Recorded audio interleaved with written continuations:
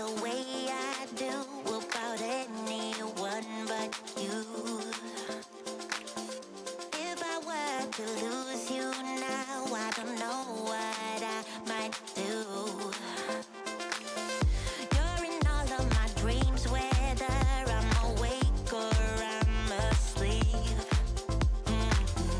My love ain't going anywhere, babe, I'm in this way too deep.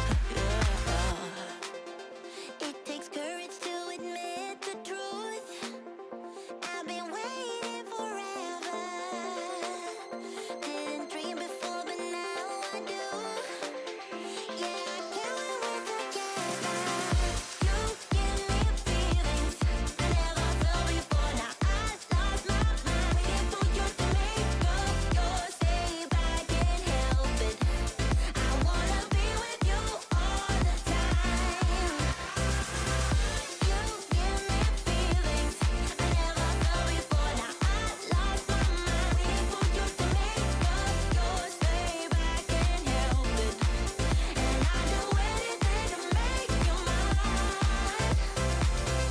There is nothing I can do to make it go away. I'm in love with you, baby, and my love is here to stay. Love is a dangerous thing when my hands are trembling. Will you fall into me? It means more than anything.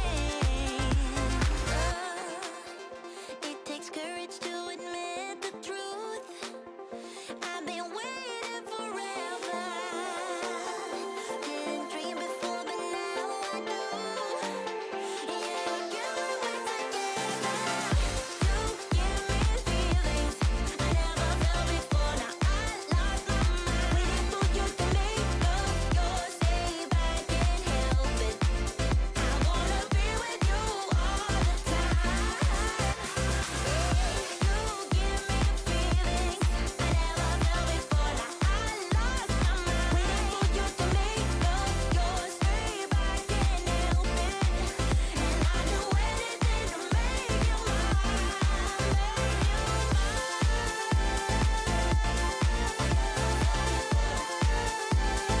Waiting for you to make up yours. You give me feelings I wanna be with you all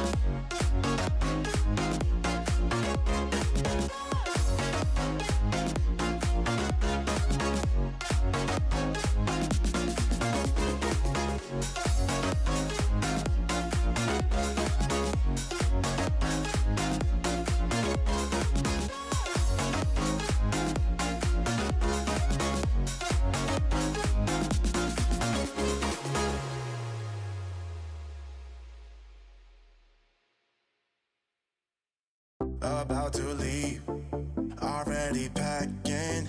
Come with me, I'm not really asking. We'll get away to a place where we don't know. About to see the world in action, what we can be, life with no distractions. We'll get away, this is what we waited for.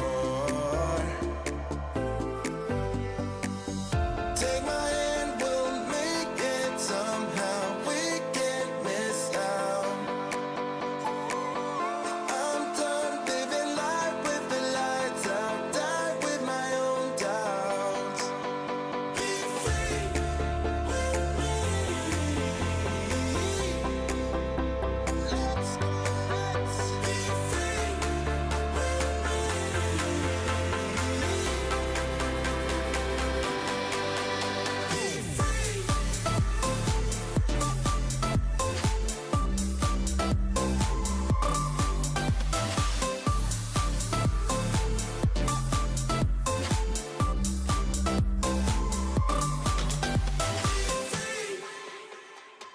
Not looking back, eyes on the freeway, Bonnie and Clyde, a classic cliche.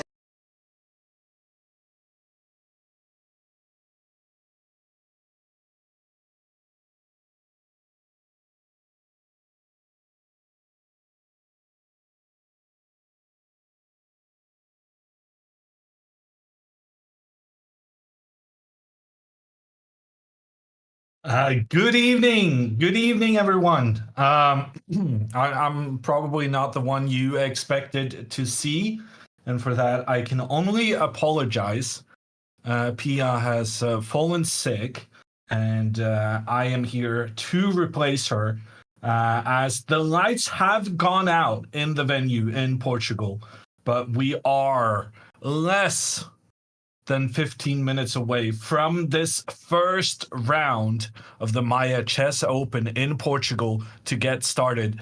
My name is Jon Ludvig Hammer, and we will be following Anna's journey in this tournament. And in the first game, she is playing a real life grandmaster from Argentina here on the left. It's Daniel Camparo. Yeah, I'll work on my Spanish. I realize I'm gonna be here for a while, and the Spanish language is the go-to. But yeah, Daniel Campora. Did you play him? I gotta be honest with you, Nick. I had never heard about this Grandmaster before the round was announced, but I don't think that's too strange because we are not the same generation. Campara was 2560 at his best, and that was back in the early 1990s, back when 2560 was quite a proper chess rating. So this guy is good, but he's gotten older, which happens to all of us, unfortunately. He's not as good as he once was. And the question then becomes, is Anna gonna have a chance here to take him down? And we see the two Spanish speakings.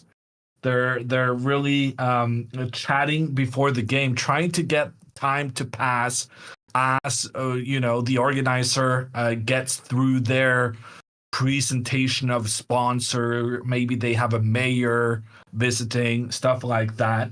One very good sign is that they got the lights switched on, which is a clear improvement to the first picture we saw from the venue.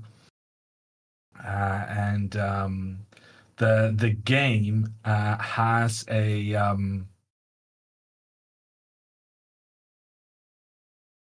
yeah, never mind. You are the least worst candidate to substitute Pia. Thank you, I think. You guys will find that the energy and the caster is going to be somewhat different. I guess a lot of you at this channel, you're very familiar with Anna's high energy, uh, very cheerful attitude, and I just gotta say that is not what Scandinavians are primarily known for. And my only guess is that the fact that Anna grew up in Spain and did not experience the Scandinavian winters may have given her a more cheerful outlook on life than what is normal. And consequently also Pia, having lived in Spain for such a long time, maybe Pia also forgot about the long, harsh winters um, at some point. I did not. I've grown up with the Norwegian winters throughout, and as such, I am more of a classic Scandinavian, bleak and pessimistic. But I'm sure we'll learn to love each other. Maybe I don't know. That was too positive for my taste. I will never love chat. Isn't Scandinavia the happiest place in the world? I mean, it's a nice place to live, but yeah, it's all yeah, the people are considered somewhat distant and bleak and whatnot.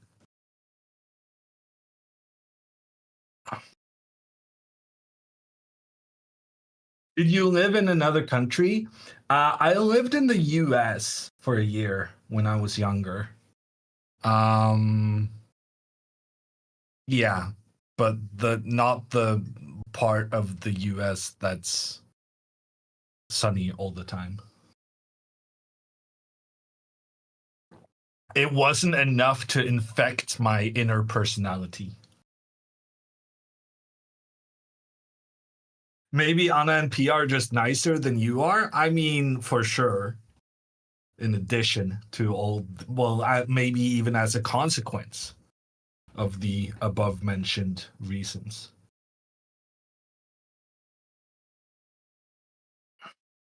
What did you think about Anna's performance in the Botes tournament? Well, number one, I thought that the games here in Portugal were going to start on time, being a very nice contrast to the LA living relationship with time. Apparently, I was wrong about that. When it comes to the chess, I want to say that the end game Anna had against Nemo was spectacular. It was so good. Genuinely could not have done it better myself. Because she just suddenly started playing all the right moves, even though she only had like 2 minutes on the clock. It was spectacular.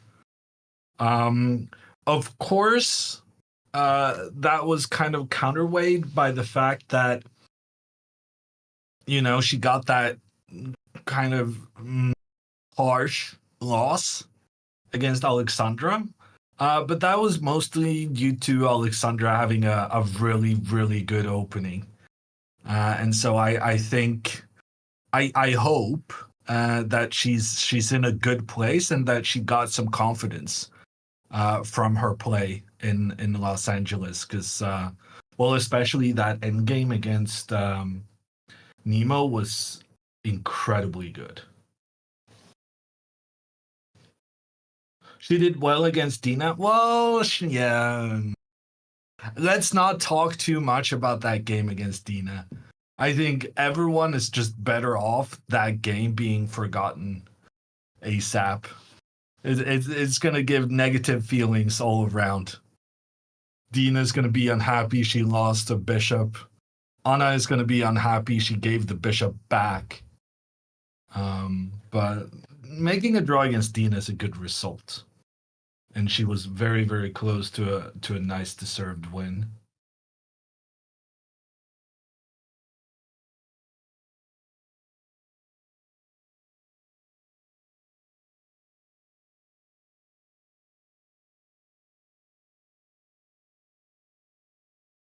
Anna speaks Spanish. Yeah, she's born in Spain and she's half Spanish. Her dad is Spanish. So when they're chatting, they're certainly speaking in Spanish.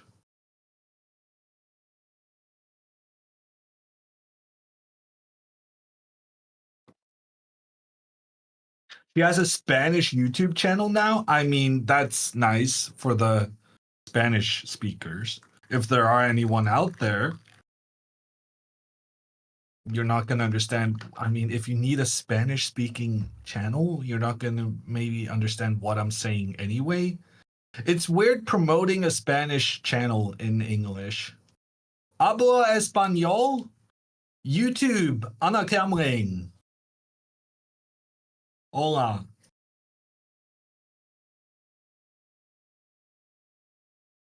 I had French in school. I wasn't good at that either.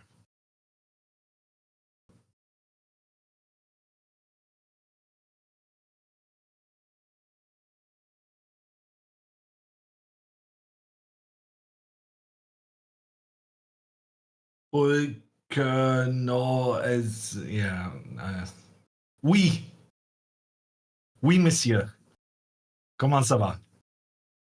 I think speaking another language is like, I don't know. I always thought that's like the greatest thing you can do. Speaking as many languages as possible, making yourself understood to the world, but on their kind of in their own language. What a great thing.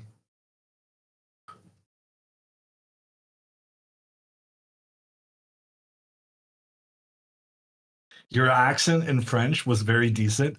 I mean, maybe it's very decent in 2 words. And then when I start trying to string together sentences, that's going to be a different thing altogether.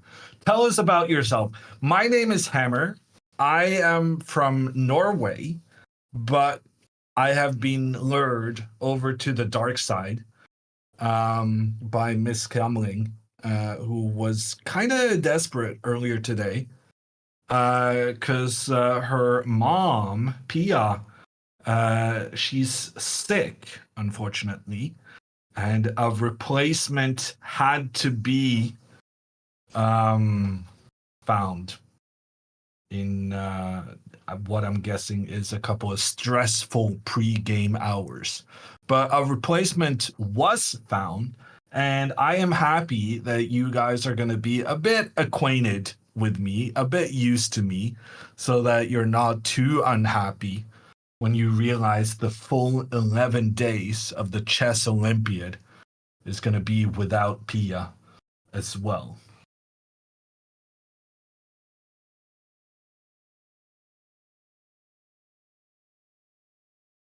Is Pia okay? I have no details on Pia, but I would assume she's fine. Uh, Given that,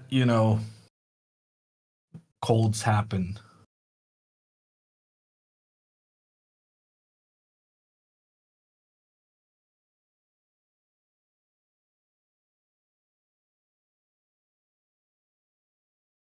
Pia not doing the Olympiad? Well, Pia is playing the Olympiad.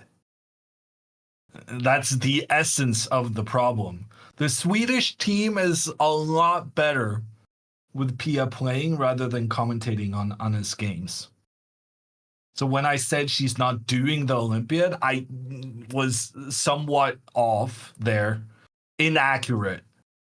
Well, I wasn't inaccurate, but I could have been more accurate in that she is not commentating the Olympiad, but she will be playing in it. How long is the delay? Well, we don't really know how long the delay is until the game starts going. Uh, so there's that. The game was supposed to start more than 20 minutes ago. So we're already at like looking at like a half an hour delay. Which happens. It happens. It's more than normal, but first rounds of chess tournaments, there's always something before you get the everything working perfectly. Is it classic? Yes. So these games are under the classical time format. It is 90 minutes per player. And then I kind of just assume they get another 30 minutes after 40 moves have been played. But let me double check that. Regulations.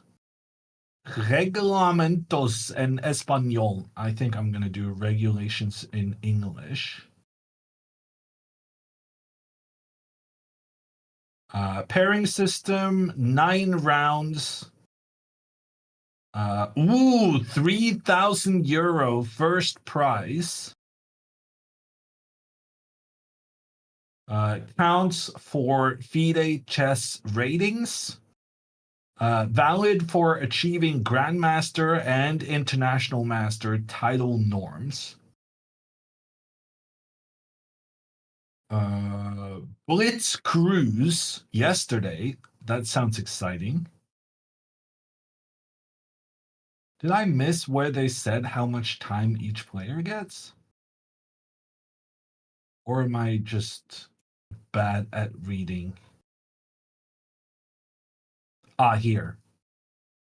1 hour and 30 minutes for the first 40 moves, followed by another 30 minutes with an increment of 30 from the first move. I think they meant to write increment of 30 seconds. But that, yeah, when you're writing regulations in several languages, that is a bit of a tricky endeavor.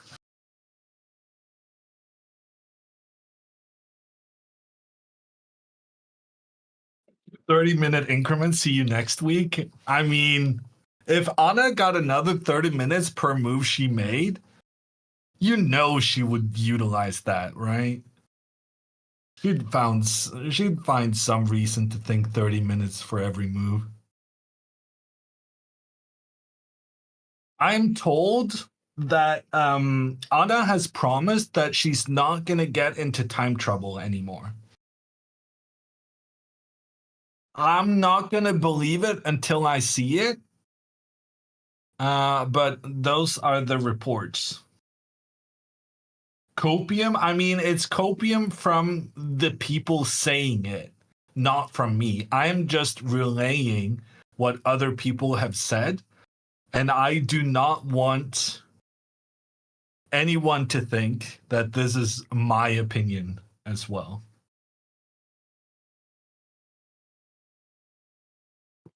She has promised that in every tournament, every round. Well, maybe one day it happens, but the likelihood of this being the day, not that great. It is exciting though that she's playing a grandmaster. It's not every day you get to play a grandmaster.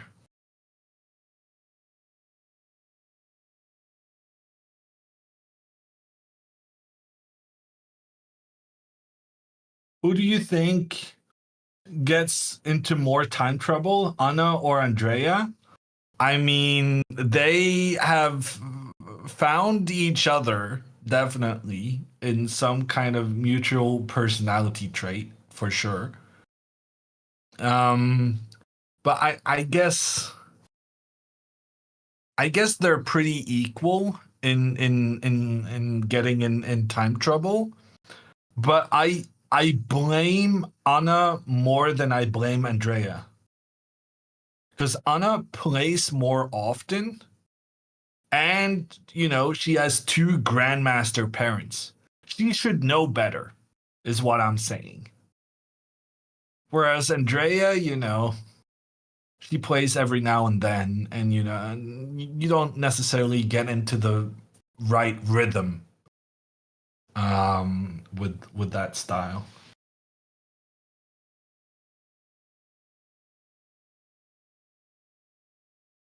He learned it from Pia. I mean, I'm not here to assign blame. But I will mention that Pia does not get like Pia gets into time trouble, but not as bad at all like Anna. So like she may have picked up something, but why are her time scrambles so much worse? And also Juan plays pretty quickly, I think. So like why have you been listening to the well, I guess you listen to the stronger player. But like play chess moves like Pia and then spend your time like Juan. Something like that. That would be a better way of doing things.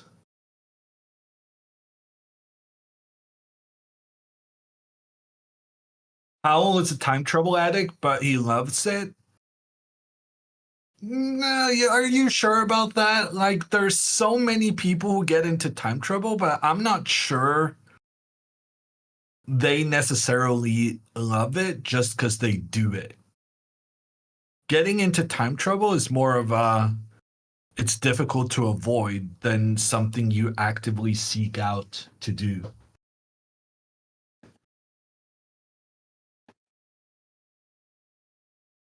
Against the Grandmaster today, I fear Anna will overanalyze everything in order to try and play perfectly. Yeah, that is such a classic mistake to make. And I'm very familiar with it myself. Because once I was invited to play in the Norway chess tournament with the best players in the entire world. And I ended up spending so much more time than what I would do normally because I was double and triple checking all my moves. And it makes you play worse because you get into more time trouble. You're trying to play extra accurately, and maybe you do for 20 moves, but then you got the last 20 moves where you don't have enough time to make the good decisions. And then you end up on average playing worse than you would have if you weren't double checking. Would be cool if Anna and Juan, her dad, gets paired. I guess they were reasonably close to being paired this round.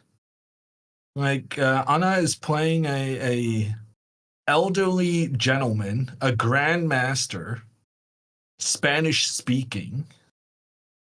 Uh, this is almost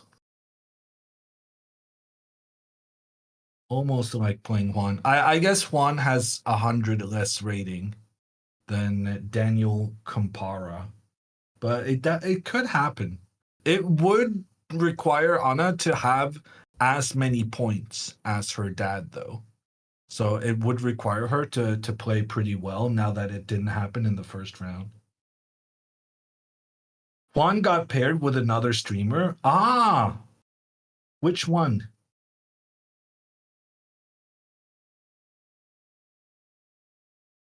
There's quite a few. Oh, and we have a handshake and the wave to the camera. That is quite a sign because that means we might actually get to stop listening to me jab or chatter. There's some verb, I'm sure, and we could actually get some moves on the board. Pawn to b4 has been played.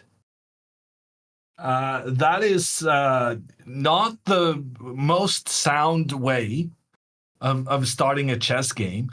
The Polish opening. No offense to the Poles.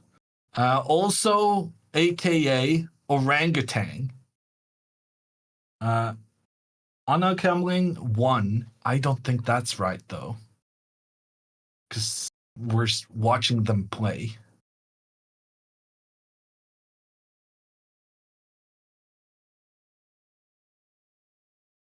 Opening was so bad she won. I suspect some kind of a technical glitch. But b4 really is on the board, and the computer believes that black is already better after this move. Incredible. Well, on the other hand, it doesn't take any control of the central squares. So it makes some sense. Pawn to d5, played by Anna.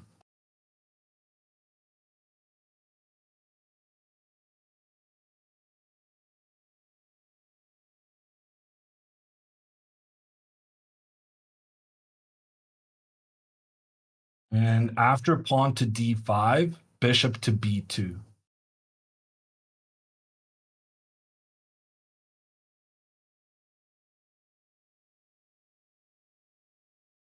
Knight to f3.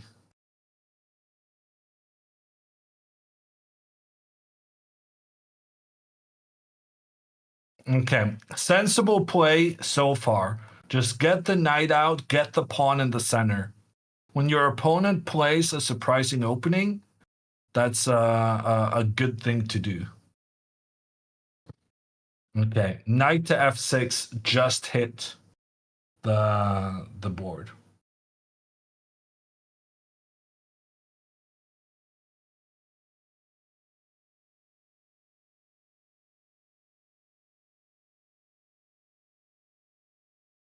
Wow, I'm playing like a grandmaster. Virtual in chat. Yes, but did you catch the part where I said that this was a bad move and that black is already better according to Engine?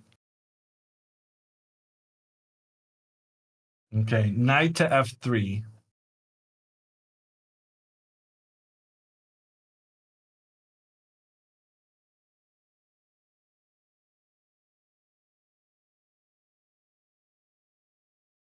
We're taking the camera off to try and get it as much in sync as possible. We're basically trying to make the most in sync chess broadcast you've ever seen.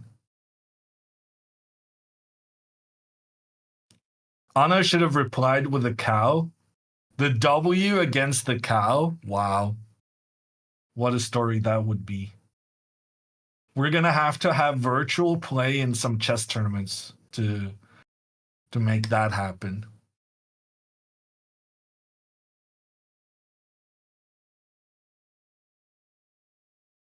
Move E pawn, attack B pawn. That's a very, very sensible way of playing.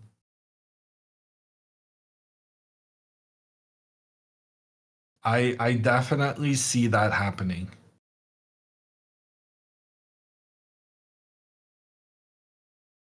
What's the cow opening? You, sir, are blessed to be in this channel and not have that information.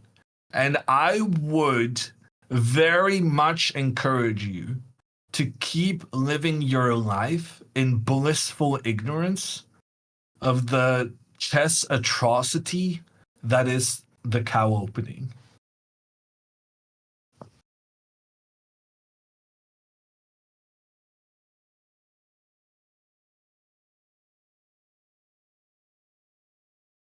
Blasphemy? No. I'm speaking facts. But you will you are very right that in the olden days, speaking the facts was often considered blasphemic because of the religion's lack of scientific something. When does your course on the cow come out? I'm pretty sure Anna has that copyrighted. But I'm looking forward to the many easy wins I'll get once she makes it. Pia is more polite when she roasts the cow opening. Well, I mean, Pia is slightly biased on because she's the mother of the opening's, inventor. So sometimes that means she's not, fully free to state her true feelings on the subject. Are there many animal named openings? Good question. I believe there are quite a few. And now we're going to try and spend the next couple of minutes listing every one we can come up with. Because so far, Anna is just playing sensible moves. She opened up for her bishop to attack the pawn on b4, and white has protected that pawn with his own pawn. So we can spend this time thinking a bit about the animal openings. So I said that this pawn to b4 is the orangutan opening. And we also have some suggestions in chat about the hippo. There's an opening in chess called the hippopotamus. Basically, it's just when you have your pawns barely floating at the water's edge, kind of like a hippo. I think that's the idea. So the hippo is actually kind of like the cousin of the cow in more ways than one. Because in the hippo, you kind of you push your pawn one step forward, and you kind of do this whole thing where you just and it hurts my grandmaster brain, but you allow the opponent to get full control in the middle, and you move your pawns one step forward to get some control in your own half of the board, and then you just fianchetto get those bishops out to the corners to point in towards the middle, and then make sure that the knights are not blocking the bishop's diagonal. So this would be an example of the hippo. Someone in chat also suggested the dragon. I'm not sure a dragon is a animal. Would we accept the unicorn opening? Maybe we would. And if we do, we would also need to accept the dragon.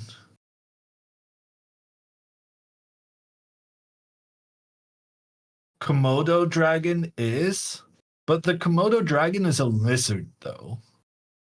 Just because it's called a dragon doesn't mean it is a dragon. Right?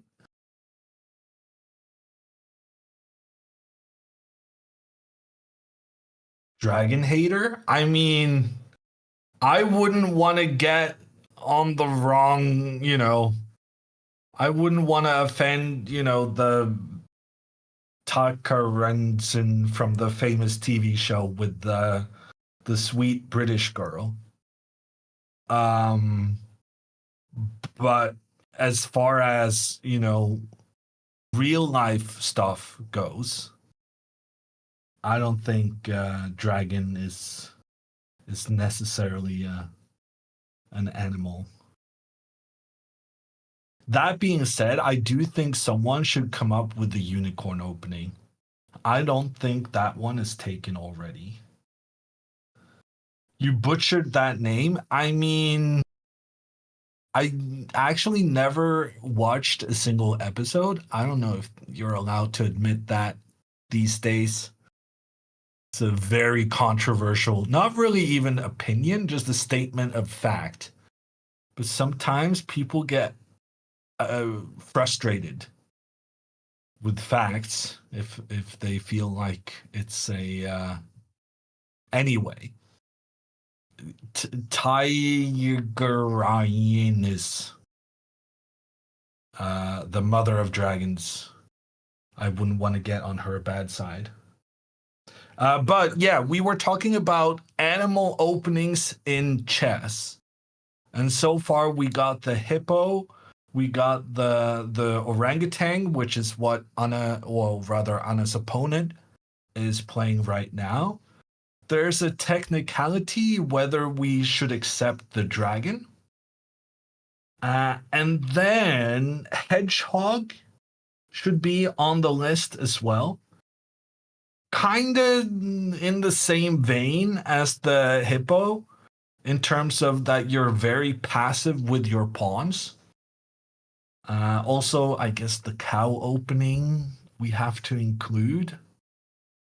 Why is it even called the cow? Is it like, because if you're gonna, the calling someone a cow is an insult. So I don't know why. Why would you name an opening after an insult? It makes no sense. Because it's easy to say. Anna loves cows. Do they even have cows in Spain? They do like cattle. I guess they have milk somehow. In India, cows are holy animals. Question about that. Would it then be considered a great honor to call something a cow or like a chess opening? Or would it be considered like, oh no, you shouldn't, even speak his name? Like some religions where, for instance, randomly, because that's the only one I know, where you're not supposed to depict certain characters. Vulture defense. I don't know that one. Anna's opponent played the elephant gambit. Phil comes in, doesn't even know we're doing chess animal openings, and comes in with the elephant gambit. That's a great one. Did anyone else have that? Elephant gambit. Do you have to call it the gambit? I think you do. The elephant opening is not anything. The elephant gambit is a thing.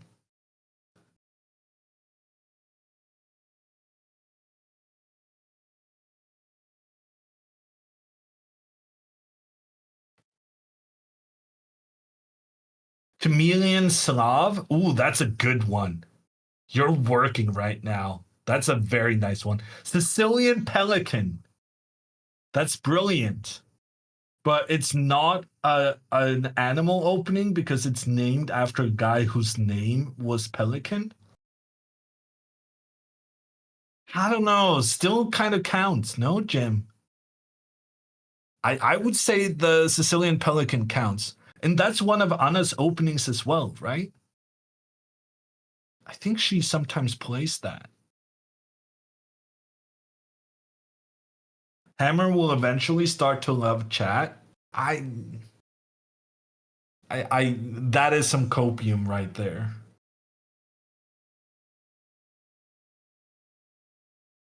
Norwegian rat.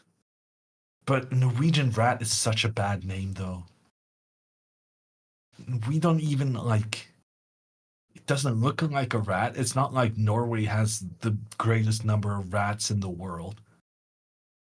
But I guess technically someone has called it a Norwegian rat, so whatever. Okay, we got some moves, and we actually got quite a big decision here. So, number one, Anna plays c5, which is the computer's top choice. And I think that's a great move because it's not at all obvious that this kind of trade would favor black.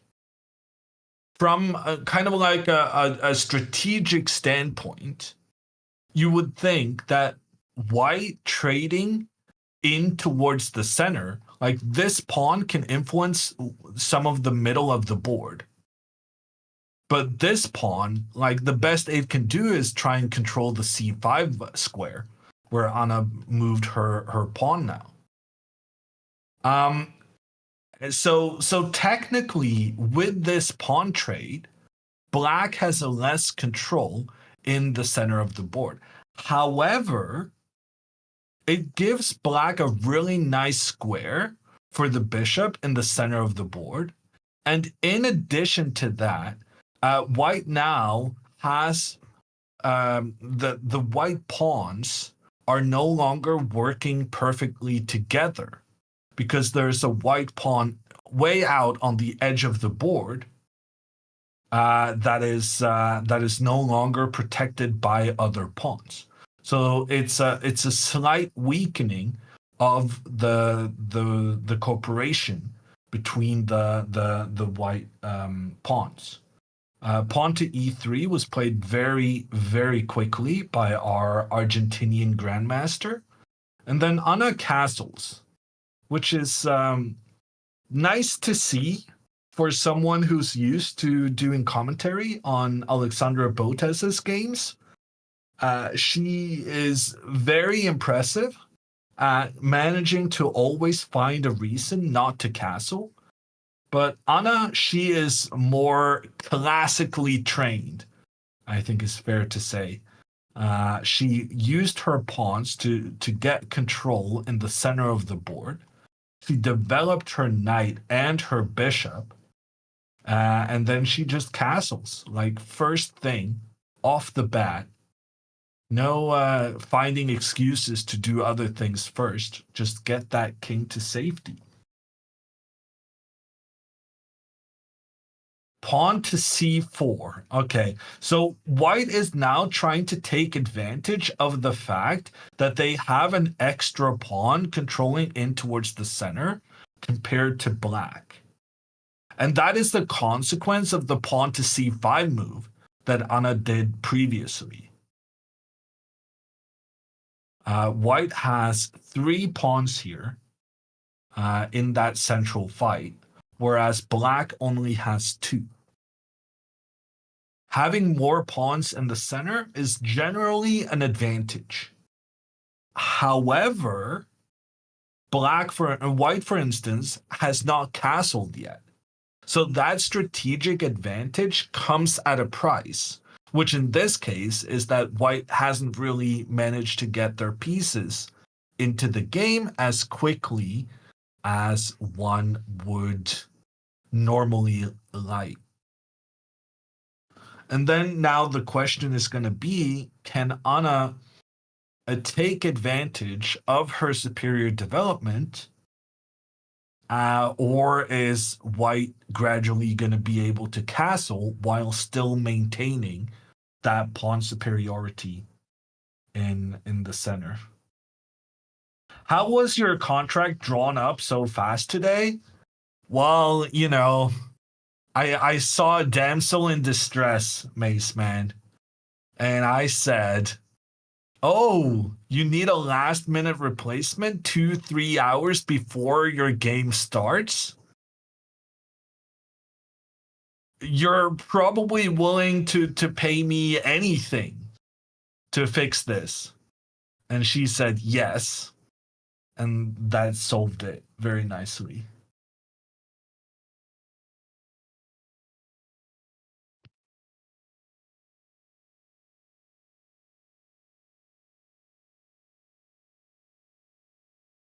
Sure, I have nothing better to do. Um, I mean, that was my internal thoughts, not for saying out loud in a negotiating setting. That's the kind of thing you say inside your head, not outwards to your, opposing business rival partner. I don't know.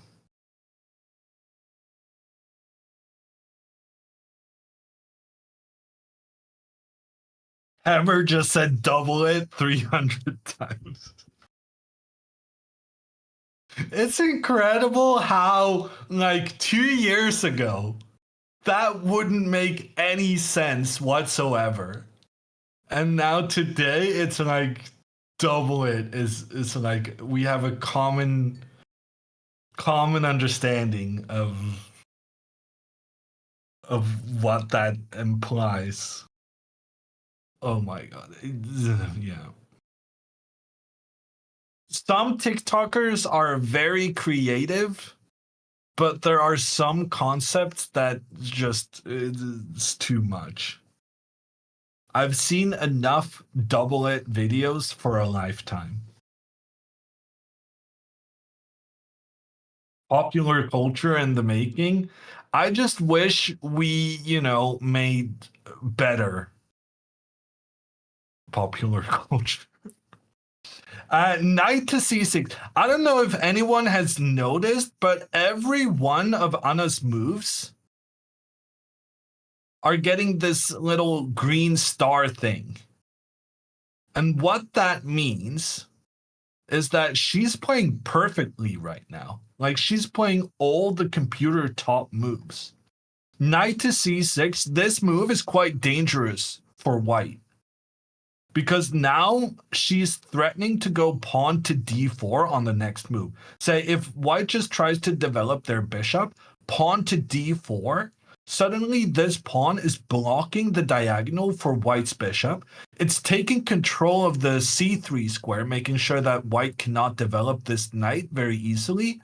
And it has the protection of all these black pieces so that the trades work out in black's favor.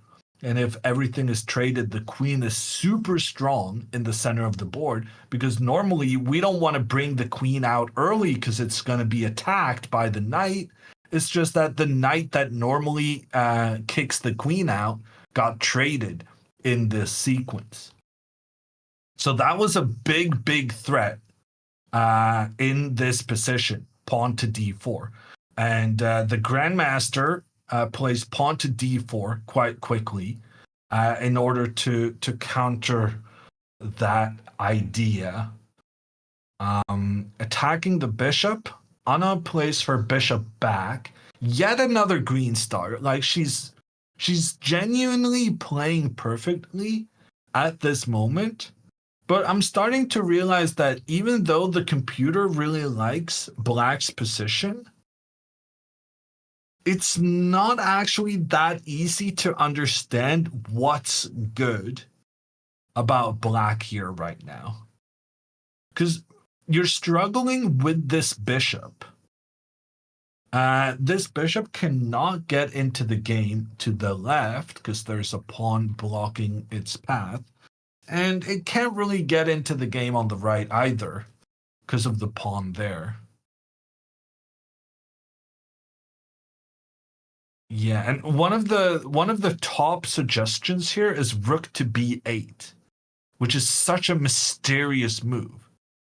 But it makes sense once you understand the idea, but figuring out this idea over the board is very, very tricky. The reasoning is that you're just going to make the trade between the pawns and then pawn to b5, and then you have the rook to support that pawn, and then you can go push those pawns forward on the queen side.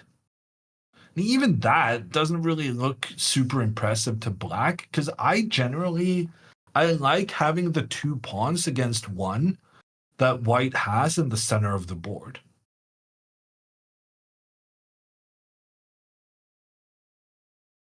So even though the computer kind of likes black's position, it's way more difficult to understand how to deal with the black pieces here than it would than the computer digits would suggest. Timers coming in. Let's go.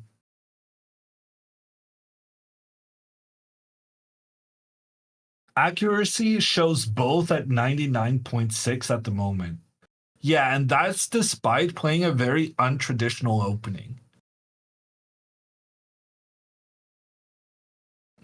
the problem that Anna is facing right now is that when you play perfectly in an opening you're not super familiar with, it means that your opponent, who has probably played this many times before, is able to move very instantly in response all the time. And I think that's kind of what's happening right now. Anna, she's facing an opponent who's playing so quickly that it makes you a bit like insecure. But the reason they're playing so quickly is because you're playing all the perfect moves. So your opponent already knows all of these moves because you study the best way for your opponent to play against your opening, or at least you do if you're smart, if you're a grandmaster.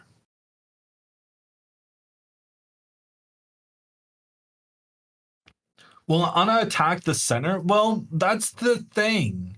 Because she has the 2 versus 3 with a number of pawns in the center, she doesn't really have. She's kind of overwhelmed for central control. Even though the computer prefers her position, right now, White just has way better control in the center than what Black does. More pawns, more pieces to help fight for those central squares. So Anna needs to kind of realize that she can't really deal with the long-term disadvantage of having fewer pawns in the center, and rather she has to focus on what she has that her opponent doesn't, which in this case is, she castled early on. The opponent hasn't developed the bishop, hasn't gotten the king to safety. You need to try and exploit the momentum of White's king being kind of stuck in the center. And the top move here, which of course Anna is never going to play, but I find it super interesting that the computer would even suggest such a move. But the top move is knight to a5, actively moving away from the center of the board, because it's kind of a realization that, White has better control in the center. We're not going to win that fight. We need to initiate a fight on our premises in a different area. And here, knight to a5 targets the pawn on c4. If that pawn trades, Black should take back with the pawn, which is already a very difficult decision to make in my mind. I hate it when I have pawns with no adjacent pawns, meaning that there's none black pawns that can defend their buddy on d5. This makes the d5 pawn what we call an isolated pawn in this instance. But even so, the computer massively favors Black here, and there's 2 reasons for that. Number 1, Black is able to execute their plan of moving the knight to the c4 square through some trickery I'm going to show. And number 2, because of the trade between the pawns, we opened up for this problematic bishop to get into the game. After takes, if White just develops their bishop normally with bishop to d3, the incredible move b5 puts Black in the driver's seat. With both these pawns controlling the c4 square, the knight is going to be able to jump there next, unless White captures the pawn, but that's a bad idea because then the rook is pointing down on both of White's bishops at the same time. And that also kind of justifies the idea of moving the knight out on the edge because you're able to secure the c4 square later on. But that was like a very inhuman move because it doesn't make sense to the human mind to move pieces away from the middle.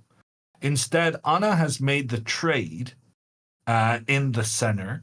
The unfortunate news about this is that now White gets to move their bishop into the game very easily.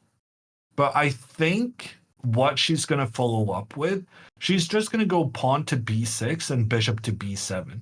And she's just going to find a home for this bishop, which had the problem of being blocked by its own pawns in multiple directions. But now pawn to b6 is played, and it makes perfect sense because now the bishop will be on this b7 square. Oh no, she played a6. Oh, I just saw her moving a pawn on the side of the board. I just assumed she was going to play the move I was thinking about. But she's trying, instead of doing the fianchetto, which is moving your pawn one step forward to place your bishop on the edge of the board. Bishops are curious beasts because bishops are one of the few pieces on the chessboard that actually thrive on being towards the edge. Because when the bishop is on the edge, it's pointing in towards the center. And you can do a very nice comparison with the bishop that's in the center. Normally, you want centralized pieces, but the bishop actually points towards the edges of the board when it's in the center itself. So bishop's very interesting. The fianchetto, moving the bishop out towards the side, is based on this premise that that bishops towards the side of the board actually are more effective because it's not about where the bishop is placed itself, it's about where it's pointing. So that would have been a sound plan. But Anna, she has a different idea. And the computer kind of likes it. The computer is a fan. Pawn to a6. The idea is that now if white castles, we go pawn to b5. Yeah, it took us an extra move, but now we get to attack the opponent's bishop. And when the bishop moves back, we still get our bishop to our desired placement on b7. The only difference is just that we got to be a bit more aggressive with how our pawns are placed. So I think this was a good idea from her. And for the first time in the game, she's managed to give her grandmaster opponent something to think about.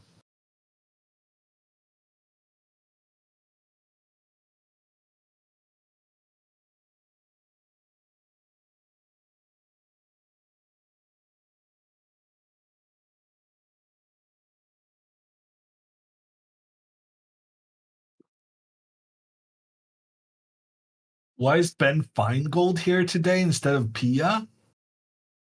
Sir, you got your old fat guys mixed up. But I understand the primary in that statement was you missing Pia. And we understand.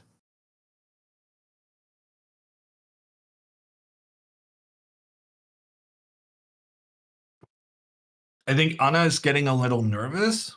What makes you say that? I think in many ways it's you often get nervous when all of your moves are replied to instantly by your opponent. But when your opponent starts thinking, that's when you stop being nervous. Because that's when you feel like, oh, haha, he didn't know about this plan, did he?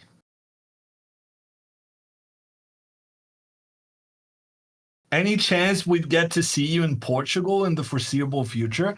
I am ashamed to say that despite my list of countries visited in Europe, being significant. Portugal is one of the European countries I've never been to. So I would like to go sometime, but maybe not in the summer, because my skin wasn't built for that.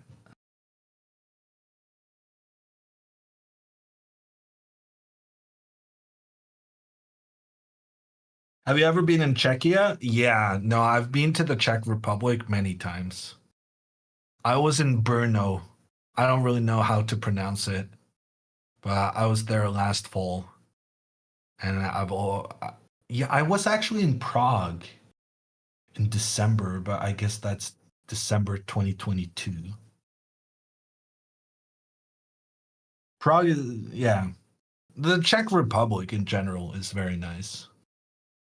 They have some really classic architecture. Have you ever been to Africa? I've never been to Africa. Can you believe it? Most of I I've had the opportunity to go, but oftentimes I've decided to stay more on homier grounds. Most of my chess tournaments are actually in the Nordic countries. I've played a lot in Iceland, Denmark, Sweden.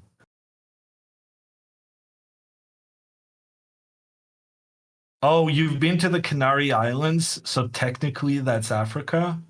I've been to the Canary Islands as well. So are we gonna count that? I'm not sure.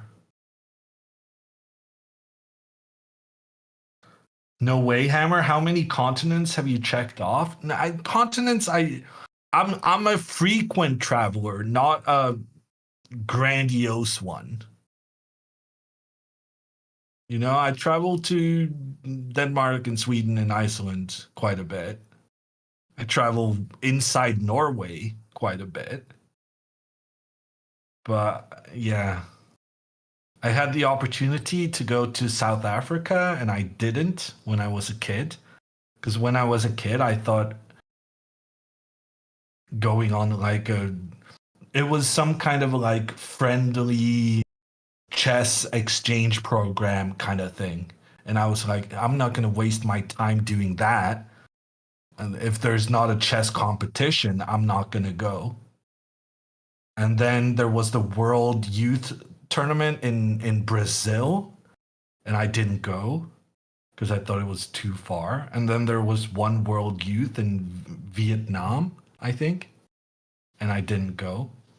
So the most exotic place I've been is Chennai, and I've been there twice, both for the World Championship match Magnus had against Anand, and also for the Chess Olympiad, where I actually saw Anna. Anna was staying at the same. I think maybe they were even staying at the same hotel as us. No, we were staying with the. No, we were staying with the Swedes. The Swedes, the Norwegians, and the Canadians all at the same resort.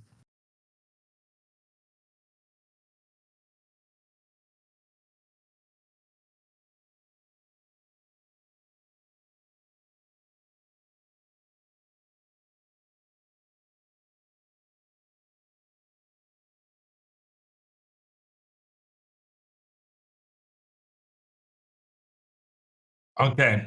Rook to c1 was played, and the idea behind this move is that the rook points towards the knight on c6. So white is thinking that black will no longer go pawn to b5 because that would leave the knight undefended, which could be an issue since the rook is pointing down. And now, if Anna wants to play like a beast, she needs to sacrifice a pawn. She can still go pawn to b5, despite that specifically being the move white tried to prevent with their previous one. But it's so easy to go like when a grandmaster makes a quite a clear threat. It's so easy to trust your opponent and assume that they have it all figured out. But that is not the case here. After bishop takes on e6, black will be down a pawn. The bishop sacrifices itself on the square, which Anna has complete control over.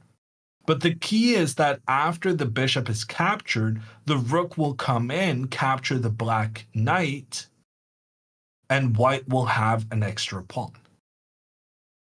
However, that extra pawn isn't necessarily going to be such a joyous thing for white, says the computer.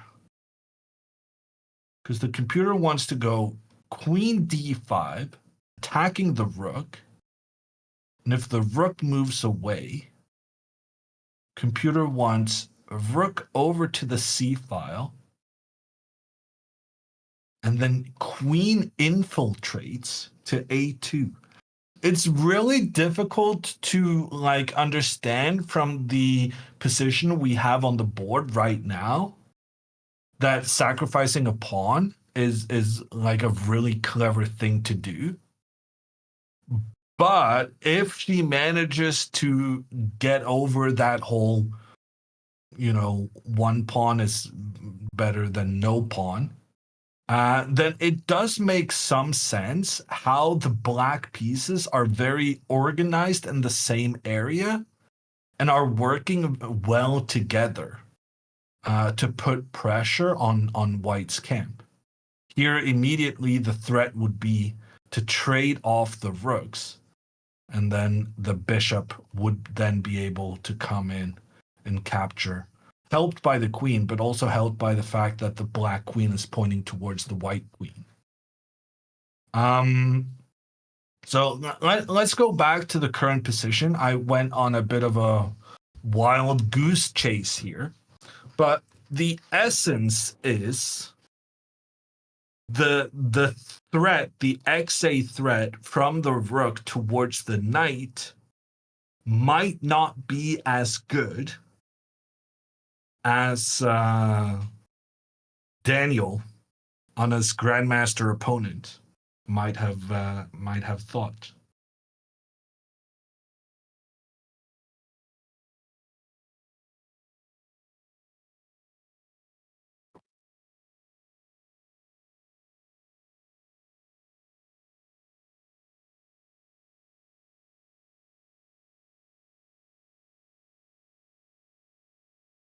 Okay.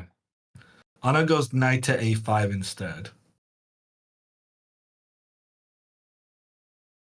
Honestly, it's fine. It's fine. Her opponent is going to move the bishop back.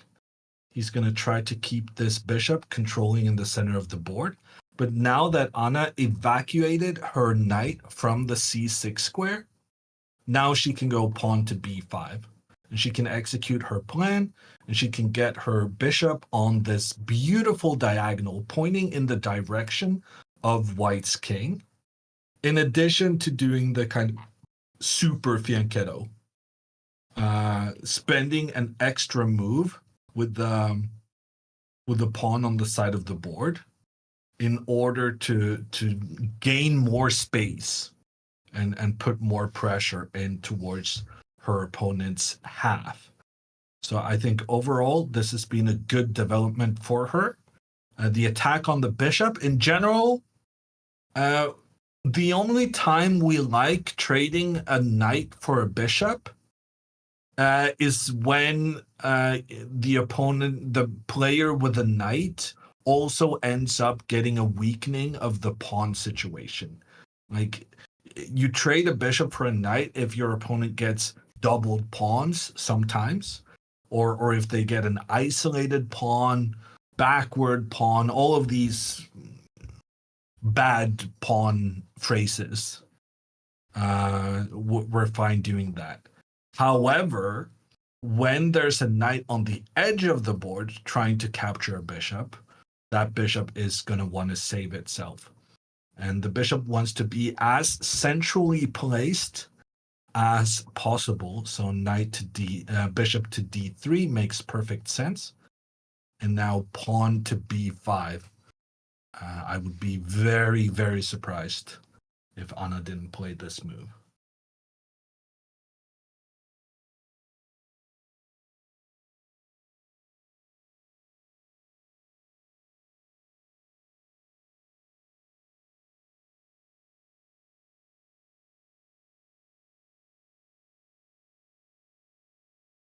Isn't it unreasonable to start a round so late in the evening?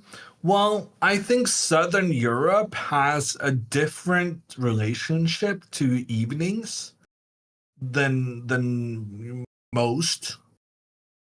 I feel like it's such a classic thing in Southern Europe to have dinner at 10 p.m. and stuff like that. Uh, but, and I'm glad you brought this up, this is not going to be the regular starting time of this tournament. So today we started at 8 p.m. Oslo time. That's 7 p.m. local time in Portugal. And 2 p.m. Eastern, if there are any Americans in chat. But the other days, which includes tomorrow, the games are going to start 3 hours earlier at 5 p.m. Central Europe, 4 p.m. Portugal, and 11 a.m. Eastern. In Spain, dinner is at 9:10 p.m. Yeah, that's weird for many of us. But I know it's a thing. When do some of you Europeans wake up if you have dinner so late? I don't know, Rush. I'm gonna have to. I'm gonna have to let the Spaniards answer that question. I don't want to be. That is, you said Europeans, but what you really meant is Southern Europeans.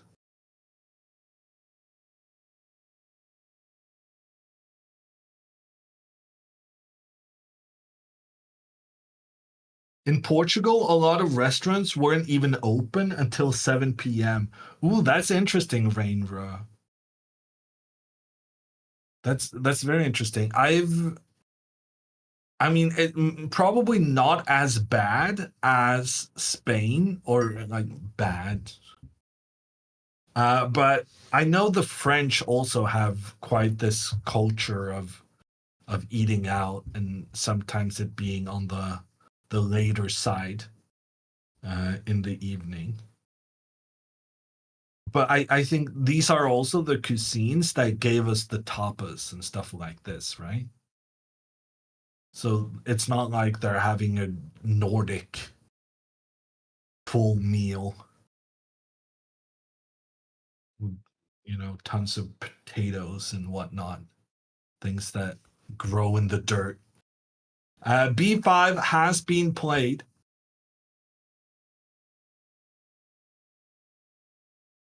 And Anna, so far, she's playing a great game.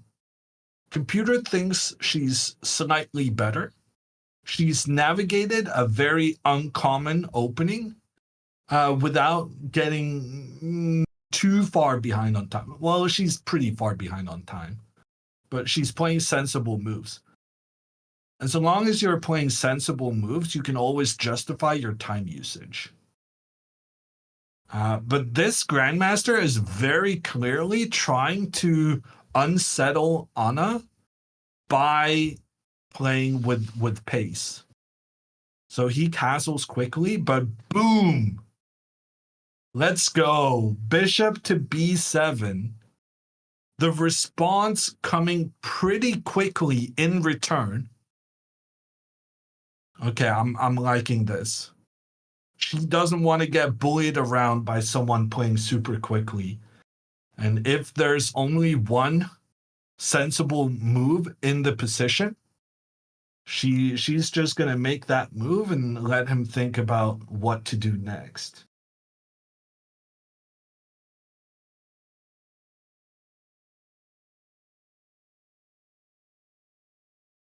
Spain is in the same time zone as Poland, yet the sun sets like 2 hours later there.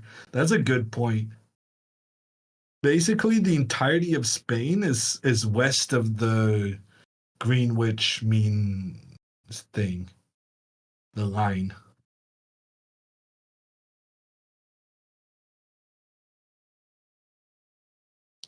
It's also because China made this decision that everywhere in China is going to have the same time zone.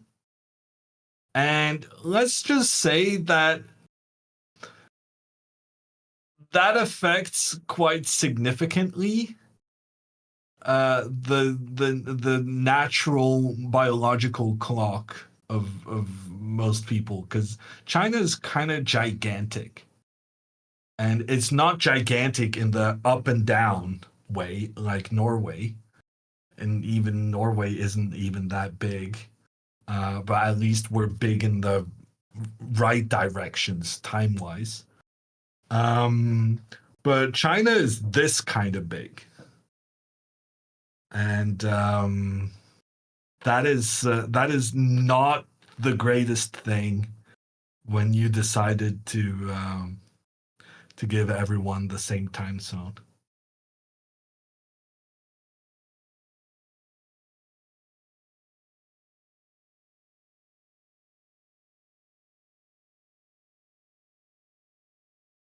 Norway is tall, China is fat. To sum up, if you will.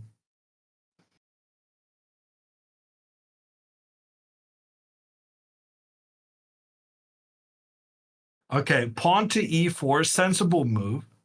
White has seemingly the advantage in this position. They have two nice central pawns. The pawns are well protected by both a bishop and a knight each. So, what could possibly be wrong? Well, computer believes black is better here, despite these beautiful pawns.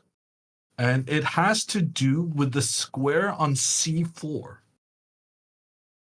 Basically, the computer often wants to try and go knight to c4 in these situations. In fact, the more I'm thinking about it, can't Anna just go knight to c4 right now? It would be a pawn sacrifice, but I think it would be a pretty good pawn sacrifice.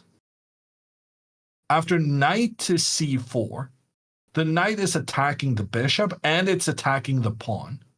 So it has to be captured. The problem with the capture is that, well, if you capture with the knight, then black can recapture with an attack against the bishop and two pieces attacking the pawn in the center. So that would be a very favorable trade for black. So instead, if white wants to deal with this, they have to capture with a bishop. The difference is that now after the recapture, now you can save the pawn on e4 before recapturing the black pawn. However, if you go pawn to e5, saving the pawn, and then capturing the one on c4, yeah, you've won a pawn as white, but you've committed both of your central pawns to dark squares, which means that those pawns are just actively making your own bishop really, really bad. On the other hand, black, who has a light squared bishop still, this bishop faces no natural enemy, no predator in white's position. to cope with the pressure, the bishop is able to create down the diagonal. And here, after knight to f4, and then you could, yeah, you're opening up lots of pressure here. You can try and get the queen involved as well. The computer believes black is significantly better despite being down a pawn. So we're going to start being on the lookout for these kind of sacrifices. And the only reason the computer doesn't think Anna is doing very, very well right now is that after knight to c4, there is a defense by capturing and then moving the rook to defend the central pawn. Because it's very, very, very important for white to make sure that you have this pawn in the center blockading the diagonal for black's bishop, because otherwise that bishop would be too much of a beast to deal with. And here white would also be able to start trying to take out the c4 pawn afterwards. And then if white manages to both keep that pawn on e4 to stunt the bishop while simultaneously, or rather thereafter, winning the pawn on c4, that could be a version of the pawn sacrifice that is not to Anna's advantage. So interesting situation. Do you go knight to c4 now? Or do you try to go rook to c8, which is, increasing your control of that c4 square, enabling you to go knight to c4 later on?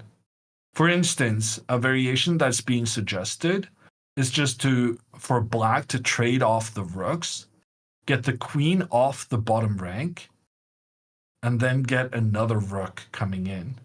And this would be a nice way for black to just increase your control of the important c4 square, and then come in with the knight afterwards, after you've prepared and taken that square under control. If white tries to fight for this, okay, apparently now you can go knight c4 here after all of the rooks were traded off. Yeah, no, that actually makes sense, because after all the rooks were traded off, the problem then becomes that white doesn't have the rook to protect the pawn on e4. So you cannot keep that very important blockader that we talked about earlier. This is some really high-level, interesting gameplay. But it all revolves around Anna potentially sacrificing a pawn to give herself extreme control of the light squares on the board and making her bishop on b7 an absolute beast, pointing down in the direction close to white's king. But sacrificing pawns is not to everyone's taste. I became a grandmaster before I was comfortable sacrificing pawns for positional compensation, which is the chess terminology for the activity of the pieces is more important than the lost pawn. Anna dislikes sacks. Is that something she has said on stream?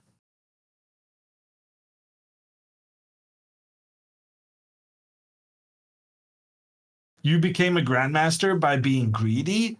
I mean, I continued winning games even after becoming a grandmaster by being greedy. I never saw a pawn I didn't like to capture, if a capture was possible. But there's a difference between capturing your opponent's pawns and giving away your own. And sometimes In some ways, the two are unrelated. Because capturing your opponent's pawns, that's about liking situations where your opponent has something to prove. Whereas sacrificing your own pawns, it's not the opposite. It's more like creating imbalance to put your opponent off their game. It's not a logical fallacy to both like capturing the opponent's pawns and having the presence of mind to realize that there are some situations where giving up a pawn of your own can be highly advantageous.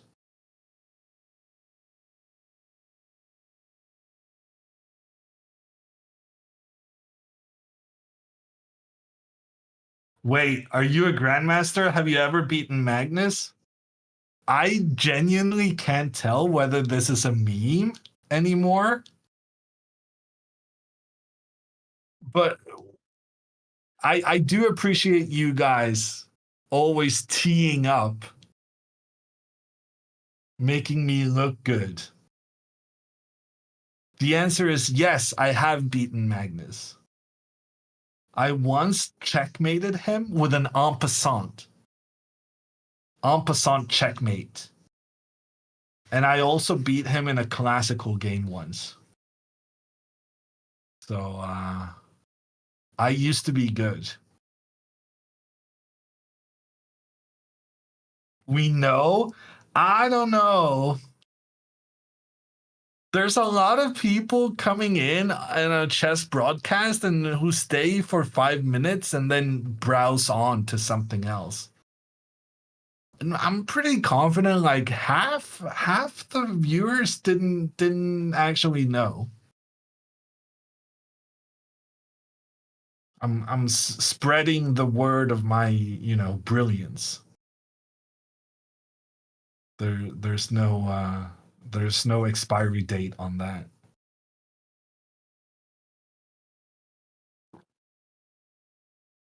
What should she do in your opinion now? I don't really care whether she goes rook c8, queen b6, or knight to c4. The key here is not about what move she plays here. It's more about what move she's intending to play down the line. It's very important right now that she doesn't play knight to c6. It's very important that she realizes that she needs to try and take advantage of the knight's placement and try and move forward. And just as I said that, she moved backwards. But she moved backwards with the intention of moving forward next. Ooh, this is a very interesting move. Knight to d7. If white just plays casual moves now, like rook to e1, Anna is going to move her knight further, and this knight is going to make its way all the way to the a4 square. And when it arrives at a4, it's going to be putting pressure on this bishop, and if the bishop moves back, there's nothing protecting the pawn on a3 anymore. And so you get to capture that with all your pieces kind of stocked on that A file. Very interesting idea. And it's not that easy for white to deal with. Anna is leaving the board. And it's a good moment in the game. Because when you're leaving the board, you're kind of telling your opponent, I just think I played such a tricky move that you're going to have to think about this for some time. And, I'm going to check how my friends are doing or, go to the bathroom or whatever. It's especially a power move against someone who has played almost every move instantly thus far. One move, this Grandmaster spent 5 minutes. But other than that, every move has been made in less than two. So he's very clearly going for a strategy trying to punish Anna for her lack of perfect time management. And he's very clearly been using the clock as a weapon in that fight. However, this move presents such a challenge for white to deal with the pressure against the bishop on b2 ultimately, that Anna believes that, you're going to have to think about this. And this is going to give me an opportunity to take a break and go for a walk.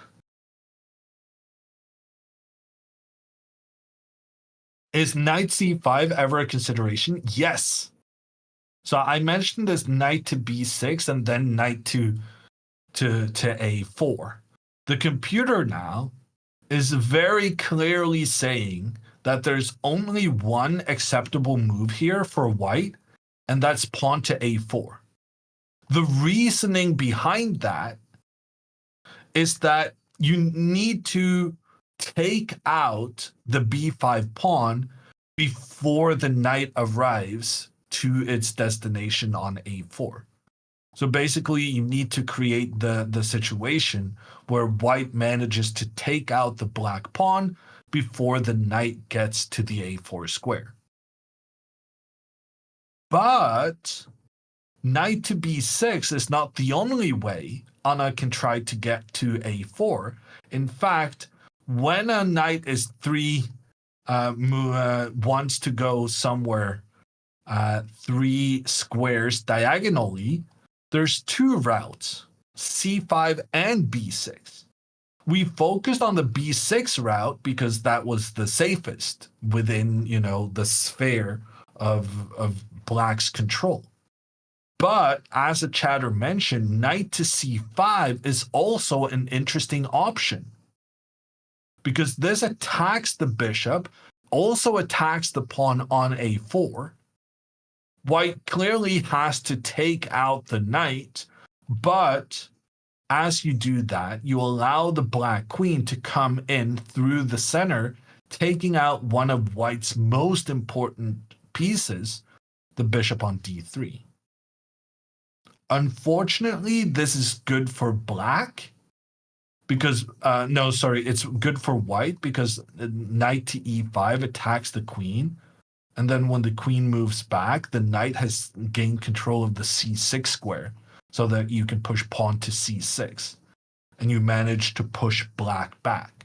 But if not for the fact that white had the ability to push c6 and put pressure on the bishop, this would be a great way of playing. And that's what the Grandmaster is going to have to be thinking about now. Number one, he needs to find this move a4. And after he found that move, he still needs to figure out what happens in the complications with knight to c5. And then even if he figures that out, he then needs to figure out, well, what about pawn to b4? Because Anna now doesn't have the ability to move her knight up to the a4 square because her pawn moved away from protecting that. On the other hand, this black pawn has now passed its white counterpart, which makes it a passed pawn, and it's only 3 squares away from becoming a new queen on the far side of white's king. And these pawns trying to become new queens far away from the king, it's not going to be significant right now with the queen still on the board and with white potentially wanting to try and create an attack with the bishops pointing down towards the black king. But imagine a future where the queens have been traded off then this pawn will be super valuable. So it's not like a4 is it's probably what is necessary for white in the current situation in order to prevent something even worse from happening. Um, but it is still a move white doesn't want to do ordinarily. And yeah, I think this is a very, very nice plan from Anna. And I think she's better. I think she's executed this game so well so far. And yeah, I think from a practical perspective, I would actually not even practical perspective. If I had to choose, do you want to have the white pieces or the black pieces? I would choose black in a heartbeat. And for the first time in the game, Daniel Campara, the Grandmaster from Argentina, he's spending more than 5 minutes, and I suspect he's going to use more than 10 minutes even. This is a very, very difficult decision for him.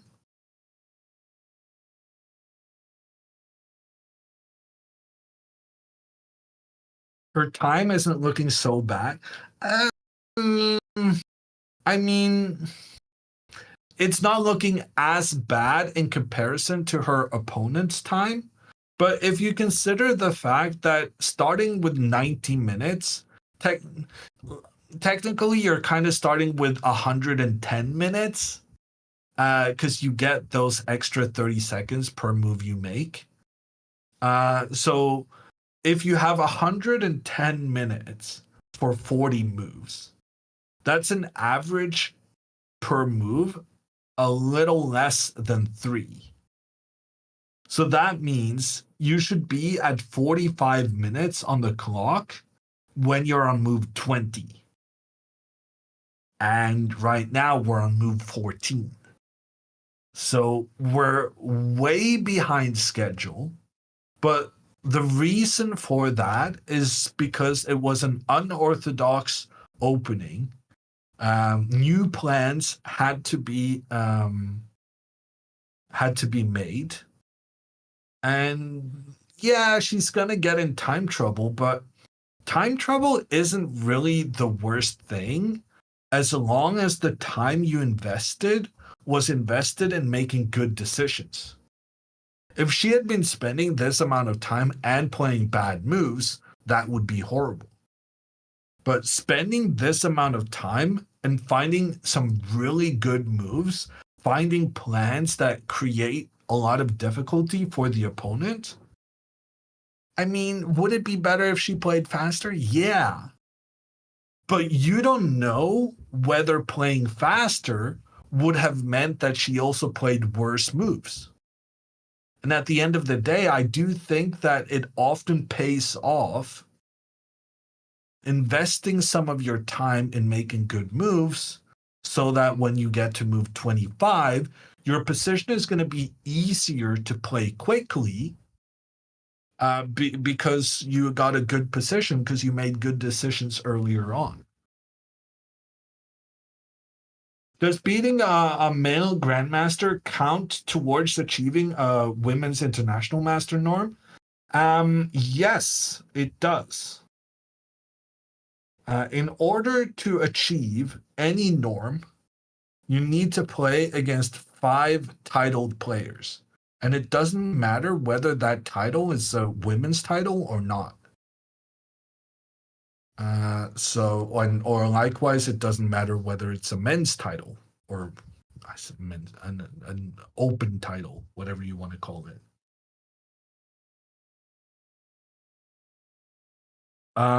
So getting a win here with the black pieces against the Grandmaster, number one, I don't know how many Grandmasters she has beaten in tournaments in the past, but I'm guessing it's not that many, if any.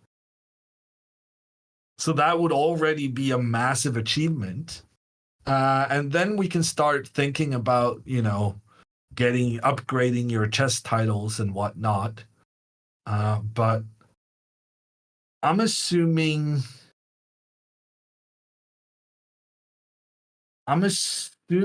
that Anna has a lot of norms already.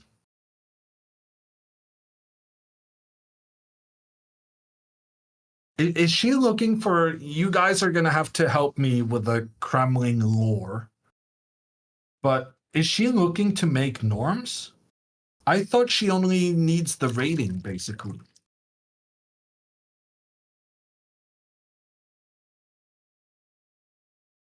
No norms?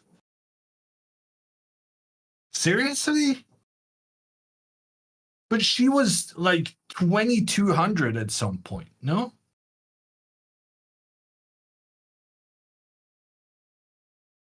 All the norms. Wow, I did not see that coming. Okay. Well, then beating a grandmaster would be a tremendous achievement in that quest. Okay, the grandmaster does find a4. That's a really good move from him. If he hadn't played that move, it would be a bit of a disaster. But it was kind of difficult to make that move because now Anna can play pawn to b4. And then this pawn is looking kind of scary for the long term. On the other hand, by managing to lure this black pawn forward, now Anna's plan was to use the knight up to the a4 square, and she needed the pawn to protect for that. But the plan we were talking about earlier, before she played this knight back, we were talking about knight to c4. This knight trying to attack in towards, well, everything in White's camp. But this is only possible because the pawn is protecting that square. So now, after this a4 move, I think Anna needs to go b4. It makes the most sense. But the disadvantage of that is, number one, you're not going to be able to get the knight to the a4 square, or at least not as easily. But number two, you're no longer able to get this guy into the game. And frankly, that's a bigger issue.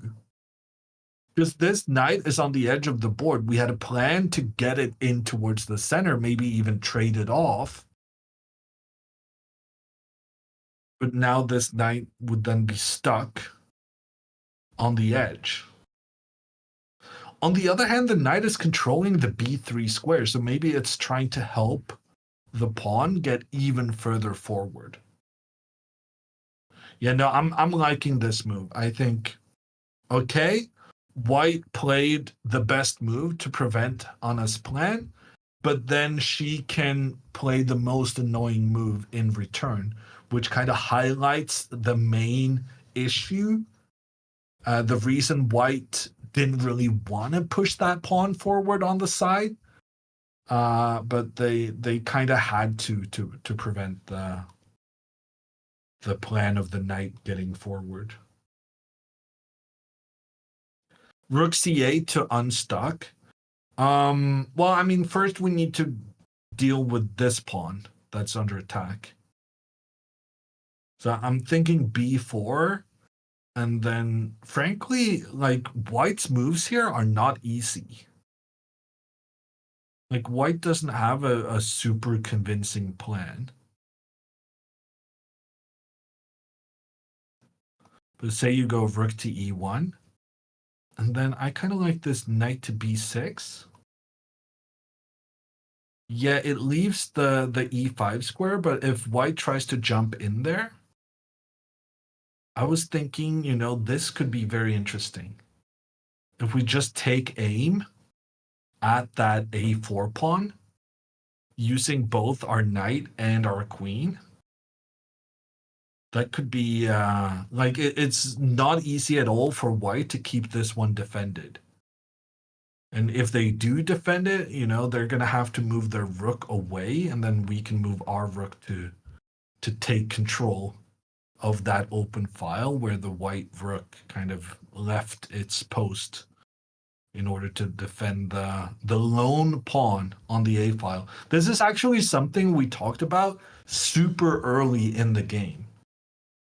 And the consequence of white having 2 versus 1, an extra pawn in the center of the board, the reasoning for allowing this was partly to make sure that white had a lone pawn on the edge of the board. And it makes perfect sense then to avoid the trade with the pawn and try and target it as the lone pawn, the pawn not being able to be protected by other pawns is a very easy target to go after.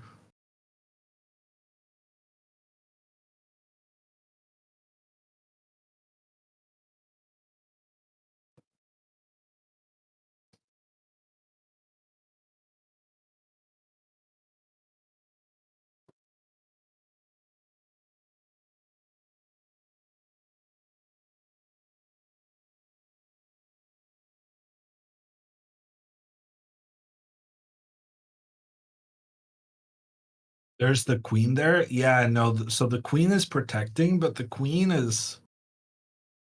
on its own is gonna we're gonna be able to outnumber the queen. So we'll first we'll get the knight involved, but then afterwards we'll get our queen as well. And this is a very nice target for us to attack.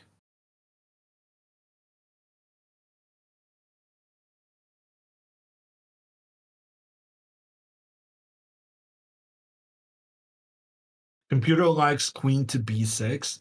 Yeah, I'm not that. I mean, queen to b6 is fine. But the thing about queen to b6 is that it allows the trade between the pawns. And then it also prevents us, like now we have the queen here where we wanted the knight to be, so that the knight could make its way further up the board. And now suddenly it's black who has that pawn that cannot be protected by other pawns on the side of the board. So even though the computer prefers this, I think it's a lot more difficult to understand the plan next for black in this position compared to here, where we have a very straightforward, let's put everything to attack the guy on a4.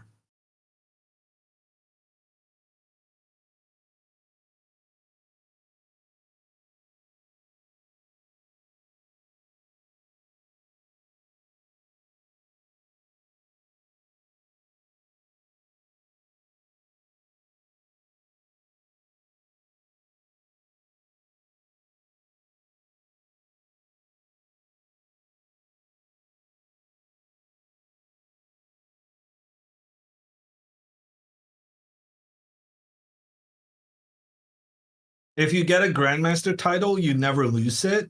It's strange to see a 2300 rated grandmaster.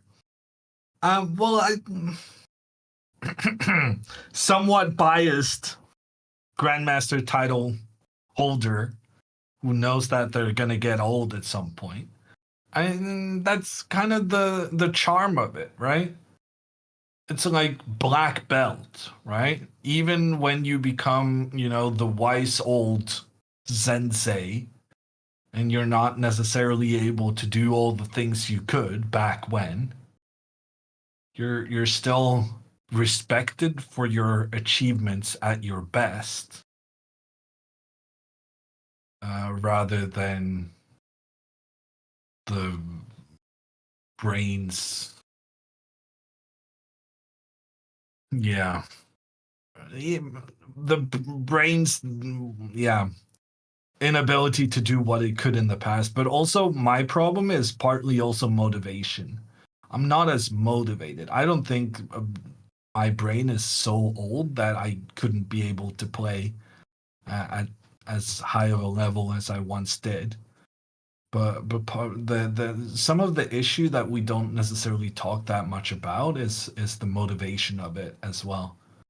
And when even Magnus Carlsen is demotivated for chess, it's got to be said that maintaining your level for 20 years straight, if not more, it's a very challenging thing to do.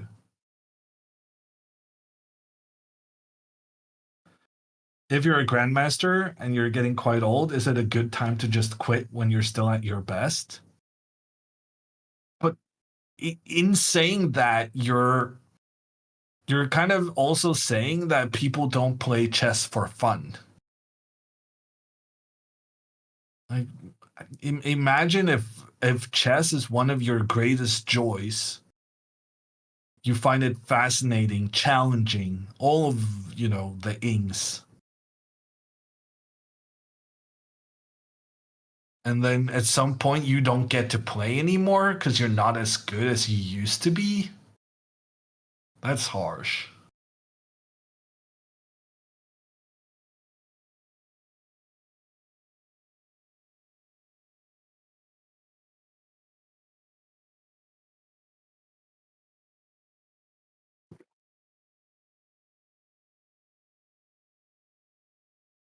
Born exactly 1 year after me. Wow, Tanvior. I know so many chess players who are born the same day as me. But when I was a kid, the stat I liked the most is that well, it goes to show my priorities as a kid. But I was very proud that I had my half year day, which also tells you that this was a moment in my life when I cared about halves. But my half year day is Britney Spears' birthday. So, the greatest of all time, connected somehow.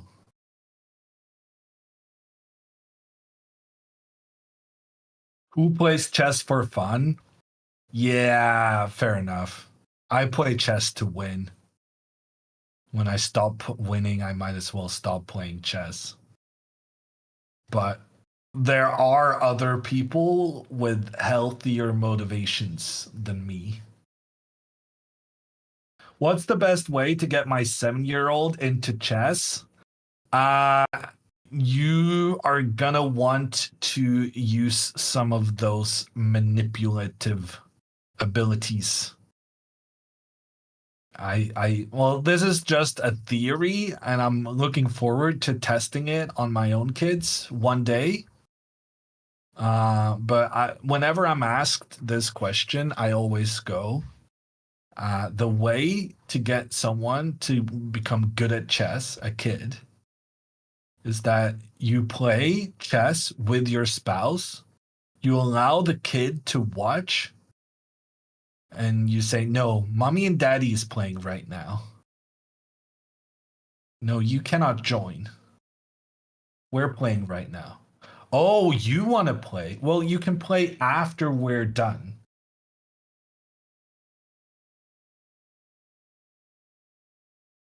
Nothing makes a kid want to do something more than being told that they can't.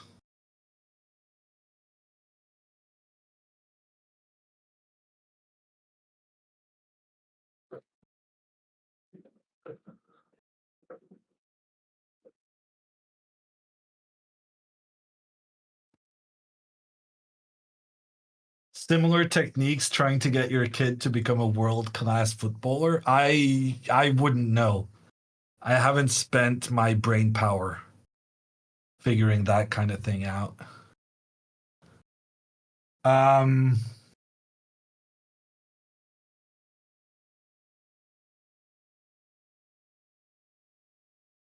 We have a move.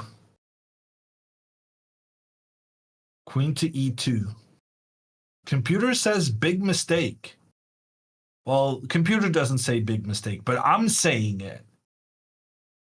Queen e2 is a shocking move. Because the queen was the only thing protecting the pawn on a4. How are you moving your queen away from the important thing it was protecting? I'm so confused by this move. I mean, I would go knight to b6 in a heartbeat. Attacking the pawn? And white has nothing better than moving their rook back to just protect. And now we can even use the bishop.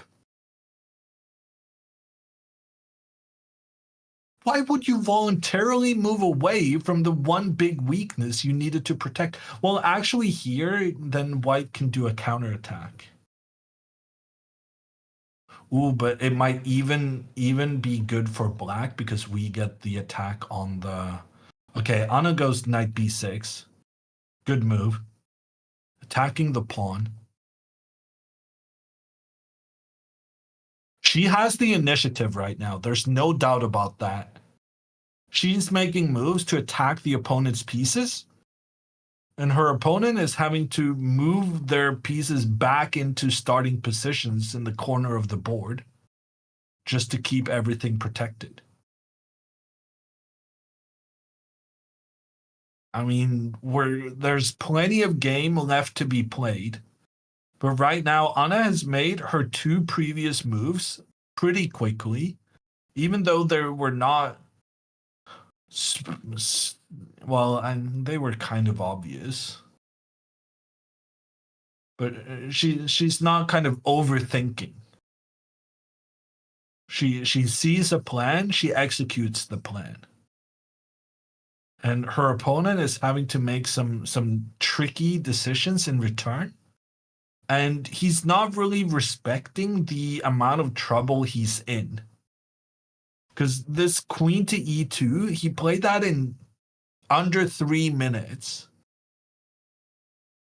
But under 3 minutes to leave a pawn unprotected on the side of the board when your opponent is very clearly going after that pawn with their knight, I think he's playing too quickly. And that is something Anna can punish.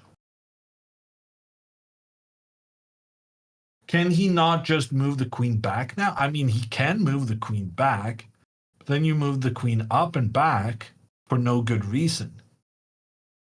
You wasted 2 moves while your opponent is able to increase the pressure on your pawn in the meantime. That's not great.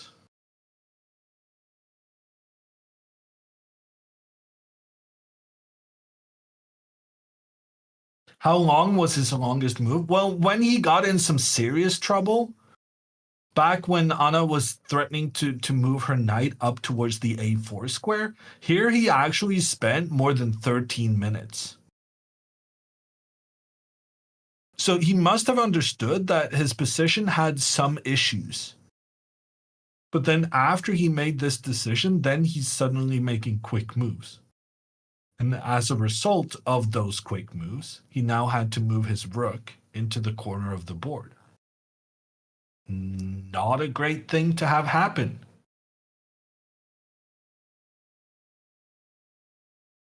I'm really curious what Anna is going to do now. Bishop to c6 makes a lot of sense, just trying to target the pawn.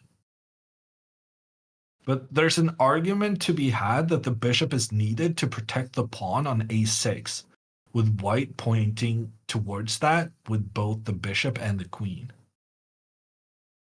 So if you want to leave the bishop protecting here, you can play queen instead to attack the pawn. And notice how I'm always, when I'm trying to attack, I'm never putting the queen on the d7 square, because then white's knight can come in and chase my queen, and I'm going to have to move back anyway. So I might as well move to this e8 square first because it does the same thing. It enters the diagonal and supports the knight's wish to capture on a4 afterwards.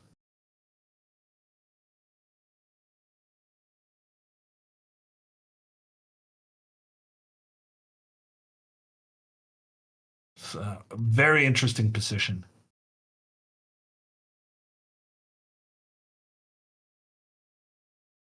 How are we doing on time? Uh, time situation is not great though. Wait, how did this happen? Didn't she have like 50 minutes only like 10 minutes ago?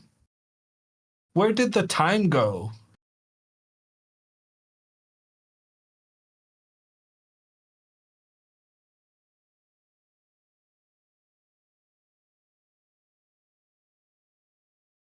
What move is this? Anna is contemplating her 17th move.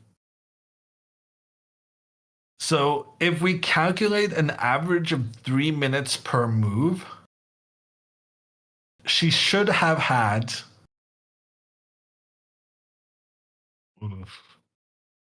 She should have had 50, 57 minutes remaining.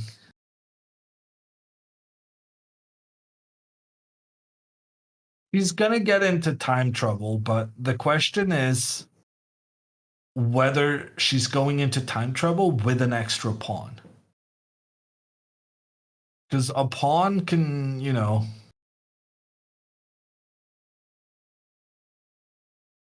it can be worth being low on time if spending that extra time enabled you to find good moves and win a pawn.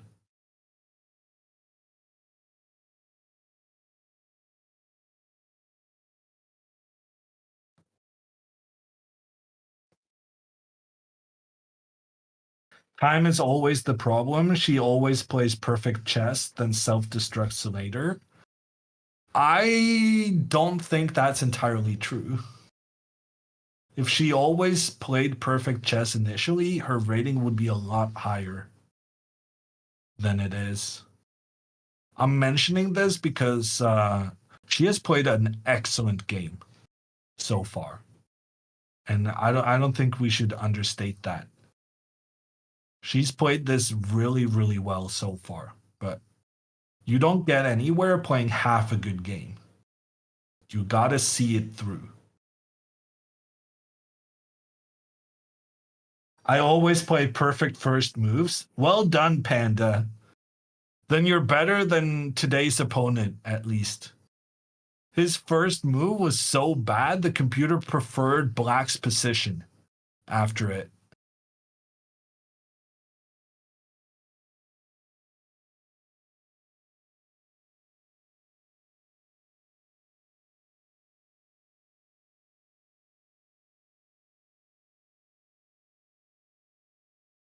What was his first move? His first move was pawn to b4, the orangutan opening. Can also transpose to the W, as Virtual was quick to point out.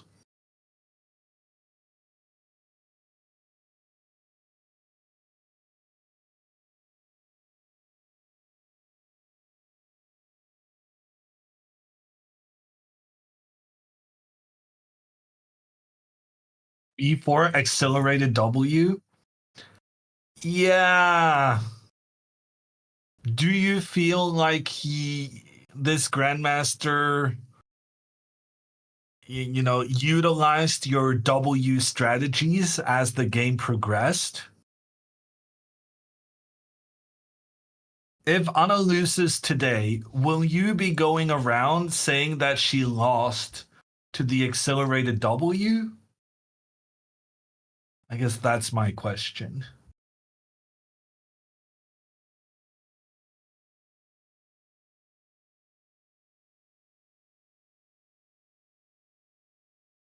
He absolutely will. Yeah, we'll see. The thing is, if Anna wins this game, what you're saying is that she can then legitimately say that her first win in a classical game against a grandmaster was taking down the accelerated W. That's how bad it is. So it goes both ways. And we don't know which way until we see the final result. How long are the games? The average game is about 3.5 hours. But that's the average game of normal player. Anna's games, I would say average a bit more than that. Maybe 4 hours, 4.5. Because she always gets into the end game and she always uses every single second she has.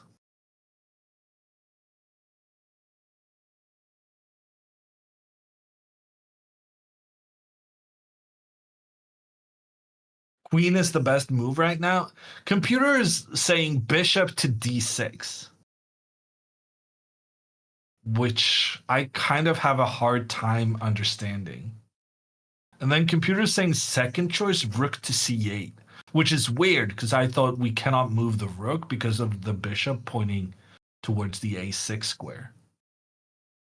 Ah, but we can sacrifice this pawn, and after the sacrifice, now knight to c4, and we have sufficient protection for the knight to come in and get its super good placement.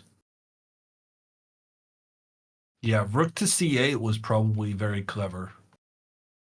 Just trying to get the knights into the game by sacrificing a pawn. But Anna played queen to e8, which, to be fair, was also the move I wanted to make. Computer didn't like it that though. Computer feels white is better here. And like it's easy being a computer because computers are so good, right? They're just so ridiculously good at attacking. But for a human who doesn't necessarily understand how you utilize these two bishops pointing down towards the black king, to a human, I think the immediate pressure against the a4 pawn is a lot more uncomfortable for white than the the maybe objective valuation of the current situation.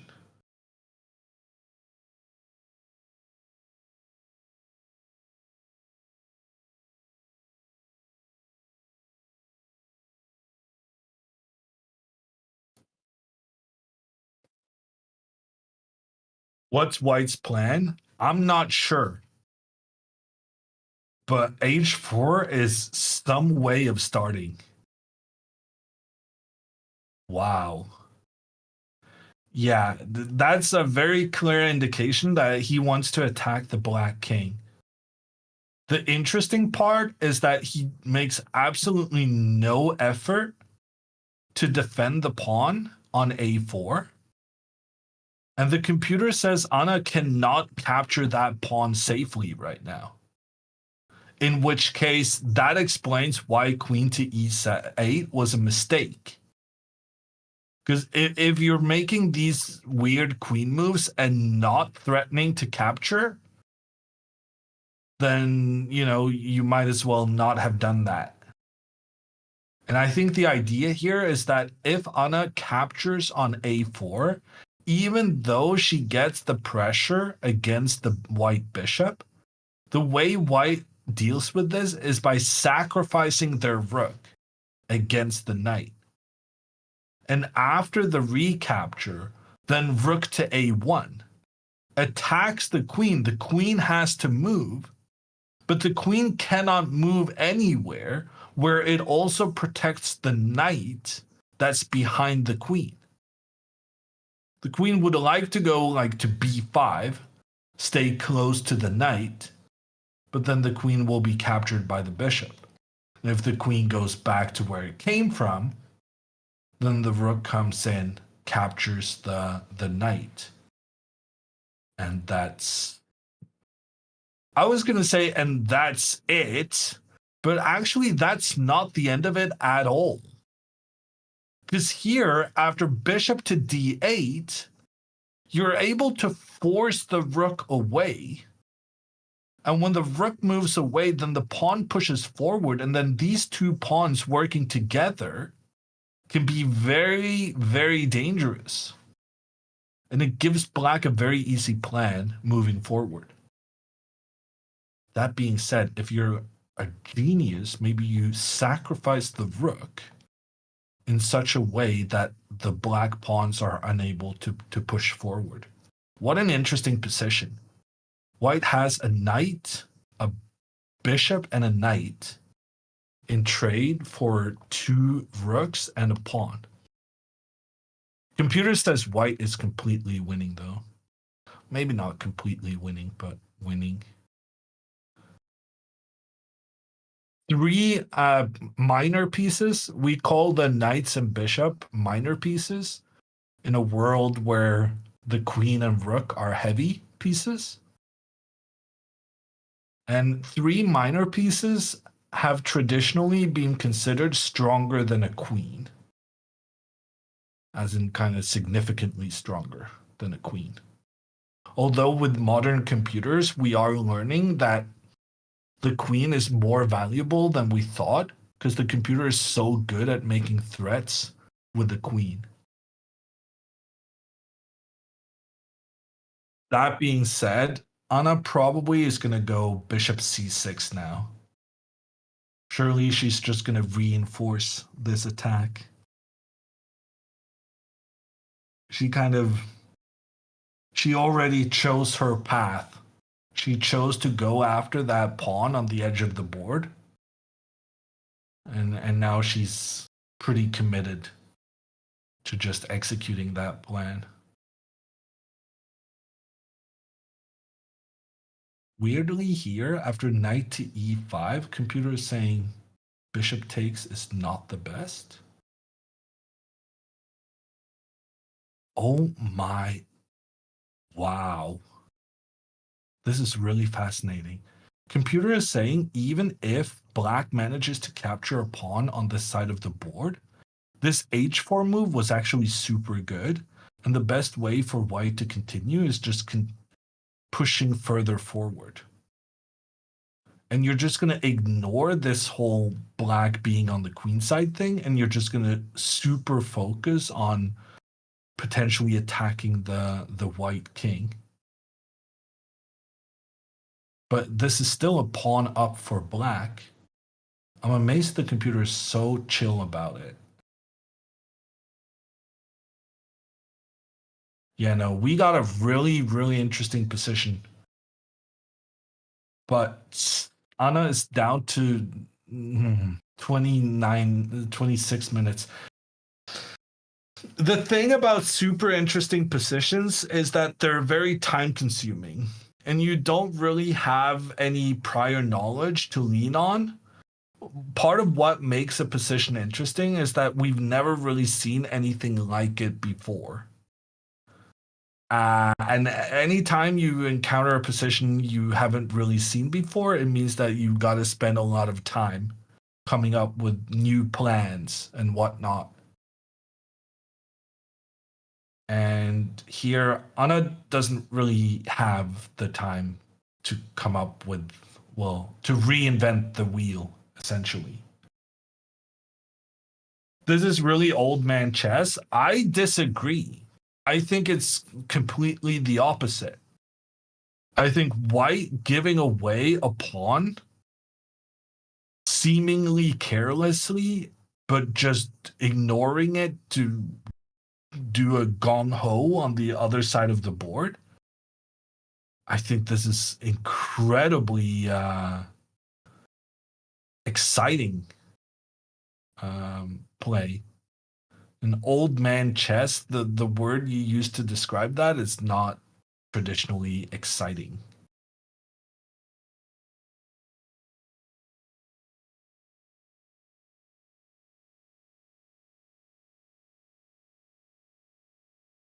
he will have done his research and realized Anna has time issues. Well, I don't think it's normal to research your opponent a lot, especially not for the first round of the event. But the problem of being well known is that everything is well known, including your problematic relationship with the clock. So, yeah, Anna more so than anyone else is going to be targeted because she is quite literally infamous.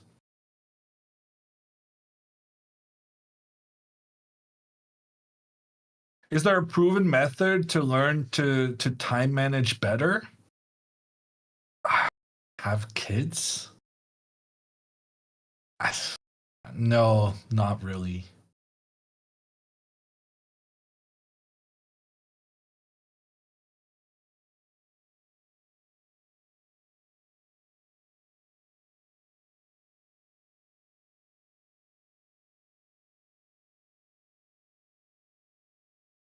There's no easy fix, but that's why there's so many suffering from the same issue.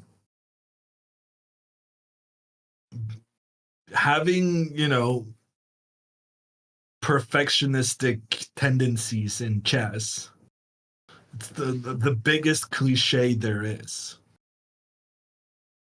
And if we knew how to deal with it, then, everyone wouldn't have the same problem. Why do all your students get into time trouble? I mean, I'm not sure that's necessarily true, but I can tell you why I always get into time trouble, and it's because I don't know, I struggle making decisions. Wow, bishop to d8. I did not see that coming whatsoever. Ooh, but I kind of like it. I thought I was gonna hate it, but this is low-key kind of clever. We're just offering extra protection to the knight, and if white says, oh, I'm just gonna keep doing my thing over here, now knight takes pawn is a good move. Because the reasoning for why it was bad earlier was that we left our knight undefended when the rook came in to push the queen back. But here the knight is not undefended, it's protected. And it's like it's a very passive, one-minded, single-minded move. But it gets the job done. The knight is protected, so now the pawn is under attack. And that is a very, very real threat that white needs to deal with. To me, the most fascinating thing is that even after this sacrifice of the rook and whatnot, computer still thinks this is like slightly better for black, despite black having a rook and a pawn in trade for a knight. You would think the computer says, yeah, this is game over. But computer kind of likes, what white has going on with stuff pointed in towards the black king. Wow, and here in this variation, even if black wins another central pawn, computer still thinks this is... Black is up 2 pawns and a rook for a knight, and computer still thinks it's slightly better for black. This is incredible. But surely he's not going to do this, though. Like, this would be too much. I'm expecting queen to d1. which kind of makes me feel bad because I did make fun of the person who suggested, what if you just move your queen back earlier? I stand by my decision to make fun of that, but this is why I said queen to e2 was a mistake, right? Why are you leaving your problematic pawn undefended? It made no sense then, and now he's going to have to go back and admit his mistake. And when the queen moves back, that means the rook no longer can get over to the other side of the board, which will, and it also means that the queen and bishop are no longer pointed towards the a6 pawn. So here Anna would be able to play rook c8 with the idea to go knight to c4 afterwards, which looks really nice for her. Actually, this bishop to d8, it's brilliant. It's very single-minded, like I said, but it gets the job done. The knight needed protection. The knight now is protected. And if you manage to win this pawn and get the additional threat on the bishop, that's such a huge accomplishment. It doesn't really matter whether you've made some weird ass moves with these two pieces.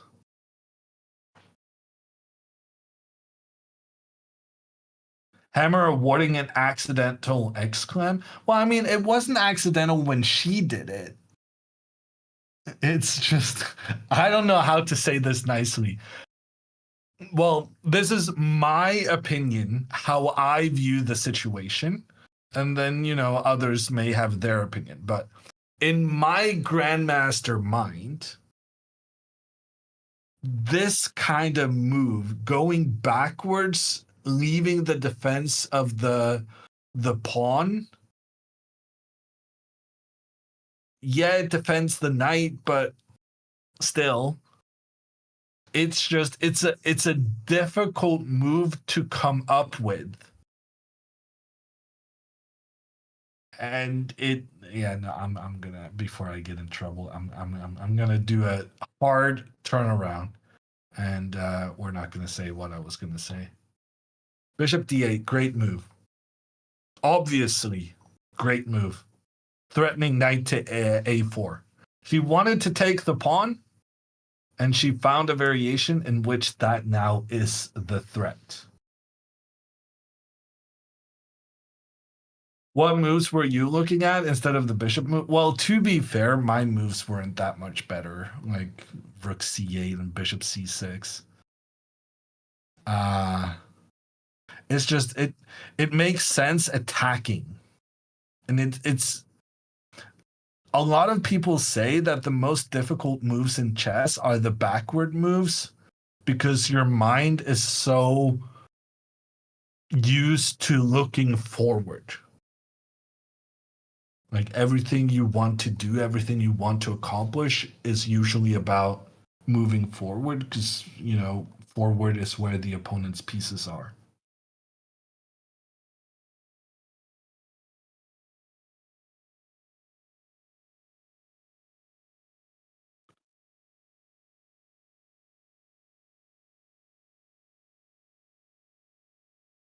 Isn't Anna's problem in this position now that her rook is stuck at f8? Nah, it's fine. This rook is not doing anything, but it doesn't really have anything to do anyway. I'm not too concerned about this. This is all about just tactics right now. Like, Anna is trying to capture a pawn. Her opponent is going to try to stop her from attacking that pawn. But in doing so, he moves his pieces back to start, which is the rook to a1 all over again. Previously, Anna attacked the pawn on a4 with her knight, forcing white to undevelop their rook, move their rook back into its starting position. Now she's doing the same thing with the queen. And when the queen moves back, the disadvantage of that is that it loosens your protection on this diagonal where you were pointing towards the a6 pawn with your queen and bishop working together. And now that that pawn no longer needs protection, it means that black can go rook to c8. The rook no longer needed here to protect. Instead, it's going to try and take control of the c4 square, trying to get the knight up here afterwards. And after something like this, surely this is a good position for black.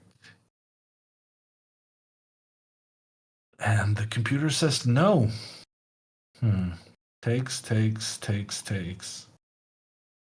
b6, queen b3. Yeah, no, this is an issue. The rook is under attack. The rook has to move, but if the rook moves, you lose the pawn. And that's the disadvantage of having stupidly moved your bishop back to away from the protection of this pawn.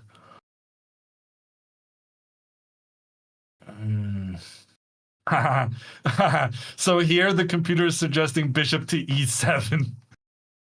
Because now you needed to keep this bishop, this pawn protected. But then what if the queen moves back? This is a very confusing game. Computer is saying one of its top choices here is queen to d8. I'm not even going to try to understand what that's about. Imagine we just go back and forth both with the queen and the bishop. After white has gone back and forth with the queen and the rook. This game is just beyond comprehension right now. But the good thing is that it's beyond comprehension and it's the grandmaster thinking. So clearly he's being a bit confused by the whole ordeal as well.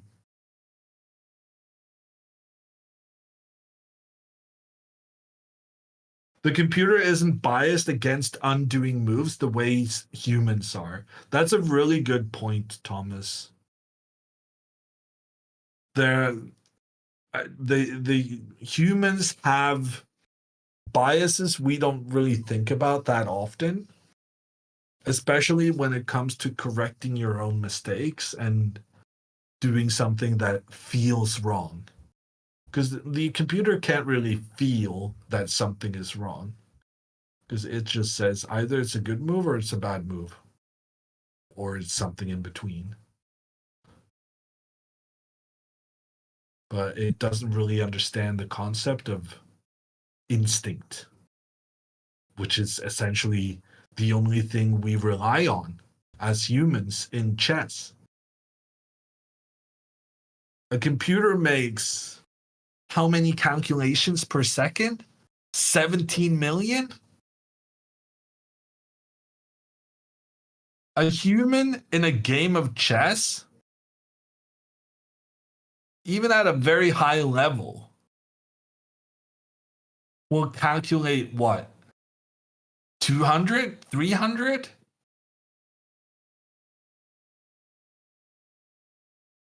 Like, we sit there for, say we sit there, like we have 1.5 hours to think. And then 15 of those minutes, well, let's say 2 hours, make it easier. 2.5 even, who cares? Like 15 of those minutes we spend, walking around, not realizing that our opponent has already made a move. And then some of it on bathroom breaks and whatnot. The actual time spent thinking intensely during a game, 2 hours at the maximum. And then the calculation speed of a human, I move there, he moves there, I move there, he moves there. And then you stop and then you try and assess and then you try and start over. Like, if you're calculating 3 lines a minute, that would be incredible.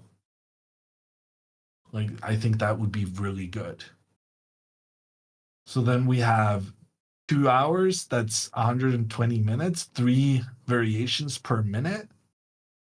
If we calculate 400 variations, and then of course a variation is probably like 4 moves each, and then 4 moves per, because the computer counts that when we say 17 million.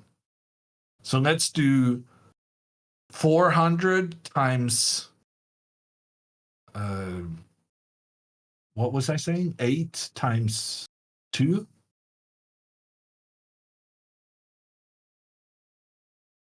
It's unfant fan.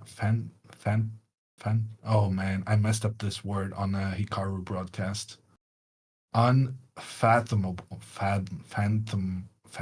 Fathomable. It's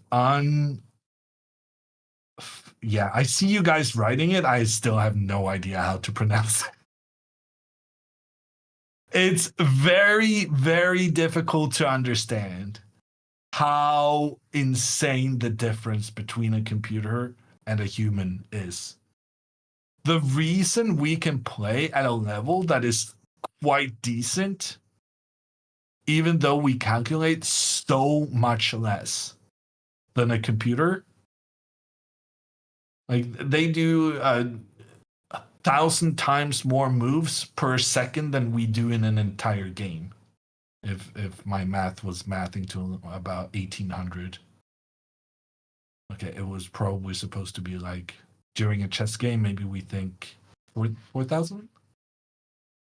6,000 moves? But that's if you're like super good.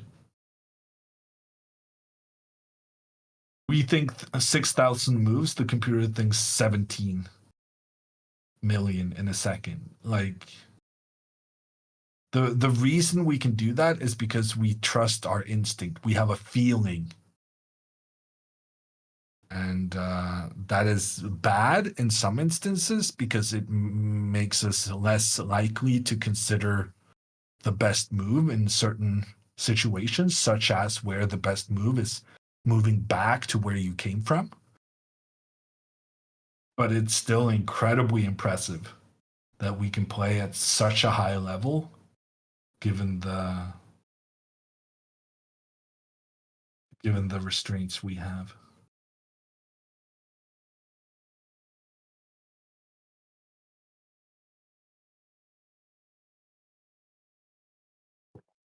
But if you looked at the lines the computer calculates, you would laugh your ass off. Yeah, this is true. So in the computer's calculation is also stuff like bishop takes a6, bishop to b5, bishop to c3. But it's not like when it's making that many calculations per second, we can't really call it that big of a waste of time when they're able to discard those options reasonably quickly. And even if there's like several thousand bad options, the computing power kind of makes up for that. And this is also something like I'm not a computer person, so this is something I don't know too much about. But I know that even before we had the AI computers and the tensors and yeah, whatever it's called. But even before then, there was done a lot of good work on getting how to get the computer to focus on the important variations and how to discard these insignificant ones at the right moment early on. Technically, humans also calculate and discard such moves. I wouldn't call it calculate, but yeah, we discard them as a part of our thought process by not thinking about it to begin with.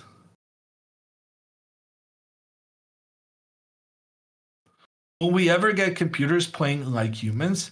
I will say that when the Leela chess engine and the Alpha Zero chess engine and this NNUE, which I still don't know what stands for, but when we got these self-learning systems that taught themselves chess from scratch and kind of taught themselves by trying and failing instead of acting on input from humans. Ironically, by being self taught, the computers were more human like in their approach than when humans were trying to say, you know, give bonus for having pieces around the king for the king being safe, give minus for having isolated pawns. When we were inputting like these micro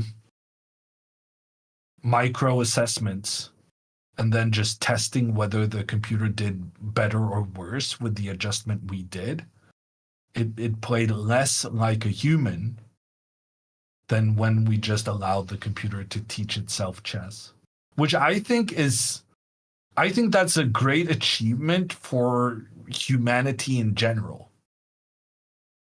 in terms of the way we played chess was more closely linked to the ultimate truth than what these early brute force computer engines were able to do.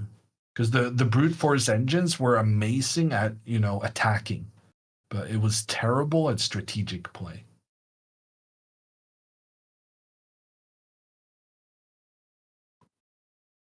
Computers playing closer to humans will make online cheating even more of a problem. Yeah, I guess. Ooh, D5 question mark. Oh, this is very exciting. The Grandmaster is going for a 2-pawn sacrifice. He did not want. This is precisely what we've been talking about. The human bias of moving back to somewhere where you were before, not wanting to admit your own mistake. Instead, you're just throwing more fuel on the fire and trying to justify the positive part of your position where you don't have to go back. The reason I'm saying this is a 2-pawn sacrifice is because after Anna takes this pawn in the center, he's definitely going to go pawn to e5 because he cannot allow further trades in the center, because that would also lead to situations where the queens may be traded off afterwards. So here he needs to prevent pawn takes pawn. So he's going to go pawn to e5.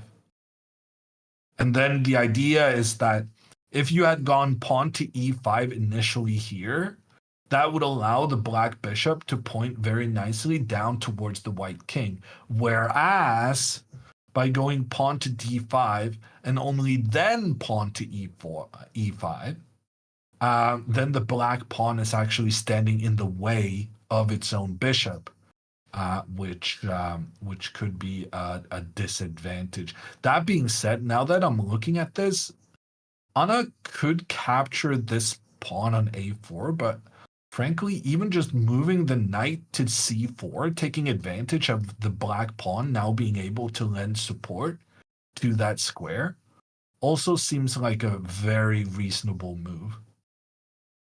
But let's see what happens after knight takes pawn. Wow. So since this knight is now attacking the bishop, and if the bishop moves, black can just continue chasing after the bishop. And this bishop is so instrumental to the plan white has of pointing down towards the black king that white here sacrifices their rook against the knight in order to keep the bishop on the board. And then knight pawn to e6. And in pushing that pawn forward, you've now opened up for both the bishops pointing down towards the black king. You've also lured the queen away from the defense in that area of the board.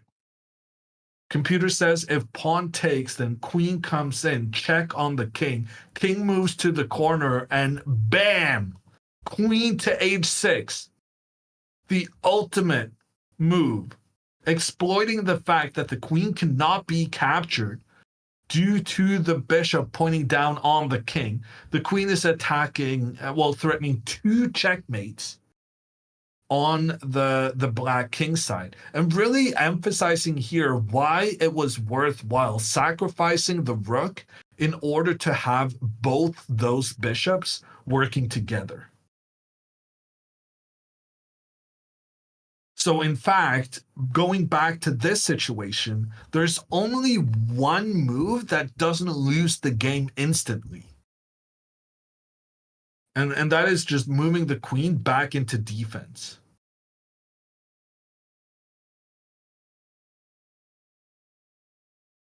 And then takes. Knight tries to push the queen away. But I mean, this seems, because here black is up by 2 pawns and a rook for a knight. And it's like, even though it's kind of scary with the bishops pointing towards the king, as long as you have the queen reasonably nearby, you should be fine somehow.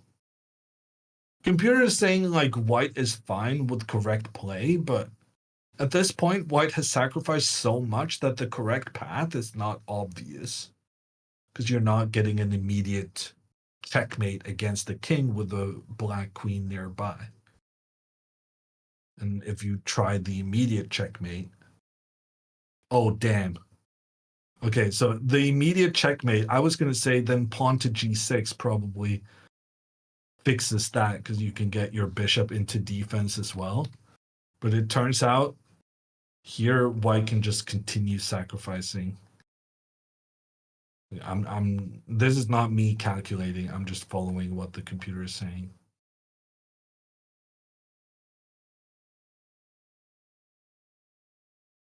And apparently this is game over. Black is currently up a rook for nothing.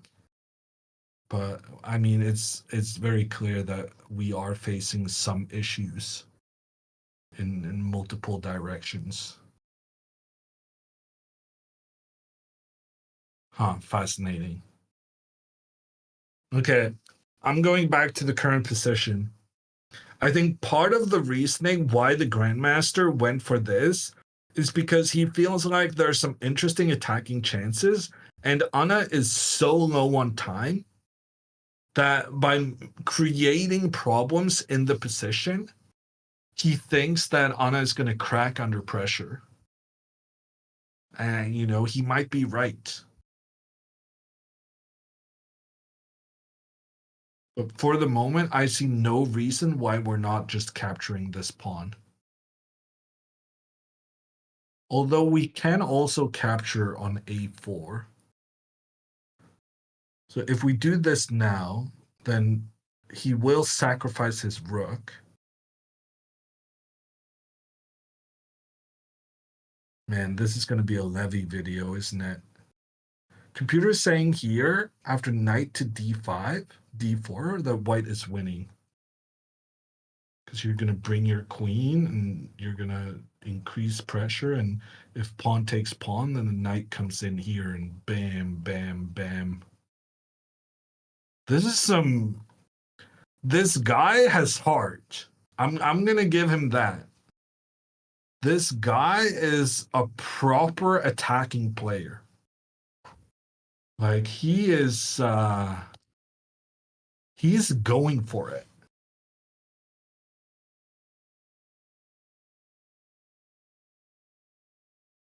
Anna is winning according to the computer, but like, we can't really trust that.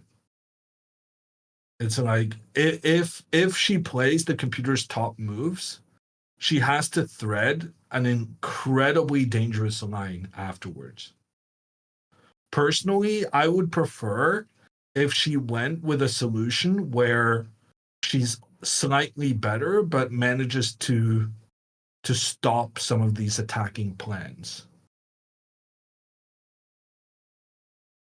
So I'm thinking a move like rook to c8 would probably be preferable to going into these crazy sack variations.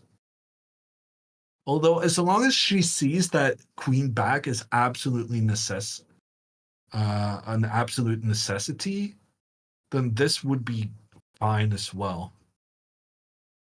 Though, note how in this position the computer says that black is winning. If you see here, computer says minus 1.5. But then if I execute all the correct moves on the board, then the more the computer thinks about it, the more it's liking white's position. So even though I made all the best moves, the valuation has gone from minus 1 point, what was it, 6 to 0.6, just because the computer is finding new interesting attacking resources on white's behalf. So this is just incredibly dangerous. Super, super dangerous. Probably fine, but it demands insane defensive play. And with 14 minutes left for another 21 moves, you're not really in the greatest position to find all the right defensive moves. So I would like to see something like rook to c8. I think this is a good move, flexible move. You're not really telling white whether you're planning to go knight to c4 or knight takes on a4. But if white tries to go knight to d4, which was the best move in many variations previously, now you can go, yeah, this is the point. Now you can go knight c4, attack this bishop at a moment where the bishop cannot run off. So basically, if Anna plays knight to c4 here now, then after bishop to d4, she doesn't have the threat against the pawn anymore, and she doesn't actually get the favorable trades. Anna needs to make a trade here so that the pawn moves away in order to have her bishop point down through the center. She wants to have this trade, but here she cannot get it. On the other hand, if you play a flexible, useful move first, then white has a decision to make. And a move such as knight to d4, which seems like a nice centralizing move, the knight can move further forward to try and attack the king. Well, the issue with that is that now the bishop can no longer run away.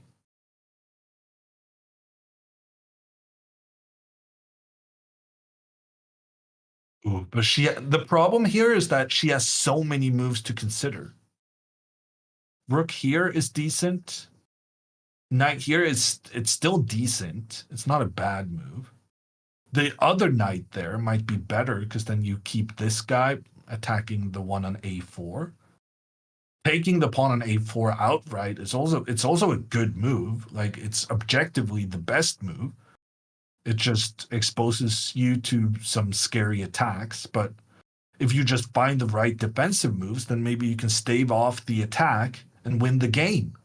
You know, actually, the more I'm thinking about this, just take the pawn. Just gamble. You're playing a grandmaster. What do you have to lose? The grandmaster has something to lose. But unless you're getting immediately checkmated, you might as well call his bluff and see if he finds the right attacking moves.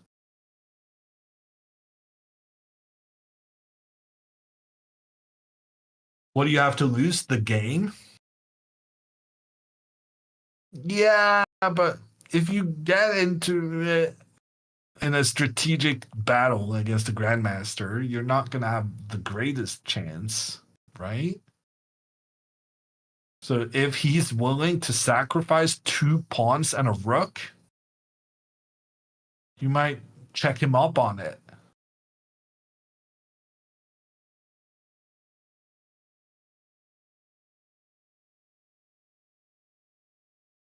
Have you ever coached Anna?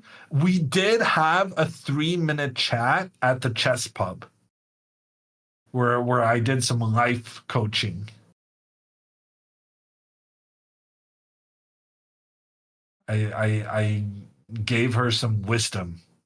Or at least that's what the clip channel seemed to imply.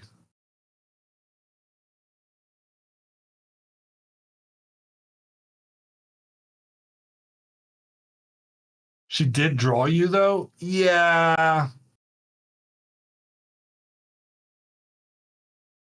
Maybe she was just pretending that what I said was useful after she just realized that she had nothing left to learn from me after the draw.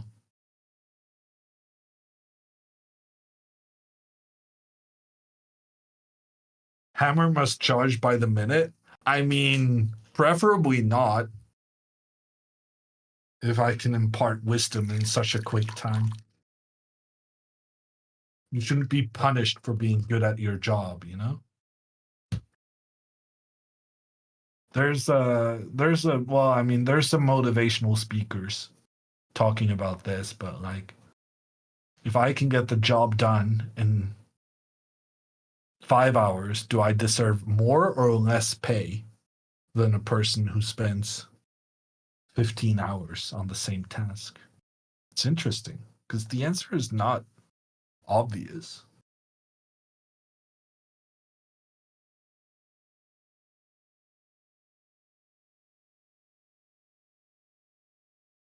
Same pay, obviously. I mean, same pay, I think, is pretty fair. Uh, but in the life, you will encounter situations where the slower person gets more pay, which can be a bit frustrating if you're good at something. She took it. Let's go. She's taken the gauntlet. She says, Mr. Grandmaster, I do not believe. I'll take all your pawns and leave you to justify your decisions. And Computer is saying that this sacrifice from the Grandmaster is kind of brilliant. Because despite giving away everything, he's not losing. But the computer is also saying white is not better with correct play. So number one, now he actually has to sacrifice his rook. If he doesn't sacrifice the rook right now, then Anna is winning. But if he sacrifices the rook, Anna then needs to find queen to e8 afterwards. The only saving move here. But on the other hand, it's such a logical move because you need to get your queen close to your own king. It makes perfect sense. What doesn't make perfect sense is that after this move, the computer's top line is sacrificing a third pawn with knight to g5, and then you take back, you allow black to capture a third pawn. Black now has 3 pawns more than white and a rook in trade for a knight. And even so, apparently this is an approximately equal, somewhat better for black position. But there are some scary things happening here. Suddenly the queen goes back and everything, and if you close this diagonal, the queen returns, and now this diagonal is great again. What a game. This could potentially go down as one of the most epic games Anna has ever played. And that's after just returning from LA, playing that insane endgame against Nemo.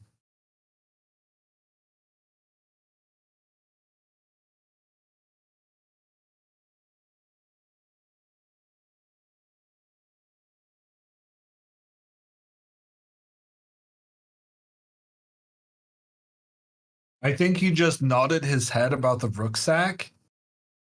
Well, he kind of has to do it, but it's not obvious how he's gonna checkmate her afterwards. He's taking an enormous risk giving away a rook and 2 pawns for the knight. I mean, it could pay off, and then it's going to be like a fantastic game from him. or it could not pay off, and then it's going to be a fantastic game for Anna, who defends beautifully after putting a lot of pressure on the Grandmaster.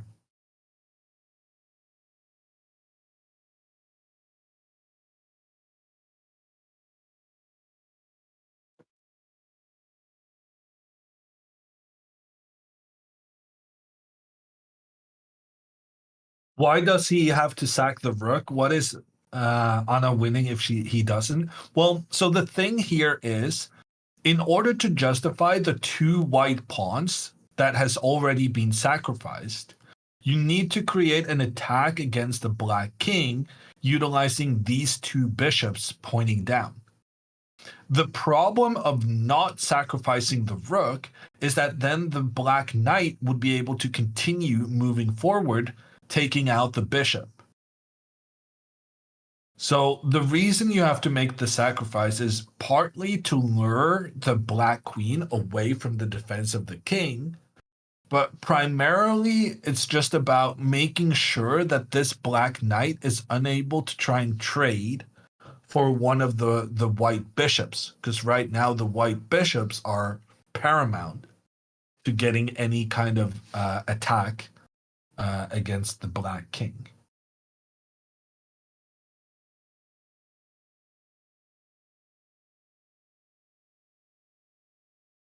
What happens if the bishop moves back?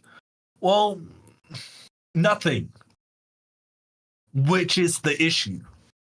If nothing happens here right now, then Anna has 2 more pawns than her opponent for no good reason. Well, good reason for her, not so much for him. So the status quo is extremely favorable for Anna with her 2 extra pawns.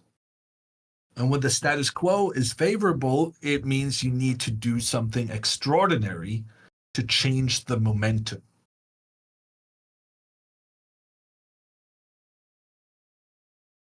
How do you view her chances of a win from here? I'm not sure. I think this is such a difficult situation to assess because she's down to just 9 minutes. If she had 45 minutes here, I think her chances of winning are higher than 50%. But with only 9 minutes remaining, it's so easy to make not even a big mistake, just a little mistake. And it's over. Ooh, he doesn't take the knight. He moves the bishop away. So actually moving the bishop back, that kept the status quo because then the bishop would not be pointing towards the king. Here, the bishop is still pointing towards the black king. However, there's one move and one move only for Anna to win this game right now. And the key is that you have to leave the knight undefended only for a moment to take out one of the most valuable white attacking pieces. The move Anna needs to find here is knight to c6. Yes, it leaves the knight undefended, but then after knight takes d4, what happens is we take out the important white bishop, attack the queen, and attack the rook at the same time. So yeah, for a very, very brief moment, the knight was undefended, but on the very next move, we're able to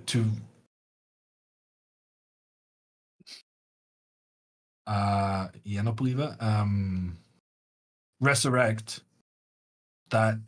Resurrect is not really the word I was going for, but anyway, we're about to get the protection back. Revive. No, maybe my choice of word was not bad. It was just bad altogether.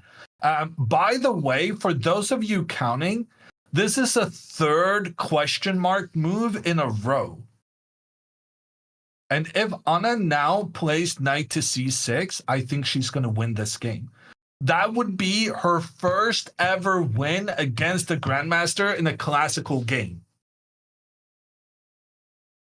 Potentially huge moment here. Tricky move to find a low on time. I don't think so. I think it's quite easy. I don't know if I jinxed it right now, but I think she will find it.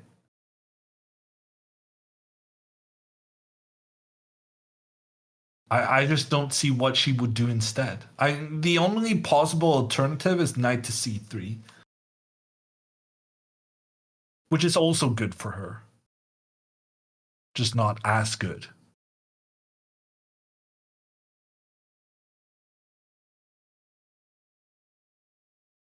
Hammer, would you find that move without engine? Yes, 100%.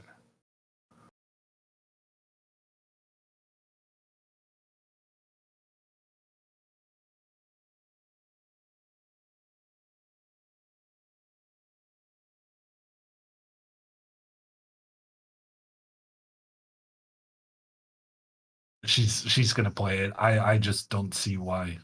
Why is knight c6 so good? Because it takes out one of the most valuable attackers in white's position. Oh, but she's stressing out about the time. Down to 5 minutes right now, and she realizes she's close. Oh, come on. Just take out the bishop. Go after the bishop. The bishop's the scary attacker. Take it out.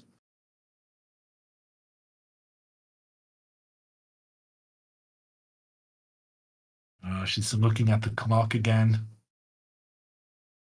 Imagine if she spent all the time she's using looking at the clock to actually think about her moves. Knight c6 played. Let's go. I think she's going to win this. Wow! Chess.com with a double exclam.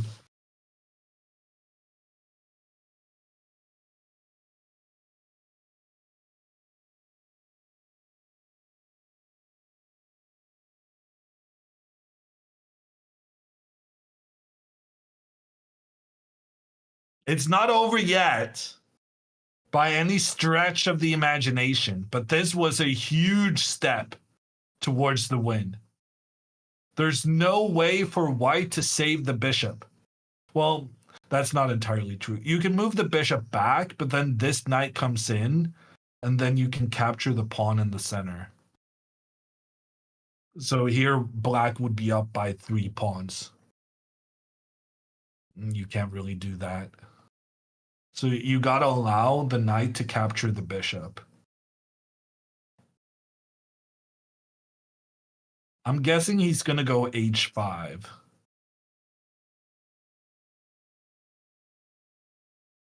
h5 takes, and then he's gonna try and get this knight here, the queen here, pawn here maybe.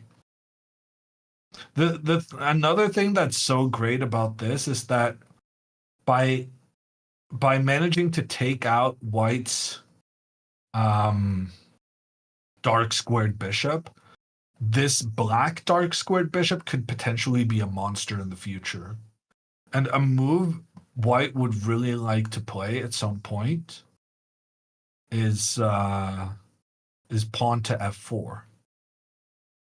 But it's going to be very tricky getting that sort of coordination when the bishop can so easily point in towards, well, everything on this diagonal. And this bishop then becomes an, extra monster as a result of white being unable to have their dark squared bishop oppose black's.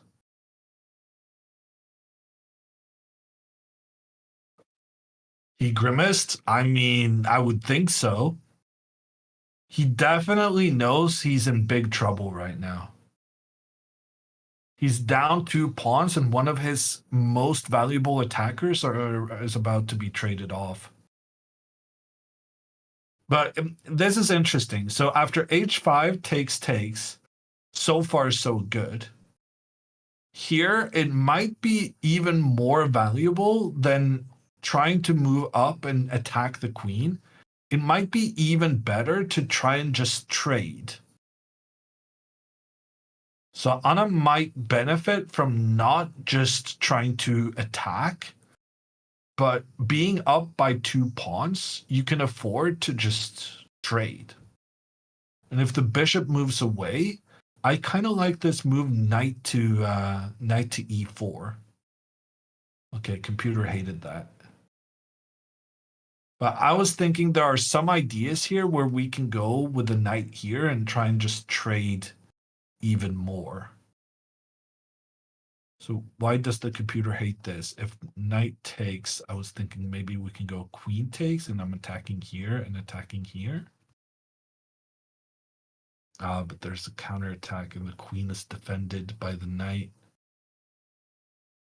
Yeah, okay, that just didn't work out.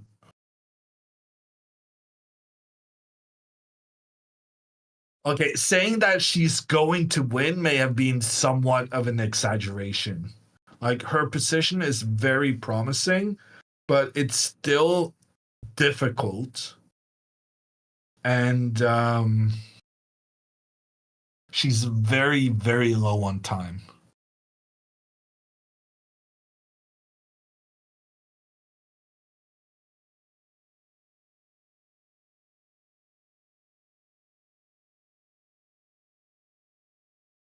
We're only on move 22. Yeah. 19 more moves. But the thing is, she always gets 30 seconds at the start of her move. So no matter what, she'll always have like, okay, she has to write down the moves, but she can do that after she moves herself. So she'll always have 20 seconds to make a decision. It's not the greatest, but it's way better than if you sat there thinking yourself down to 2 minutes for 20 moves without increments, which I have done in my life. And I lost, shockingly, after making a mistake on move 39.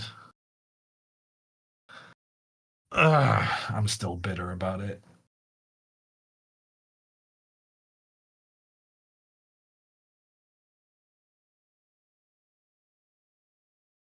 What sound do you have in your headphones?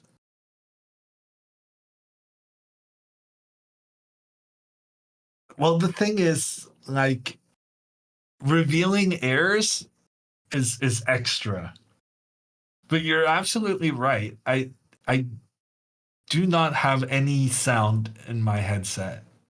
It's just I'm so accustomed to sitting with the headset when I'm at my computer that it didn't occur to me. It warms the ears. Well, the thing is, it genuinely messes up my skull. There's like a valley in my head, and I thought there was, I was balding or something, because I felt like there's this area where there's not that much hair, and then it took me like 2 years before I realized that no, that's just my headset molding my head. Gamer dent. This is famous. Gamer dent. I was unaware for a moment. Now I am aware, and it's still, yeah.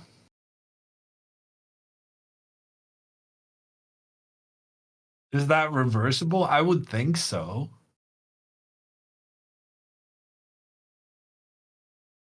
There's also like I have a glasses dent. For a while, I was using glasses that kind of had a mechanic for how they attach themselves to the head.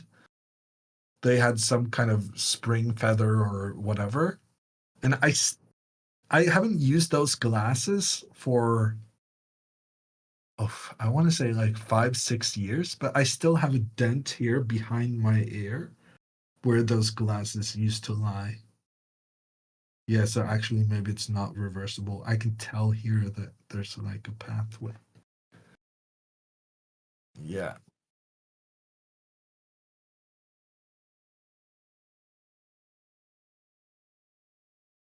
It's kind of freaky. But I don't think it's like a medical danger, although I don't understand why it wouldn't be. Like your skull genuinely being redrawn feels like that should be more scary than it is.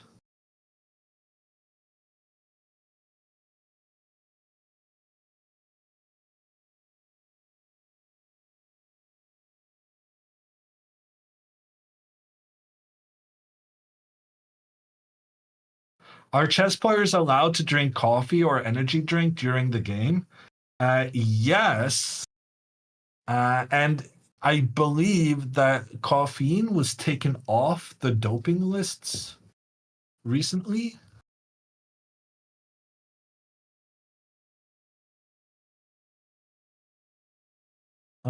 So we're not the only ones who can use it.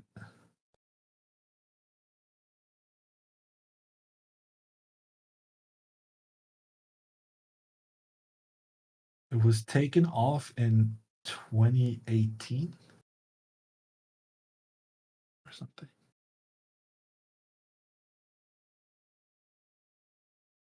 There used to be a limit of 100 milligrams. 100 sounds like a significant amount, though. Okay, we got a move, and it's not h5. Instead, rook to e1. Anna very quickly captures. That was the best move. Recapture, that's fine. Okay, for some reason, knight to c3 now is a mistake, and knight to c5 is the good move. So if knight to c3, trying to attack the queen, you're basically just luring the queen to point down towards the king, and it wanted to do that anyway. So you didn't really accomplish anything by making it do this. So that's why you should go knight to c5 instead. Because now, because of the attack against the bishop, the queen is unable to get where it wants to go and point down towards the king. The bishop moves away, after which you do nothing and you just push the pawn on the other side. If the queen now comes in, you try and just attack the queen and push it back. I mean, that sounds easy enough.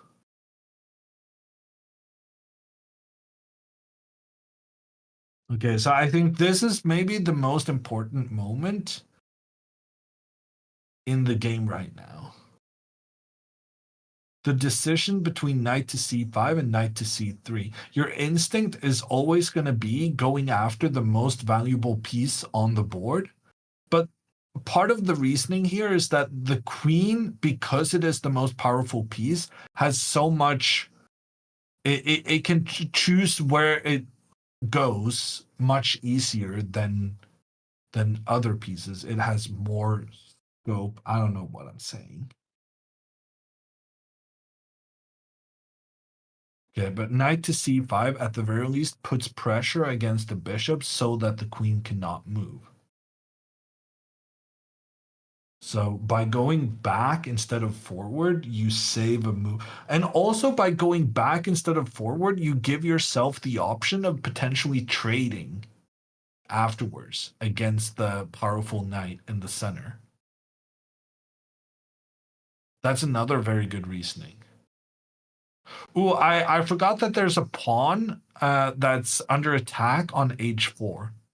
But if you take that pawn, Then queen to h5 both threatens checkmate and threatens the bishop. So yeah, let's not do that.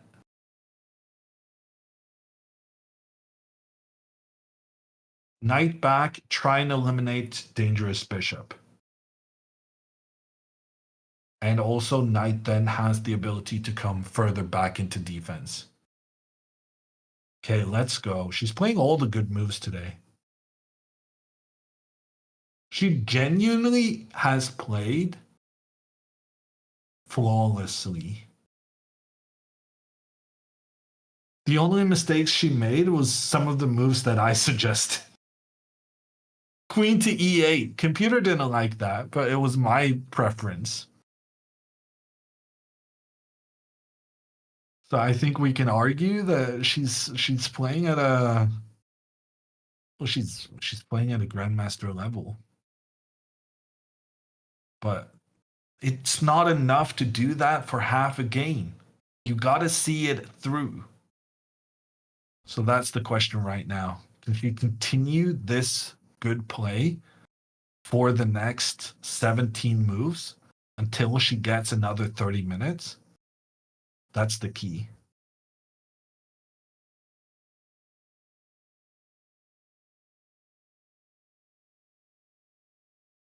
What's her accuracy? Computer has chess.com has her accuracy at 97.5, which I think is pretty good.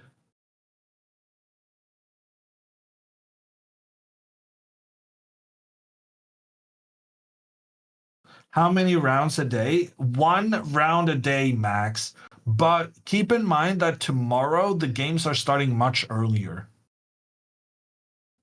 Bishop to c2, he kind of had to do that. He needed to make sure that the bishop was not captured, and he wanted to keep this bishop pointing down towards the black king. He's moving reasonably quickly now, and part of the reason why is that he wants to stress Anna with her time situation. So sometimes it's better to take your time and try and find all the best moves to make it as challenging as possible for your opponent. But when you're already in trouble, it's usually a good idea just to gamble, play quickly, and hope your opponent makes a mistake while they're low on time. Yeah, I was saying that the next round starts 3 hours earlier than today. Actually, 3.5 hours, because the round today was half an hour delayed. So tomorrow the game is starting at 5 p.m. Central European Time, 4 p.m. local time in Portugal, and 11 a.m. Eastern, if we have Americans watching. I gotta ask, like, do we have Americans watching, or is this like the European stream kind of thing?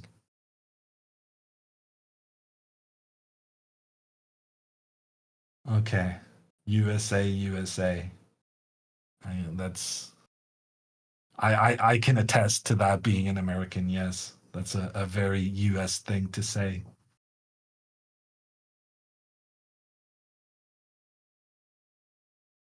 But surely the EU gang is stronger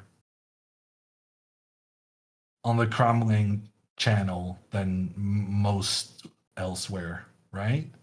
D6, another great move.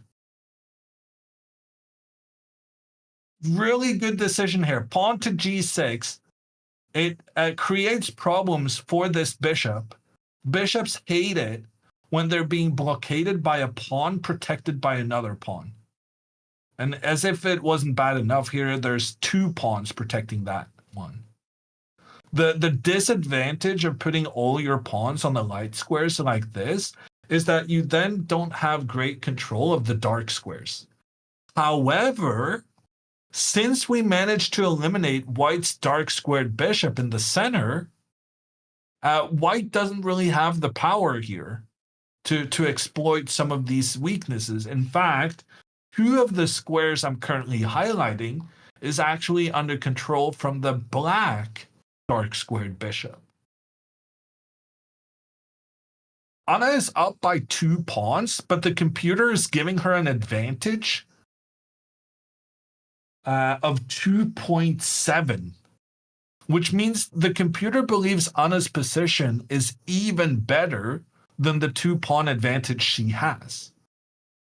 And part of the reasoning for that is this bishop being an absolute beast, being able to fight for so many dark squares, and also Black has a reasonably straightforward plan of just pushing these pawns forward on the queen side. Okay, pawn to h5, that makes sense. But I think he's never going to make this trade. So if Anna now just pushes for, okay, she's going for the trade. The thing here is that if white ever were to make the trade between the pawns, Anna could just capture away from the center. And the reason that would be so effective is that it would open up for this rook. Someone earlier today said that is her main problem that the rook is just unable to do anything. And I said, well, it's not a massive problem because the rook doesn't really have anything useful to do anyway. But given the option to activate itself, we would want to capture away from the middle, which generally is a bit frowned upon because we want pawns to control in towards the center. But here it would be a very nice way of letting this rook enter the game. So a trade between these 2 pawns would be a big mistake here for Campora, sorry. Will Anna get more time? She gets more time once she's executed 40 moves. And they're currently on move 26. So Anna needs to make another 15 moves, but she also gets an additional 30 seconds per move she makes. So she essentially has 30 seconds per move for 15 moves. Okay, knight to f3. He's not avoiding the trade, but he is reinforcing. So now if the trade happens, then Anna no longer has pressure towards that square, which is why it would be favorable for her to just leave these 2 pieces looking at each other, because there's no reason to allow the knight being in the middle without pressure towards it. Pawn to a5 or bishop to b6 here are very good moves. Although I don't like bishop to b6 because then the knight could potentially jump here at some point. I want to have the bishop here to protect some important squares. I like pawn to a5. Anna went bishop b6 though.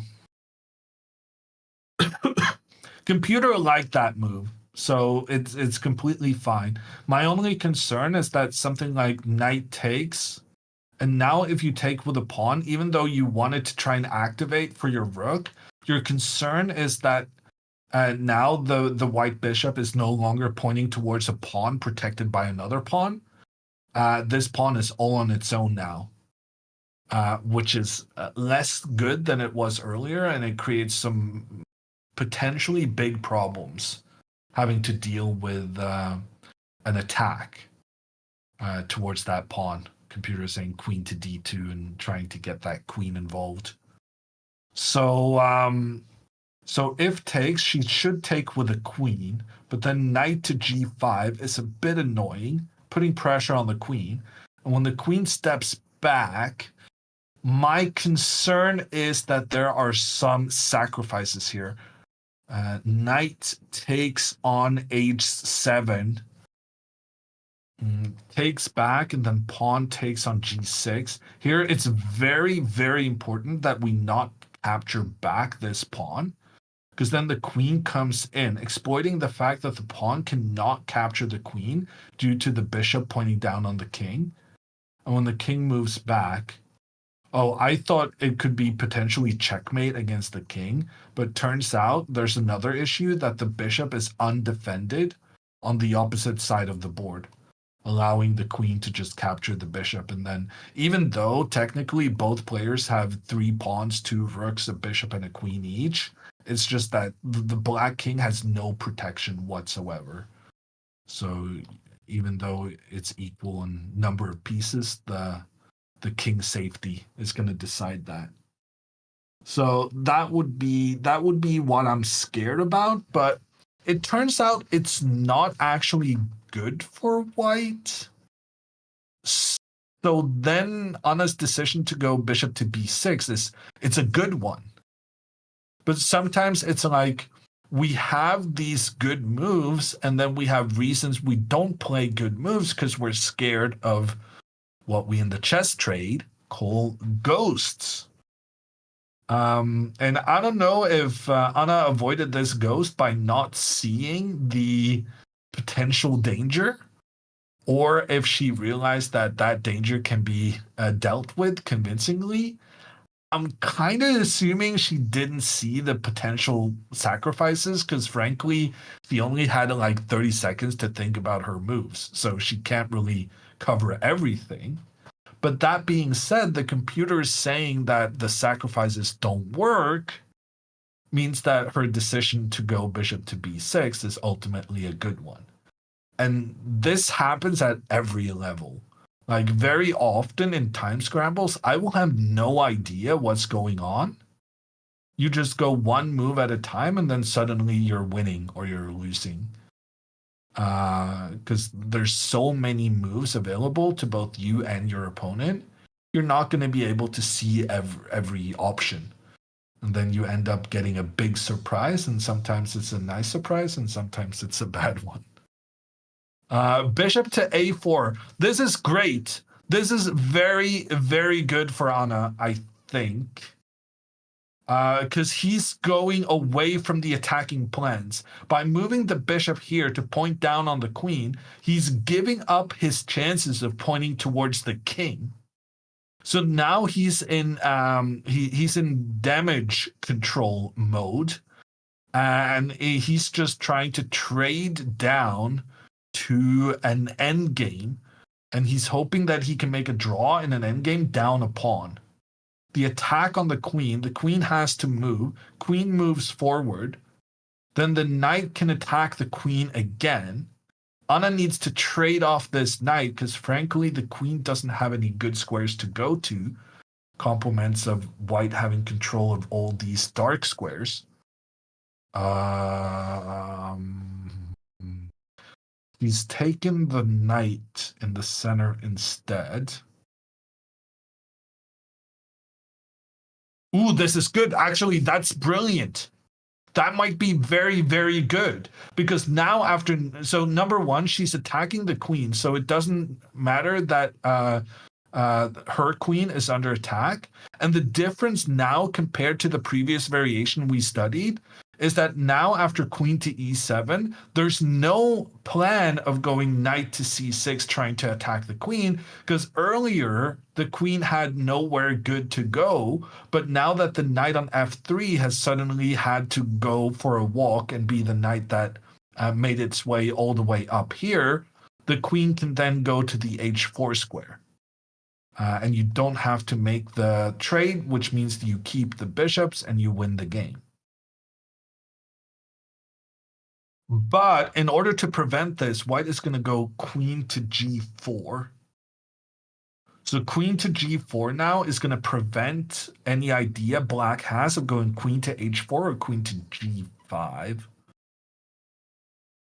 Yeah, so queen to g4, I don't see any choice but to do that. It also has the queen pointing down towards the king. Oh, but then bishop to c8. Bishop to c8 attacks the queen, but the queen needs to keep protection of the knight in the center because you have this pressure. And if the queen just moves to the side, you can just trade and then put a blockading bishop, and we have 2 pawns more. It's not super obvious.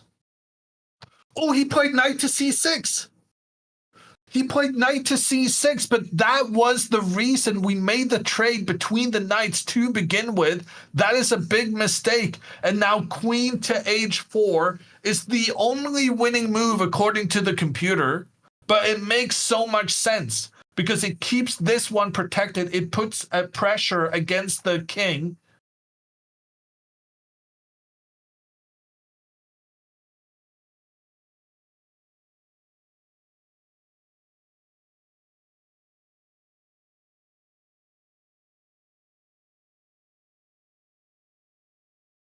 Wow. Yeah, queen to h4 was just game over. Because it's the only move that convincingly protects this pawn. And then if they try to attack it, you can then come with a pawn to defend. And the thing is, I guess what she messed up is that she thought queen to h4 was not possible because the queen is just going to get pushed away. But the thing is, pushing the queen away was not an option because she had her bishop pointing in towards the king. So I think she just missed queen takes g3. She didn't realize that the queen was completely safe here. Even so, she still has a very promising position here. Computer is saying it's no longer winning, but in practical play, it looks very, very promising. Pawn to f6 here is a really nice move because it's a good way of getting this rook to help attack together with the bishop against the f2 square. Yeah, okay, no, she lost the thread now. Okay, a5 is a very bad move in my opinion because it forces the knight to go into the center, and the knight was better placed in the center anyway.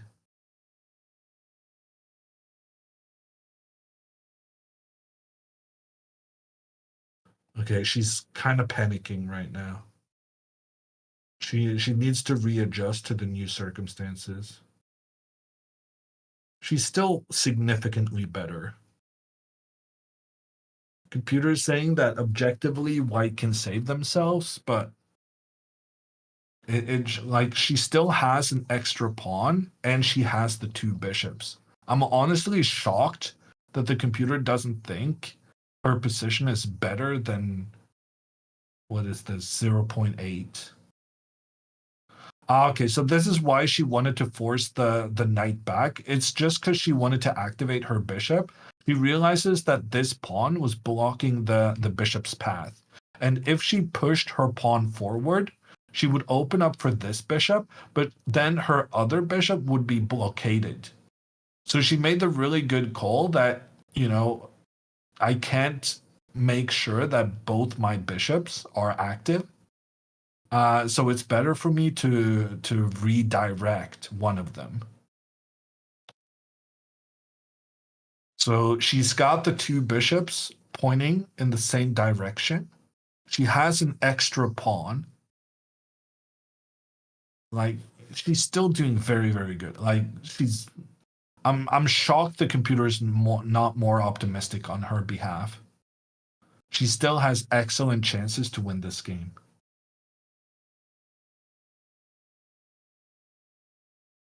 She's going to go bishop to c4 next move, and the bishop is going to protect the pawn is going to protect the bishop, and the bishop is going to protect the pawn.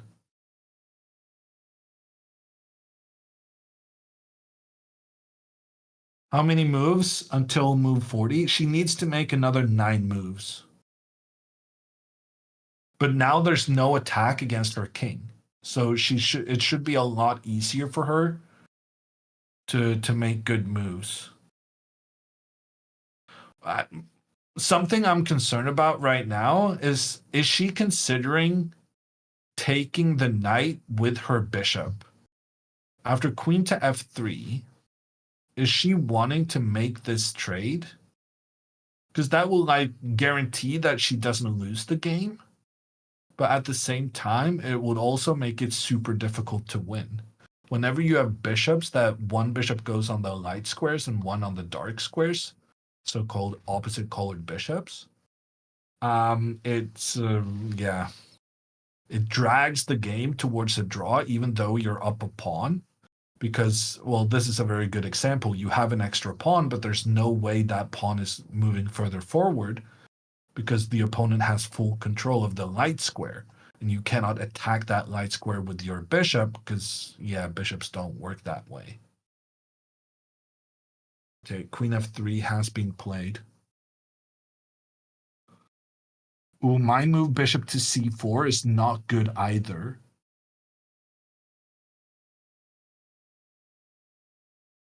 Computer says after bishop to c4, white can go knight to f4, and there's too many pieces attacking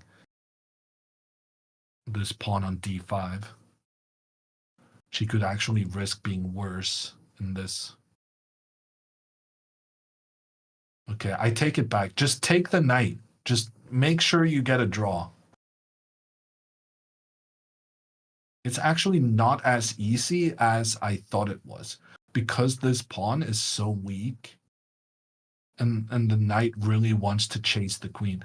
The move the computer wants is pawn to g5, which is an absolutely sick move. But it just emphasizes how important it is to make sure that the white knight is unable to attack the queen. Okay, she took the knight. It's fine under the circumstances. We were getting really, really excited about a possible win against the Grandmaster, but a draw is not a bad result either.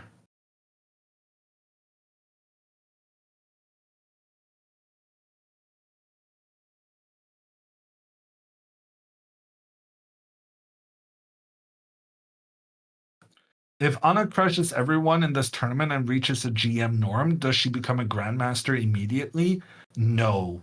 So the requirements to become a Grandmaster is that you need to have 3 of those Grandmaster norms, in addition to having a rating of 2,500.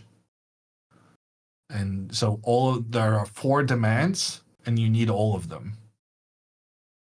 But on the other hand, you got to start somewhere.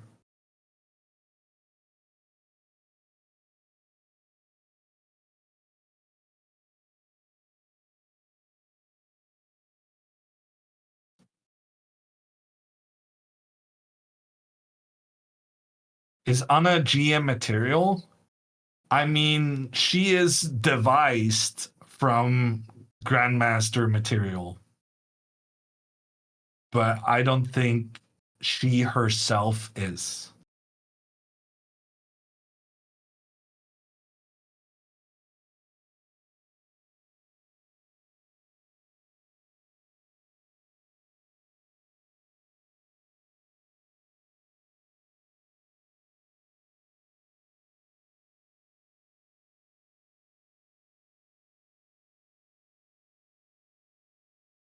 At what age did Hammer become a Grandmaster? I became a Grandmaster at 18.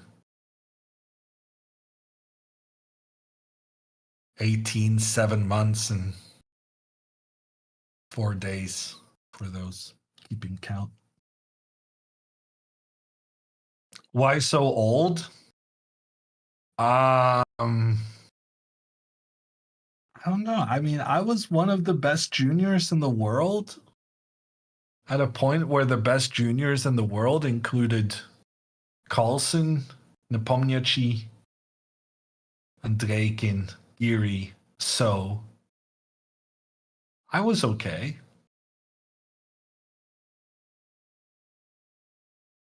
Back in 2008, that was considered young to be a grandmaster. I mean, the chat was joking, Halvard, but you're kind of right. There's some truth to what I'm saying. It's not kind of considered young anymore, 18. But it was reasonable at that time. It was not world class. Can you spectate these games in person? Yes. Are you in Portugal, JF? How many grandmasters are there? I think there's about 1,300. I'm not sure. And there's many, many more each year at this point. The number of grandmasters is somewhat the what's it called? The graph that goes boom.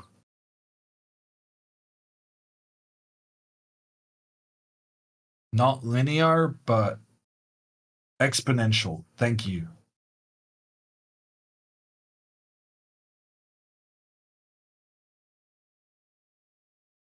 Are you still playing tournaments? Yes. I played the Nordic Championship alongside Pia Kamling and Juan Ballon. Pia became the Nordic champion for women.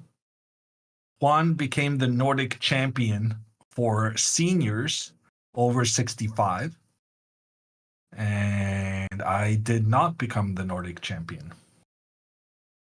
because I lost to a Swede, by which I mean I finished behind a Swede that I had, of course, beaten in our individual game. But all the other people were silly and lost to a Swede. What am I going to do?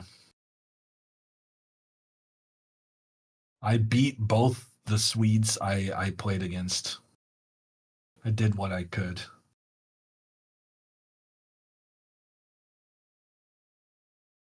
Was it Gandelius? No. Youngmin's son became the Nordic champion. He actually plays in my Swedish club because I am a many times Swedish team champion with Hockklubben Hockhaden. Hock.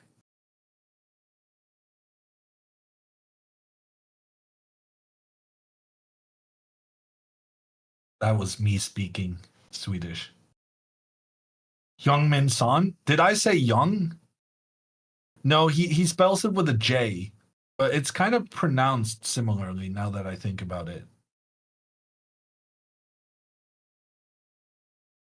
Or did I just say that the Nordic champion is a famous Croatian? Ah, no, sorry, I did mess that up. His name is Youngmin Sale. I don't know. So it's not Son, but Sale. It wasn't something on S. Apparently, I'm just as used to saying Youngmin. Why do you say Swede like it's a slur? Luke, I am from Norway. And for several centuries of our existence, the Swedes thought they were superior to us and ruled us and gave us a Swedish, he wasn't even Swedish, he was French, but he was a representative of the Swedish royals. And they sent him to Oslo to make sure we behaved. That's why.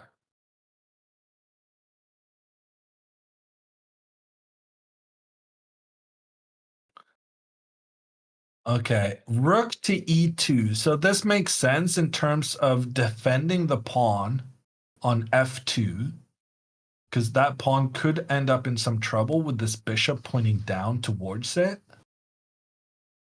Okay, seeing as how I am a bit of a greedy guy, I am going to ask the question, what if we just capture this pawn now? It's going to make our pawns look kind of ugly, but at the same time, it's going to give us the option to try and raise that pawn up to create even more trouble around the white king. I don't know. That seems interesting to me.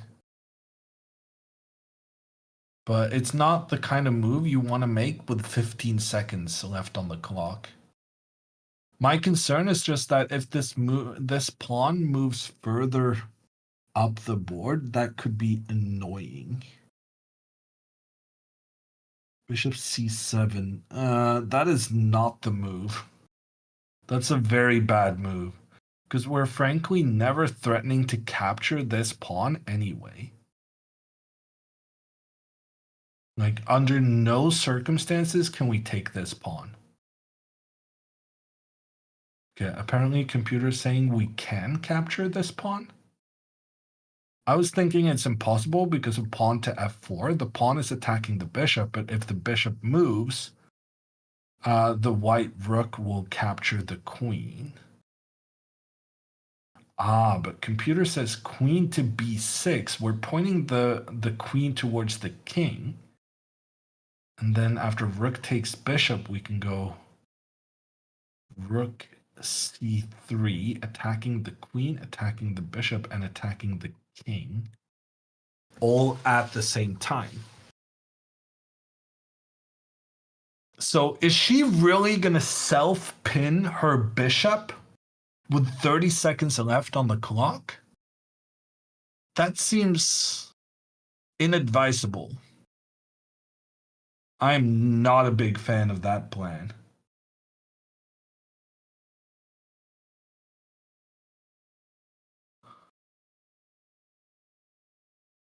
Yeah, I'm not a big fan of this move.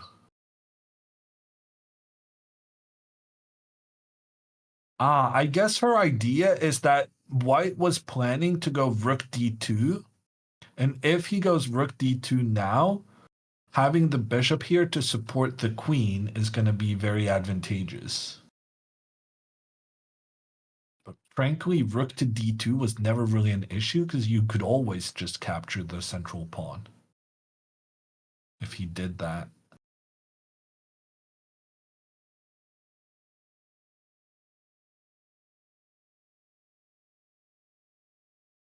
I don't know. I think she's worse. Or rather, I think there's enough life in the position where she could make a mistake in the next couple of moves. The good news is that they're at move 36 now. So she only needs to make another 4 moves before she gets more time. And getting that extra time should save her any problematic stuff. Also, that next move might just be moving the bishop back. I don't really see white being able to do something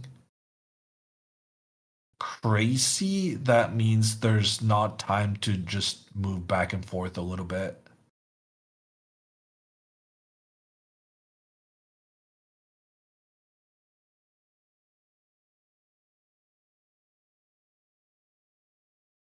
If you give her more time, she's just gonna waste it again. Oh man, you're not wrong. But you're for a couple of moves, she's gonna be way less likely to make a mistake. Which is fine enough.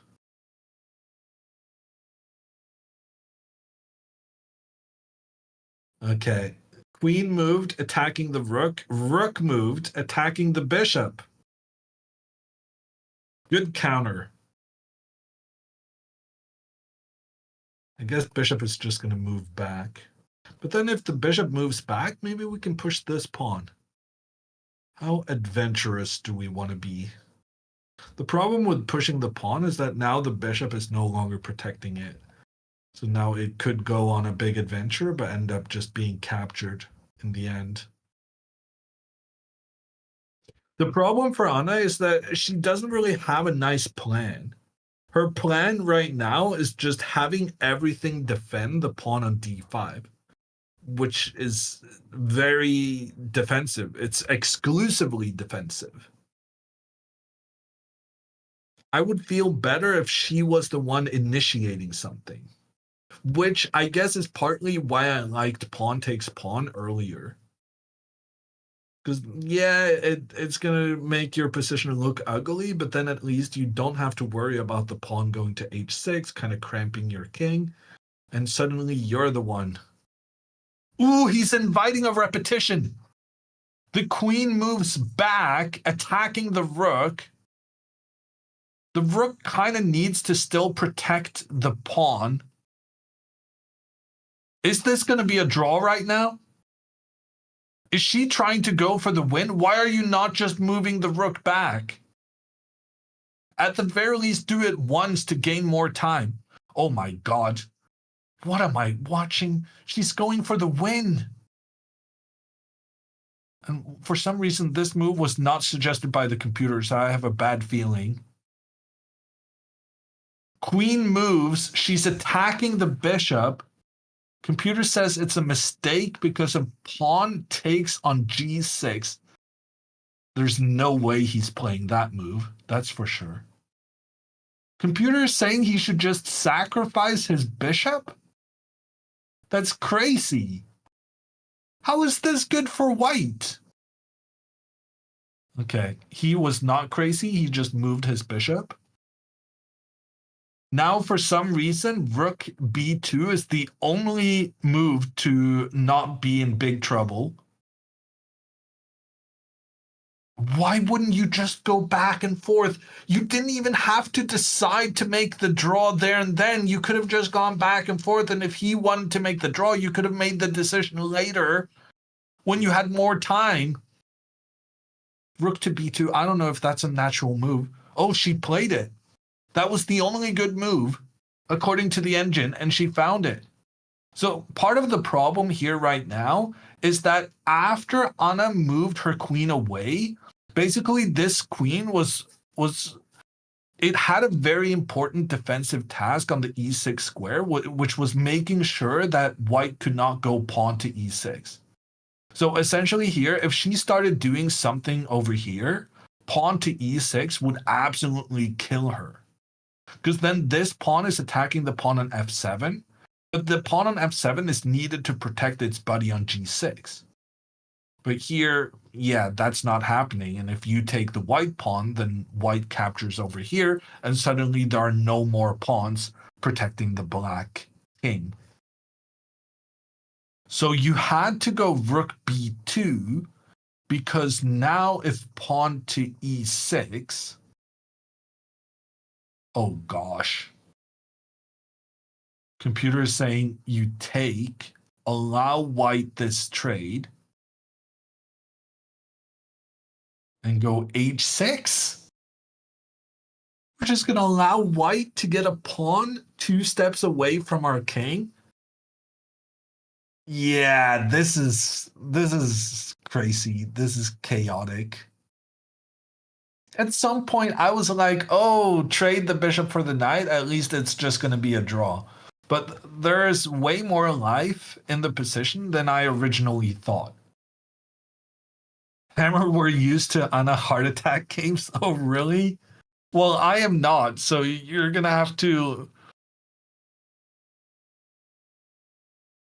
Okay. How about we take with this pawn? The benefit of taking with this pawn is that then there's no more pawn up attacking. Okay, never mind. She took with the h pawn.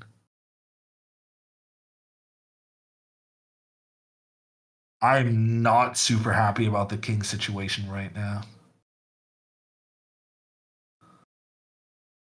But she made move 40. She made it. She got 30 extra minutes. Let's go. I'm so happy she has 30 minutes for when he goes pawn to e6.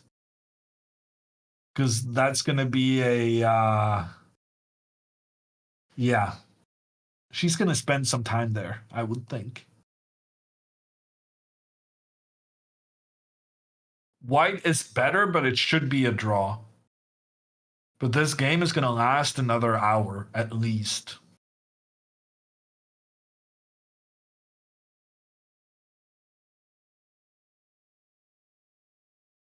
Why she got 30 minutes? It's just the rules. After 40 moves are executed, you get another 30 minutes.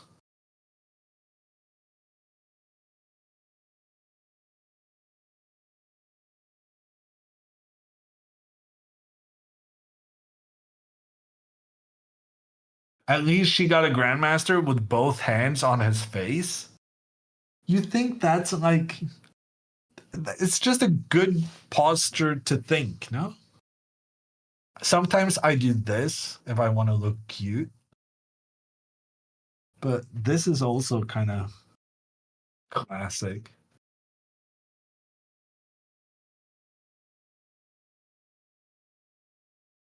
Having to hold up your own head with your neck. Chess players don't do that. We don't have the neck strength for it.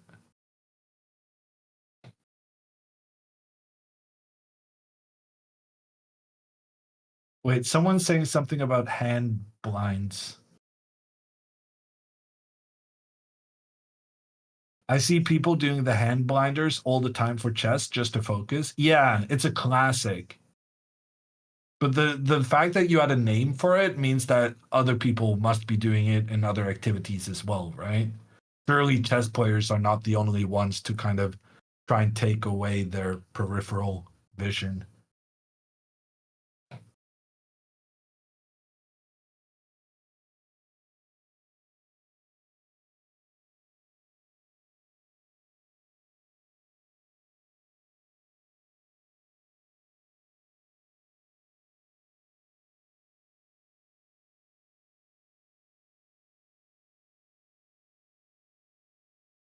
Why people move hand next to head when they're thinking? Partly to hold up the head and partly to remove distractions from your peripheral vision.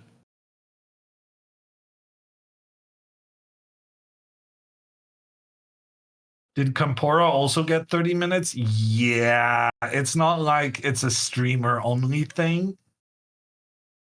Both players get 30 minutes after move 40.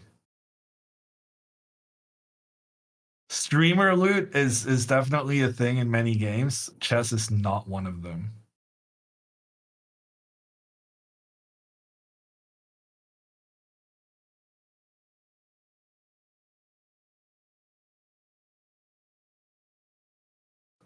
What about bishop takes d5?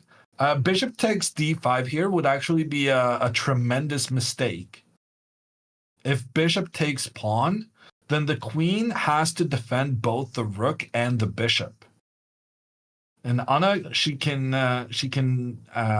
may undo that by capturing the bishop, forcing the queen to recapture, but then the queen leaves the protection of the rook, and black ends up with an extra bishop. So in order to play this bishop takes pawn move, he first what? He first took on b2 and then took on d5. Wow. Okay, for a moment there, I thought Anna was going to win right now. Because I was like, but now you can just go queen takes e5 and black is winning. But there is a plan here. This bishop is pointing down towards the king. And for that reason, this pawn is pinned. And queen comes in, check on the king. You cannot capture because of the bishop. And yeah, that's going to be an issue right there. So let's not do that. Let's instead move our king away from this pressure. So I think king to g7 makes a ton of sense. And now if we can capture this pawn with our queen, we're doing very, very well. So I'm guessing he's planning to go pawn to f4. Ooh, but pawn to f4, then black wins. Check on the king. If the king moves to the side, then the rook can come in and create some damage there. If the king moves in towards the middle, then that is the kiss of death right there. Queen protected by the bishop next to the white king. So, yeah, I don't fully understand why he went for this. Because this pawn on e5 is in big trouble now.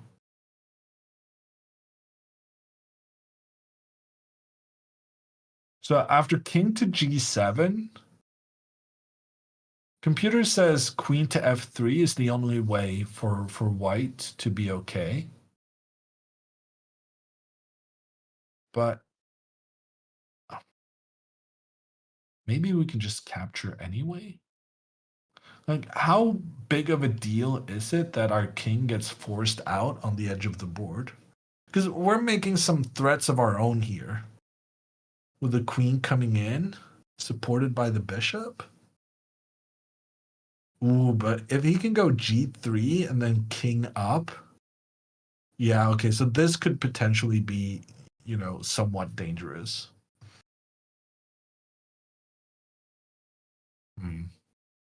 Well, in any case, Anna has taken the chess player posture right here, holding her own head up while eliminating some of that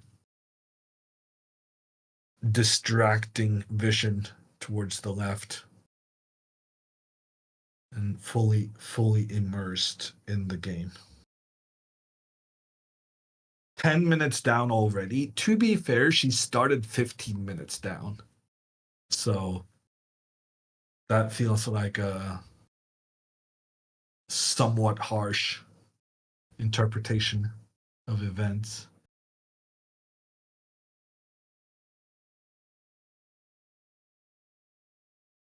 Is there another point where they get more time? No.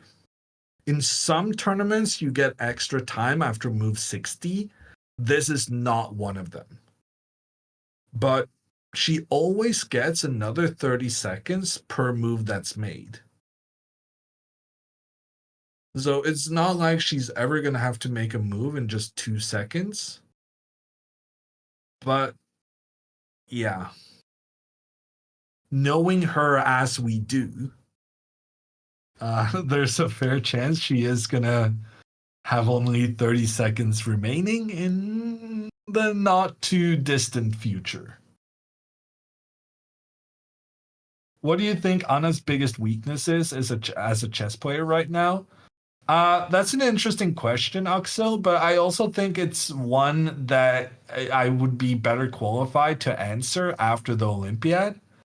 Because I'll be doing commentary now on Anna's games for 2 weeks in the next month. And that's going to allow me to have some opinions. But for this game, she's played very, very well. She made one big mistake, and that's it. It's kind of cruel how her opponent looks like he's escaping with a draw after only one mistake, but that's the name of the game.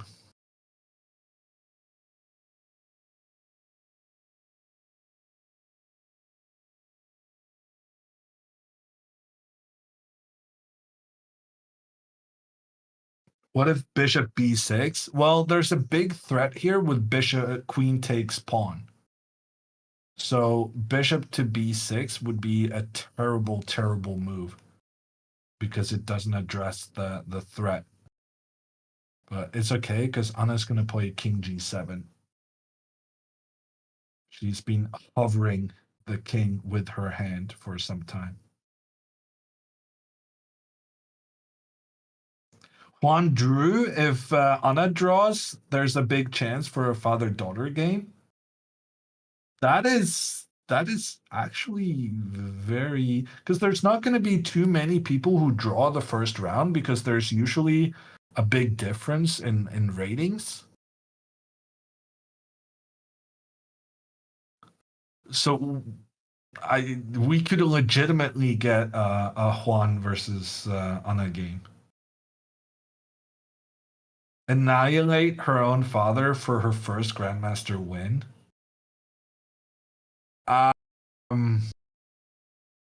Yeah, that would be nice. Feels like a bit of a pipe dream, but you should write scripts. Who's your money on in the daughter-father game? I mean, I would have to go with Juan, but The way Anna's been playing today, there's no reason why she wouldn't have decent chances.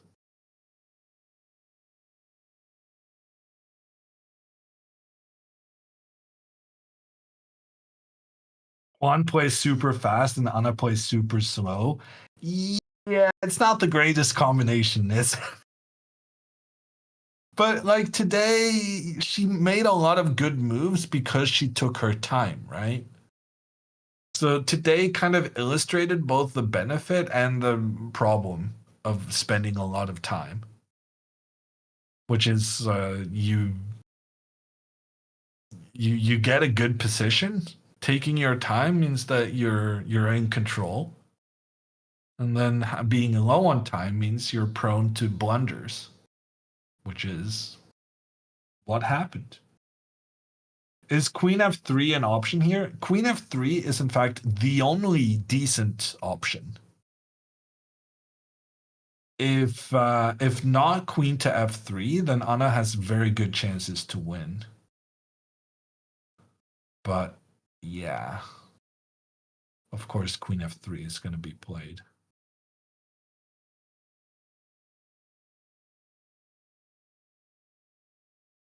Why can't Bishop take pawn?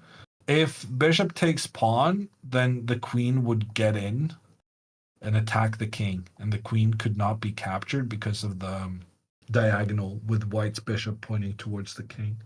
So it was very, very important that Anna prevented that. And now she is threatening to capture the pawn, either with her queen or the bishop. And if White tries to protect that pawn, we looked at this bishop coming in with a check against the king. And this is a winning attack, because if the king tries to go to the side of the board, the rook has that ability to shift over for the checkmate. Are both players still playing to win, or is this a draw right now? I mean, I'm assuming the Grandmaster is trying to win. I would think Anna at this point is just trying to make a draw.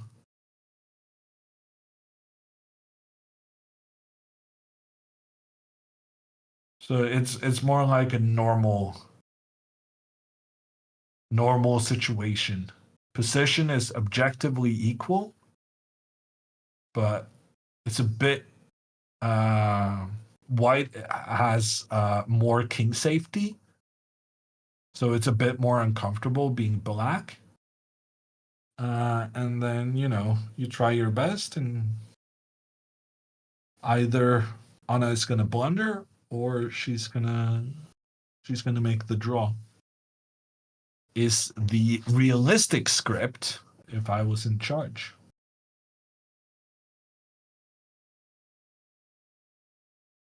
Anna left the board and the clock is running. Well, she left the board before her opponent made a move.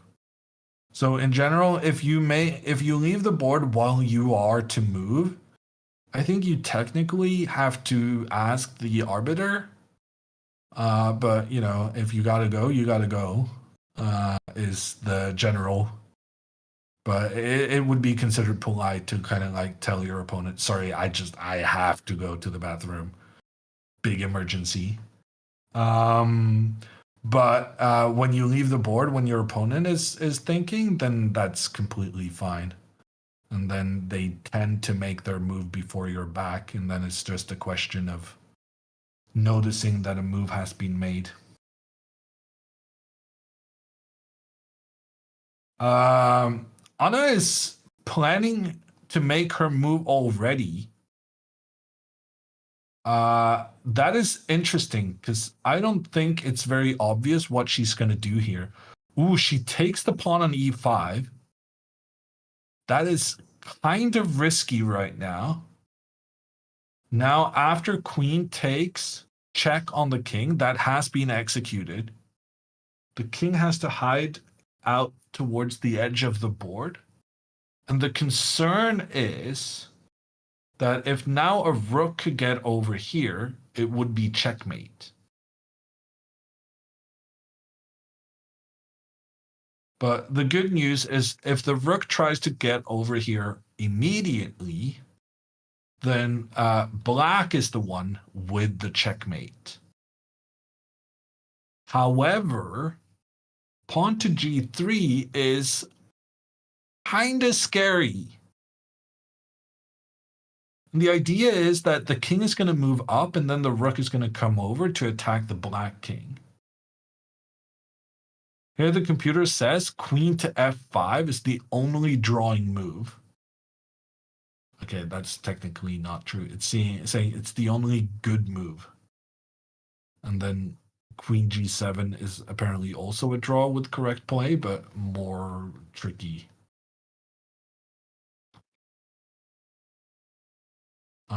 So queen f5 is not a very easy move to find.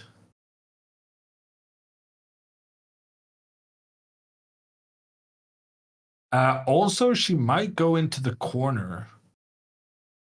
Although I don't understand why you would do that. Yeah, she moves up. That makes sense to me. She wants to keep her king close to the pawn to keep that pawn protected. Yeah, as long as she finds this queen to f5 idea, it's okay. So after g3 now, queen f5. This is the key. You need to sacrifice your own bishop in order to lure the queen away from the protection of their bishop. And then a situation like this is going to be a draw.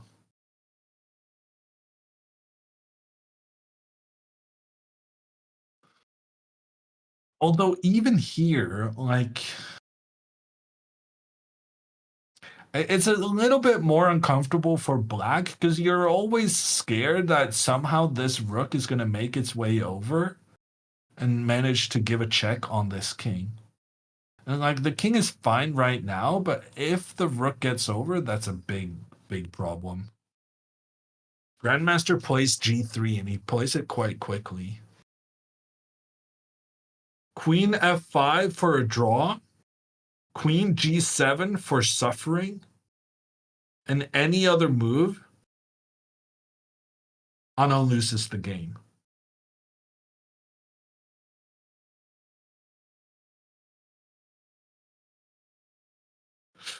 Yeah, this is kind of scary. I don't really like that she took the pawn on e5 that quickly. She did have other options.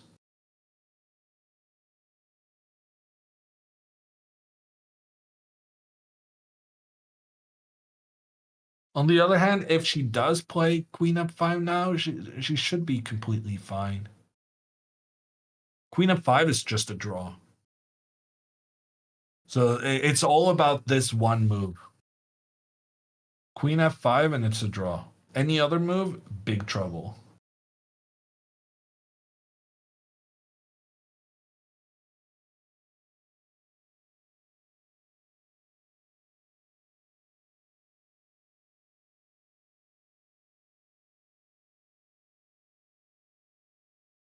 Remora makes a decent point that Anna doesn't really have any useful moves other than the queen moves. So it's natural that that is her main focus of attention. And if queen moves are what she's focusing on, then well, my problem is just that queen g7 makes more sense than queen f5 because queen g7 doesn't leave the bishop undefended. And the problem with this move is that after queen back, even though we get a position where black should technically be safe, the fact that white has two pawns defending their king while black only has one could be a concern. I mean, obviously this should be a draw. It shouldn't be that difficult even, but computer thinks it's a little better for white, and anything that keeps the game going is going to lead to Anna getting into massive time trouble.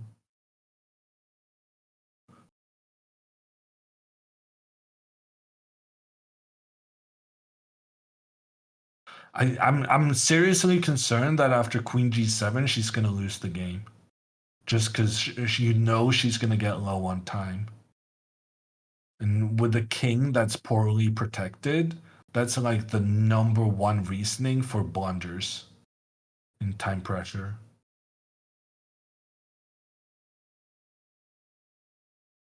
Is this position without H pawn a draw? I'm not sure what you're asking. There are no H pawns. Ah, you mean the A pawn? Um, you know, maybe, probably, but unpleasant, very unpleasant. We're very happy she has this pawn. I think it's fair to say. Without it, we would be more pessimistic.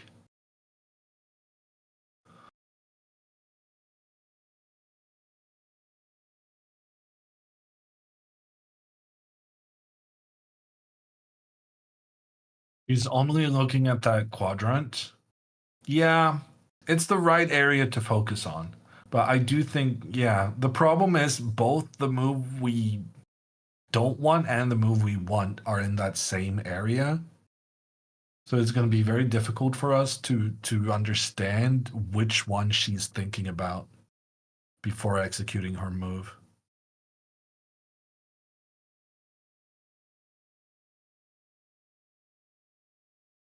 Queen f5 is a classy way to get a draw, though. Because the thing is, white's queen needs to keep protection of the bishop. So queen f5 just very nicely keeps the pressure on the bishop while asking for the queen trade. And that's the big difference compared to queen to g7. Because here the queen is no longer putting pressure on the bishop, allowing the queen to retreat, protect the bishop, but also maneuver in a way that allows the rook over to attack along the edge of the board.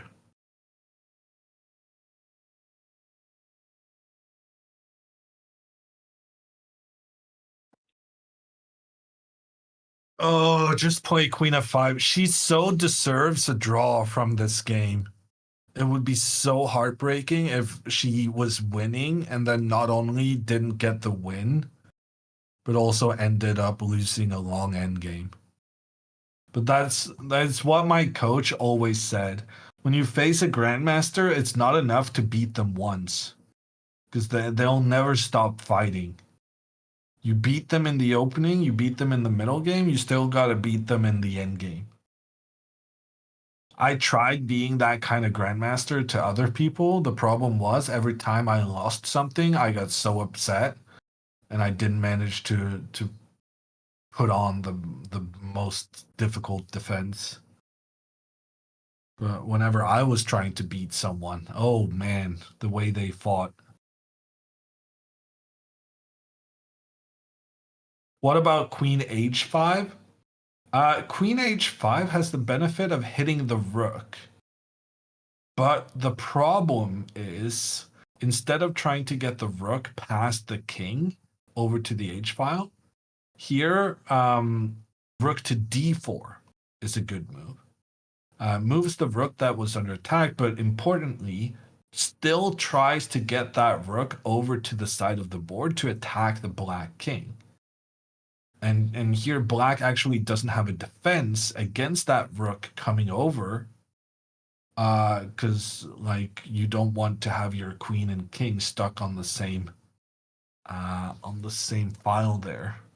So you have to move your queen away, and then the rook comes in, and yeah, basically the rook manages to force the king up into the open, and that is not a recipe for success whatsoever. So yeah, queen f5. That's what it's all about. Take as much time as you want. This one is important. Here, I would say it's a mistake playing too quickly. When there's only one move that's really good, and it's definitely, within your capacity to see that and understand the ideas, it's worthwhile spending some time to figure it out. Bishop b6. Well, bishop b6 after king g2, you have no way of preventing the rook from coming in. So that's just going to be game over.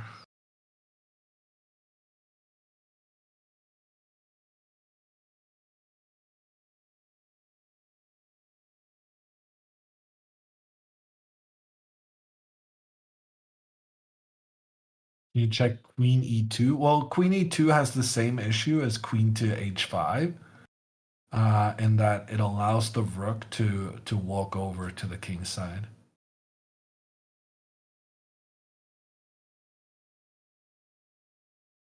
It's like everything you do, it's so important that you don't allow the rook over to check the king, because this king is very, very exposed right now.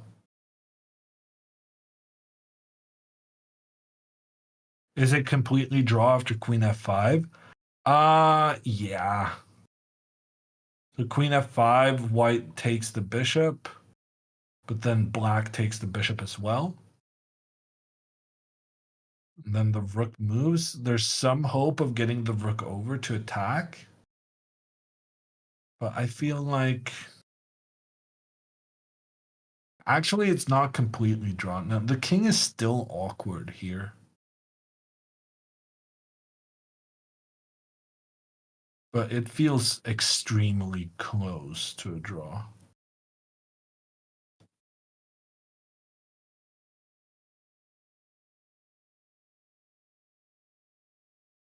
I mean, suddenly black is the one who could try to attack the white king.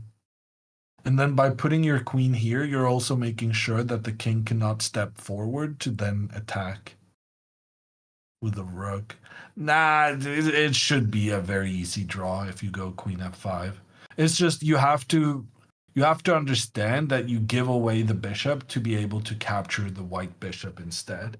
And very often when you have these opposite colored bishop endgames, when you're trying to make a draw, you're so focused on keeping the bishops because they generally lead towards a draw because there's a lot of blockading positions. But here, it's different because the king is in so much trouble. So here, keeping the bishops on the board would just enhance white's ability to attack on the light squares, while black has no piece to defend those same light squares. Black can attack the dark squares, but black isn't really in an attacking situation, which is why something like this is so problematic for black, because this bishop can't really attack the dark squares. The white pawns has that under control. And in the meantime, white is going to try and, have things point in the general vicinity of the king. And in particular, whenever the bishop points towards this g6 pawn, you can't defend that with your own bishop. You cannot defend the light squares when you only have a dark squared bishop, which is what makes this such a difficult situation, and one I would not be confident in making a draw.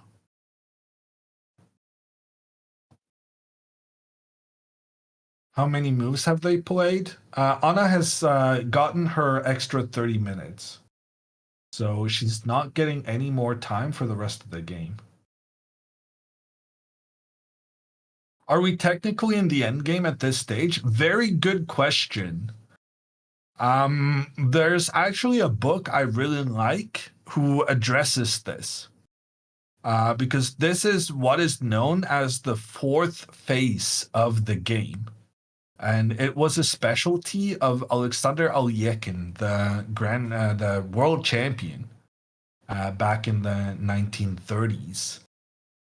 And the thing is, based on the number of pieces left on the board, it's definitely an endgame. But because some of those pieces are both queens and rooks, it's definitely not an endgame in terms of the king being an important piece that you tried to push in towards the middle to help contribute.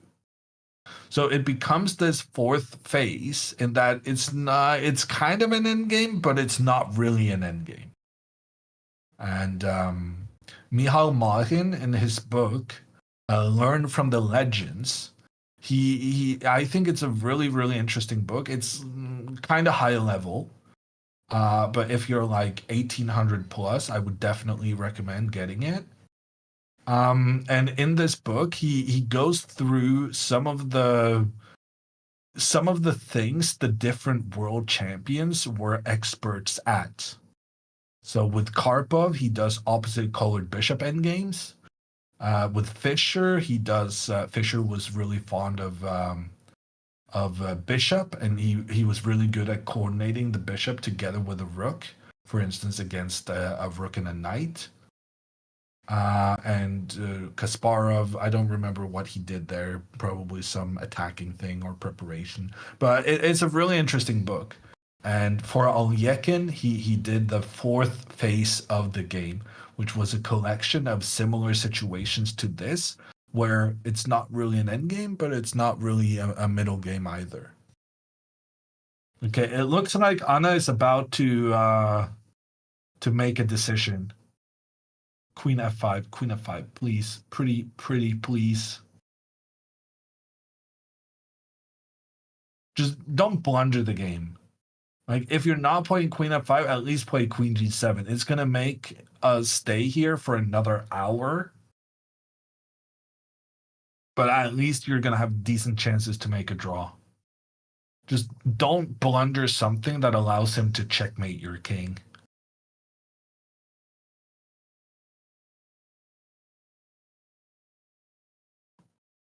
Nine minutes on the clock? Yeah, it's not great, is it? She really needs this queen f5 move.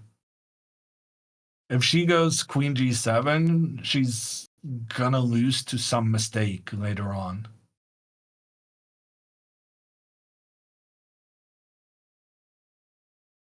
She's looking at the camera. I don't know if that's a good sign.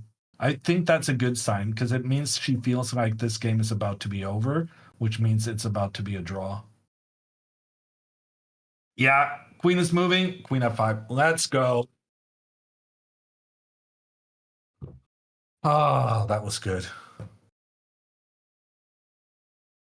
Good decision. She played one bad move in the entire game and she makes a draw. Feels bad, but at the same time, draw against Grandmaster, not too bad. Could have been a win, but we'll take it. What about queen trade now? Well, queen trade, then, it's just a draw. Like, you're not going to win after without the queens on the board. Black's only problem here is that the king is not super safe. In order to exploit that, white needs to have the queens on the board. So queen takes bishop is really the only move here. The Grandmaster is not going to draw until his 30 minutes are gone. Yeah, this is true. But I think it should be fine.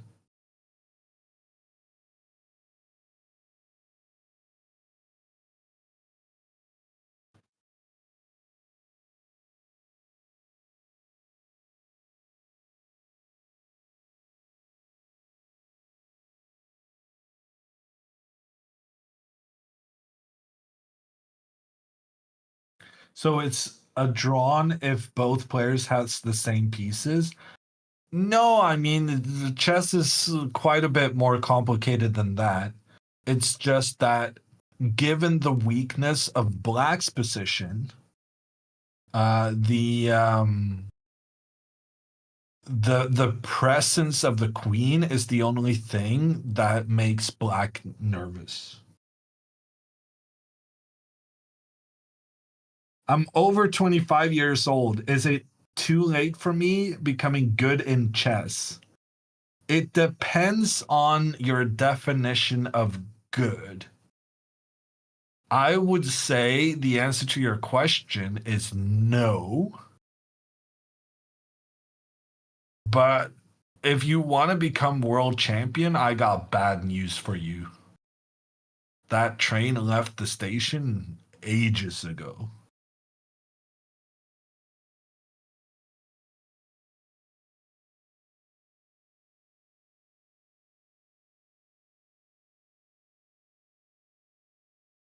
What about becoming an international master at 30?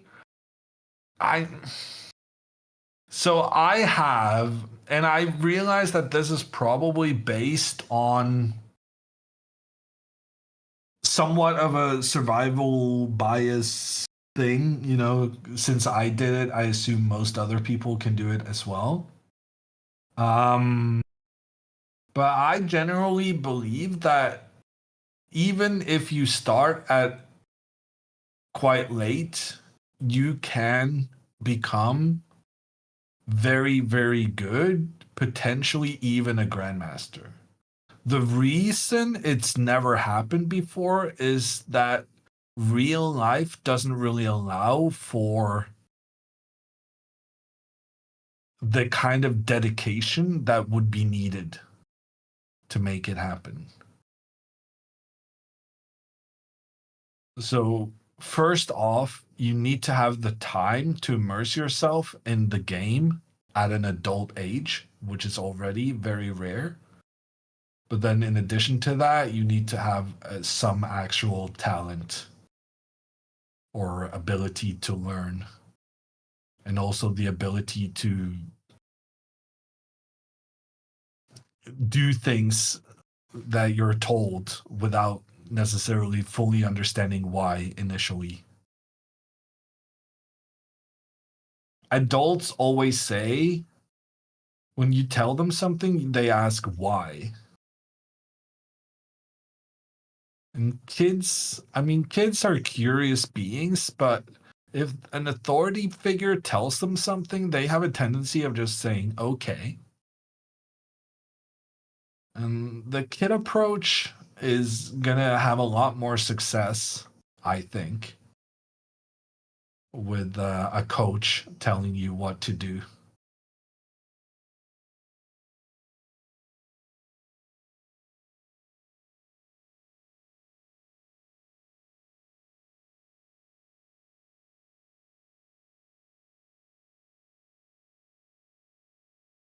Wouldn't asking questions improve your understanding, though? I mean, in some cases, yes. But that's kind of the problem for adults that we have this dependency on understanding. And I tried to do that in math class, and it was not the recipe for success. Sometimes you just gotta know the formula without fully understanding it, which is why my economics teacher in high school, when I kept asking questions, why, she at some point just said, well, that's just how it is, to great applause from the rest of the class. Finally managed to shut up Hammer.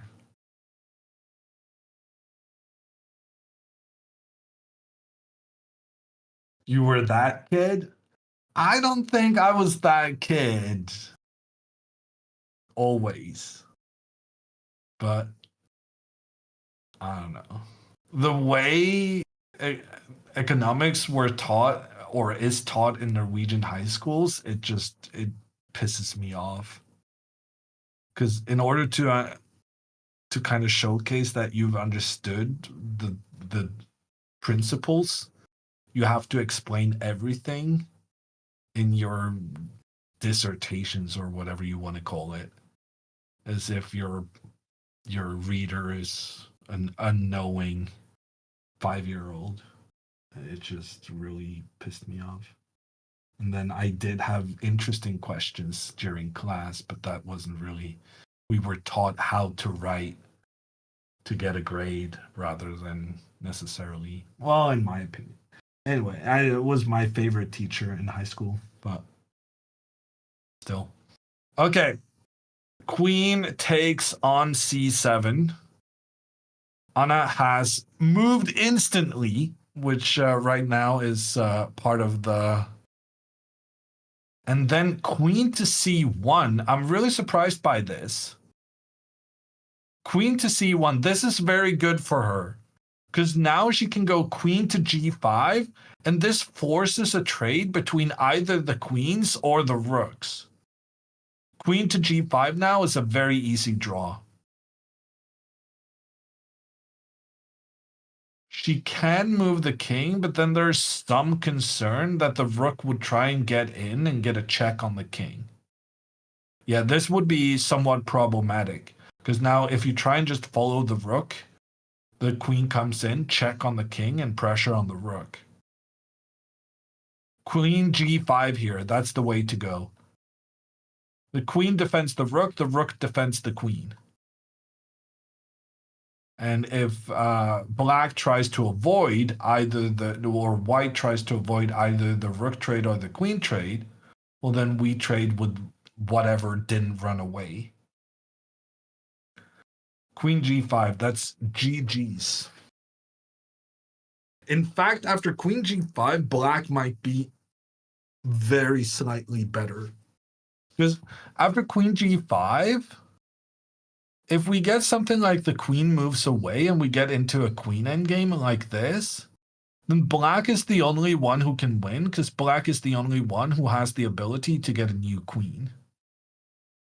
Sure, your king is not super safe, but imagine a scenario where, white is just checking mindlessly, even winning a pawn, what do I care? And you get into a situation like this, and now it's kind of scary. Because in a pawn race, the furthest pawn is going to win it. And yeah, situations like this could arise. Where it's not about who has the most pawns, but it's about who's closer to getting a new queen. So a queen endgame would be much better for Anna. A rook endgame would be maybe slightly better for white, but it should be an easy draw. The only thing that could be scary here is moving the king back, going into one of these fourth phase of the game. Rook and queen versus rook and queen. Not really an endgame, but not really a middle game either. Still lots of ways to attack the king from multiple directions. And you're going to feel uncomfortable with this king safety. So just don't get involved in that and play queen to g5. How much time does she have? 5 minutes? Just make a move.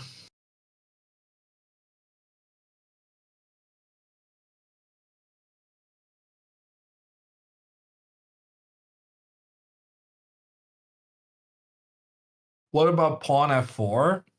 If pawn to f4, then this guy is no longer defended. So then the queen comes in, check on the king, and the queen isn't pointing towards the king because the pawn is standing in the way.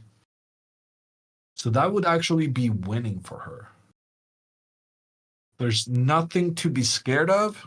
Go queen g5 and make a draw. Come on. Yes. She's going for the queen. Draw. Well done. Well done. Now the question is, how long is he going to play on? So he understands the danger of the queen endgame. So he goes into the rook endgame instead. And now he's trying to say that this king is cut off and is struggling to get back into the game. Anna has, several ways to make a draw. She can just do this and get the pawn one step further up. That's fine. She can just sit here and just make sure that she gets her king in towards the middle afterwards. That is less good because there are some scary situations in which the king could kind of sneak its way up towards that single pawn. She played rook b5. And he doesn't go rook a7? I'm confused by that. He had the option of preventing her from pushing the pawn, but he chose not to. I don't understand why he would choose not to.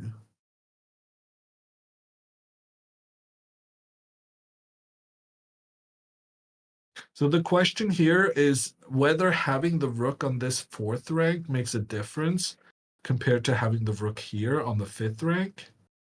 I would think having the rook on the fourth rank is better because it prevents maybe the king from getting even further up. But there's a concern that after pawn to f4, we cannot go g5 because of check. King up, and then rook comes in here. But if you're just happy to sacrifice this pawn, that would be fine. Because white, even if white wins a pawn, as long as you don't have two pawns next to each other, there's no chance to do anything. Anna just keeps the pawn on g6 and goes across. That seems like a sensible way of playing.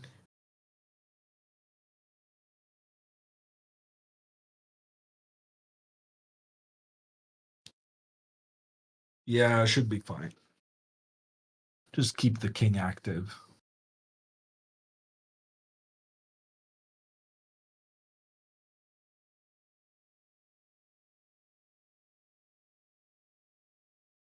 Potts, he already got his extra 30 minutes. So this is all the time they have remaining.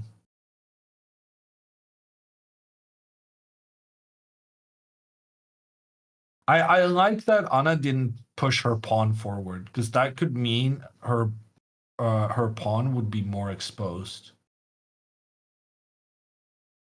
So just keeping the pawn back makes it more difficult for White's king to crawl its way forward.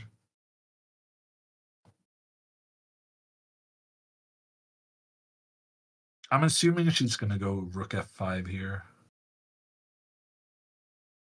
Can just do something like this.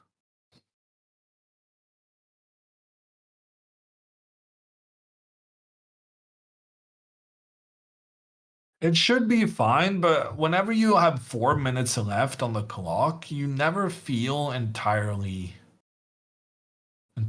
confident.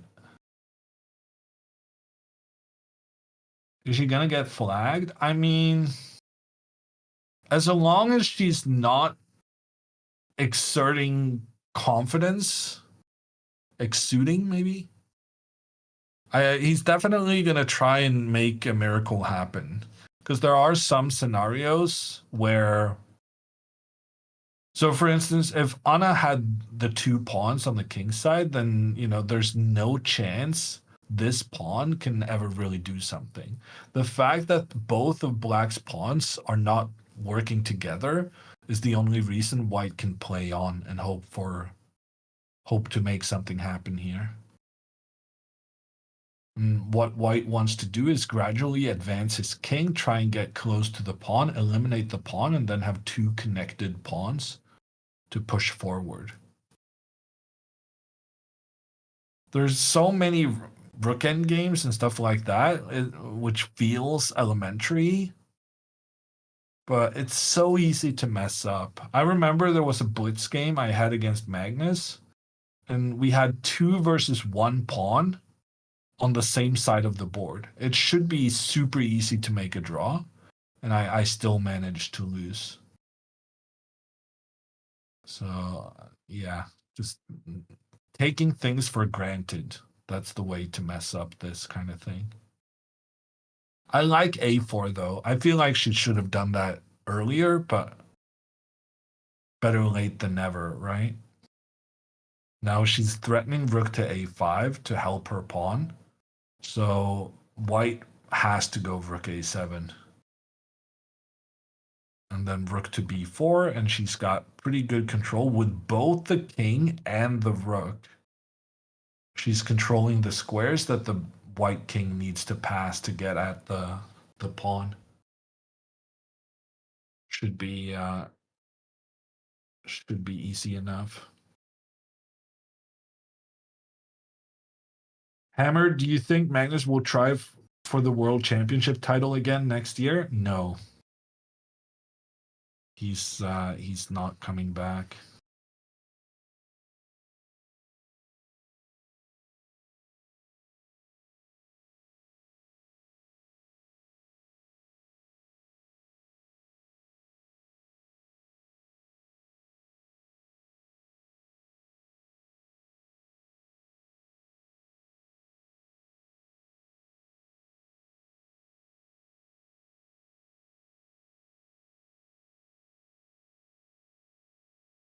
Maybe in 2 to 4 years? No. He's not coming back. But he'll play the World Blitz and Rapid. It's a very exciting tournament in its own.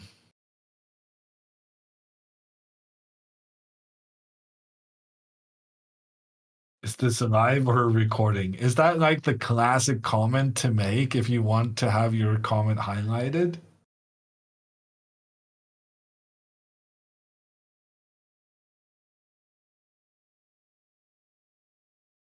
Okay. Has he told you personally? Well, I mean, he said so in many, many, many interviews. Just listen to an interview with him. But I mean, if he was gonna if he cared about winning world championships, he wouldn't have backed out to begin with. One little thing here: if the king moves forward, that's a checkmate. So let's not do that. Anna has instead moved her king back. Good decision.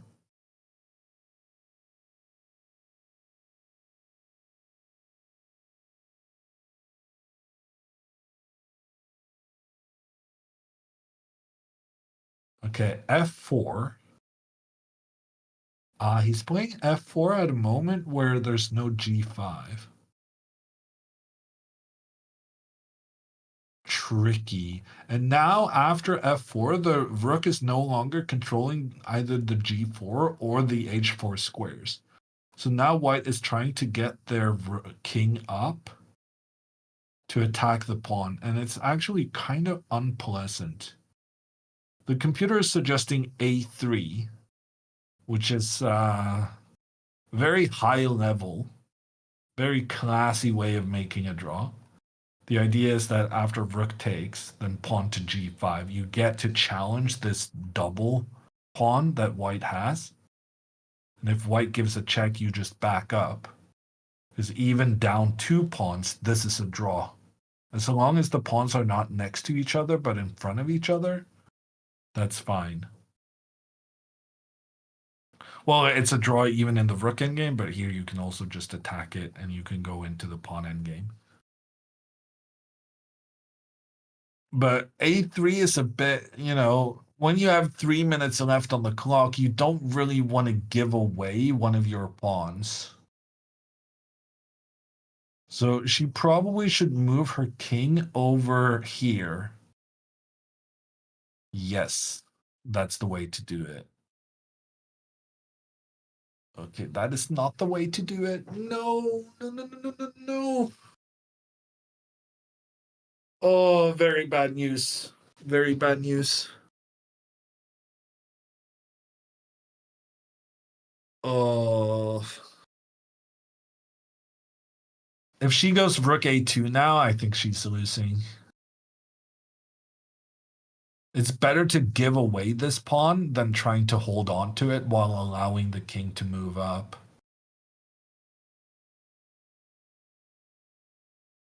Rook b2 was a big step in the wrong direction.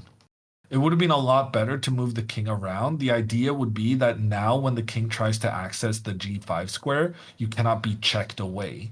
When the king was here on f6, if you just sit around and wait, the problem is that sitting around and waiting is going to allow the rook to come in, check, and then the king to come up. Actually, even here, you can just kick the, yeah. So even here, this wasn't really an issue. But instead, she maneuvered her rook to the most least active square.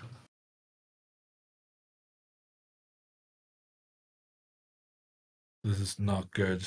Computer's saying it's still a draw, but now it's super, super dangerous. It would be better to just leave this pawn but have an active rook than kind of blocking your rook from ever doing anything. I'm kind of surprised he went king g4. I think king h4 would have been better, no? Because now after king g4, she can go rook a3, and this is the best way of, like, she's put her rook in a bad place, but if the rook could still put some pressure in towards the g3 pawn, that would, yeah. Because the thing about having this pressure is that now anytime you're trying to chase the king back and then moving forward, the black rook will always be able to capture the pawn.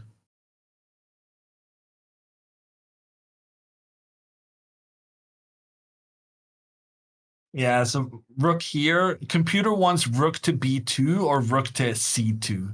Just give up this pawn. That's not really the, yeah. That's not very likely, having just wasted 2 moves to protect the pawn. Playing rook b2 to undo it and give up one of your pawns. Then we get into that endgame I lost against Magnus in Blitz. So this is, yeah, kind of unpleasant at Blitz time controls. I rook a3. She needs rook a3. She needs to have that pressure. She needs to make sure that black is not able, and white is not able to go king g5. But she needs to make a decision now within a minute. The guy leaves the board when his opponent has 1 minute left. Wow. That means he has so much adrenaline pumping right now, I think. It's the only reason you would leave the board, if you're trying to calm yourself down. Because he feels like Anna just made a huge mistake in the wrong direction, and he feels like he might win this game now. And sometimes that just gets your heart pumping so much.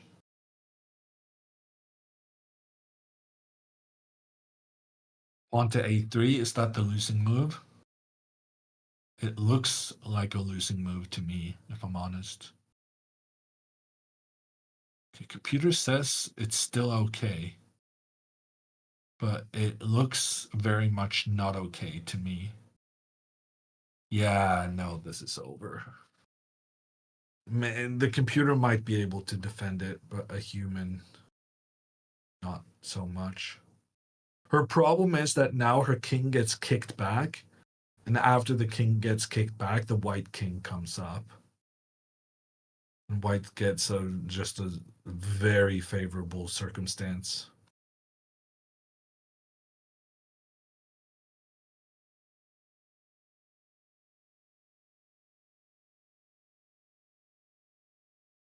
Computer is saying the only move to make a draw here is rook to g2. I'm honestly surprised that this was not winning for white already.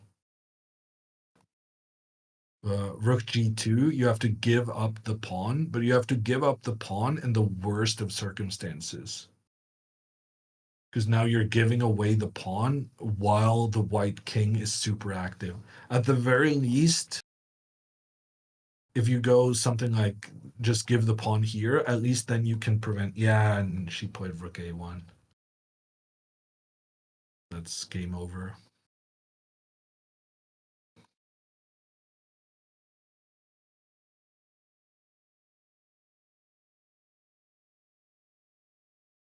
It's so sad.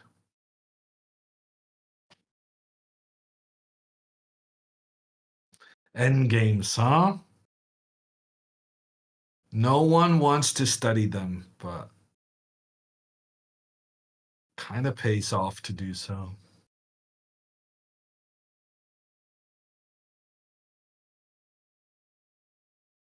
Very good lesson. She'll learn a lot from this. No. What is this positivity? No, you don't learn a lot from it. You just get grumpy and then you let it affect your next couple of rounds because you're so pissed at yourself for not being able to hold a draw in the same number of pawns endgame.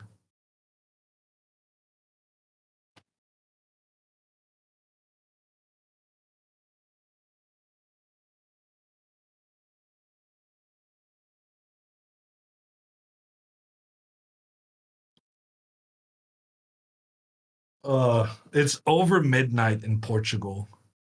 It's 1:15 in Oslo. That's harsh also. Playing to past midnight and then losing the game. And losing the game like this also.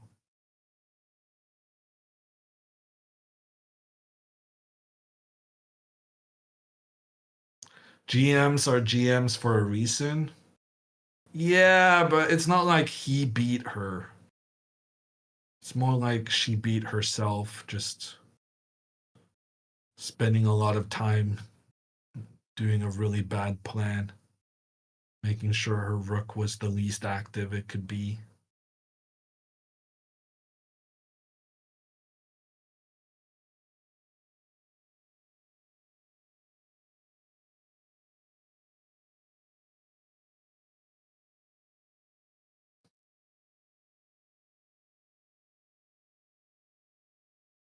Okay, the good news is that g4 is a draw, but f5 is winning.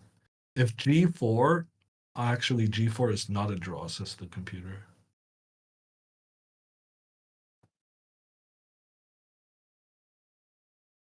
Are you kidding me? This is not a draw?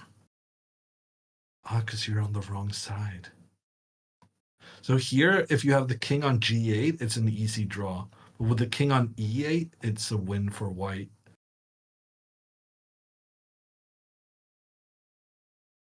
I don't really know why. It has something to do with the checking distance.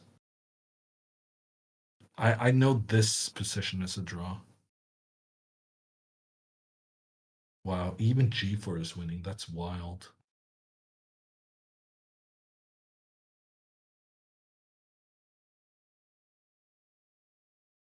Okay, so Anna needs to go after the g3 pawn now. So her rook is, standing in the way of the pawn, so it can't really do anything. The rook needs to go. Now you're threatening to get a new queen, so this pawn needs to be captured. But after takes, check. The thing is that this is the classic, what's it called? One is called Lucena and one is called Philidor, and I don't remember which one is which. This is the one with the bridge building. And so long as white has the king in front of the pawn and control of the queening square, it's just winning, and you just zigzag your way forward, and then you put the king in front of the pawn, and then you do some sneaky maneuvering.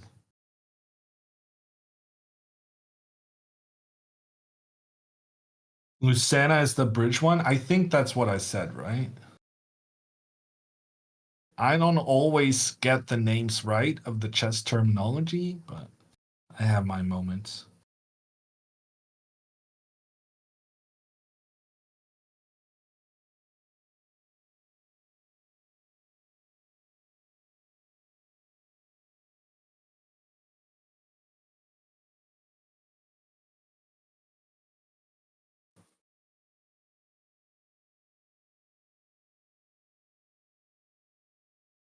I thought it was kind of weird the way he played it because I would have taken here first and then given the check. Maybe it doesn't make a difference, but now after f5, can we go like rook g8, try and regain control of the queening square?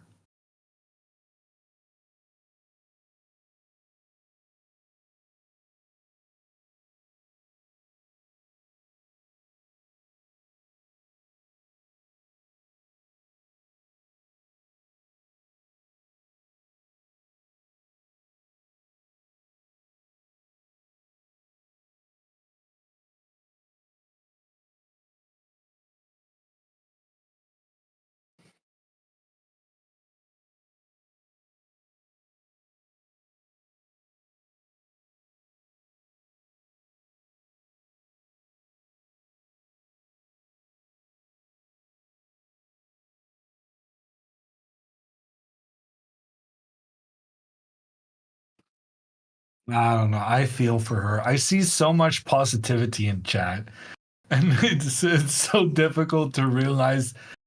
I feel like it's the result of the community that Anna cultivated. But to me, this is just like this is the most horrendous thing that has ever happened, and nothing is going to be okay again. And I can't get away from my own view of things and the world and whatnot. This is just so devastating. And yet there's people in chat being like, "Oh, better luck next time. Oh, you'll learn from this." I just, yeah. Damn, he's kind of good. Rookie too. That's a classy move. If King G6 here, I think it's a draw. King G6, King E7 is a draw.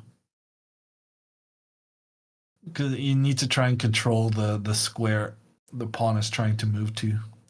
Problem is, after Rook to E2, King is not getting anywhere.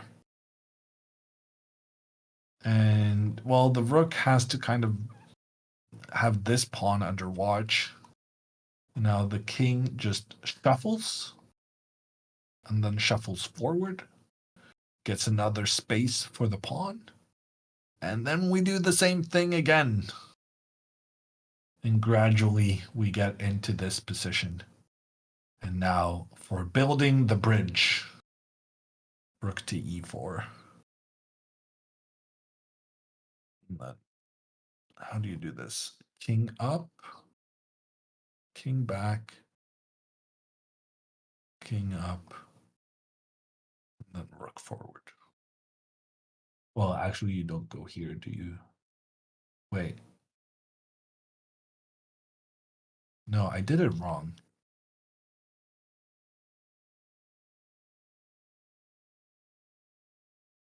Here you can just go here. Never mind.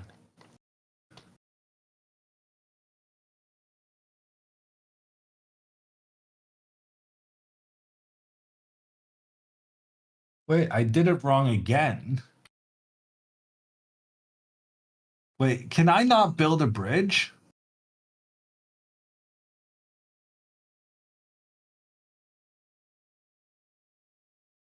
Oh, you don't need to build a bridge here. You just go here, and then the king moves and the pawn promotes. Yeah, no, I was so confused because you need to have the rook here to make sure that the king cannot move out. And then you give a check, and then you go rook up. You just need to have the king further away for that whole thing to work. Man. Yeah, it's good to repeat some classic endgames, huh?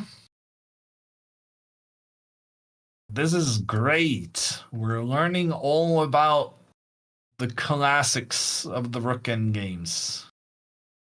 Keeping the positivity and spirit of the channel and community. Norwegians are better with tunnels. Honestly, we have some really good bridges as well. We have big mountains to pass, but we also got some of them nasty fjords.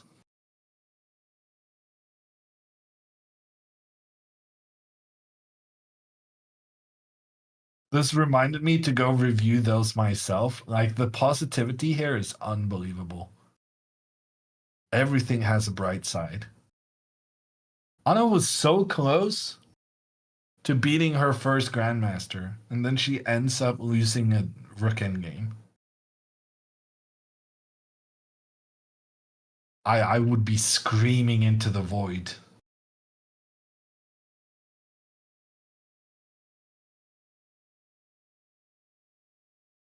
Don't build bridges over fjords, ruins the scenery. Uh, oh god.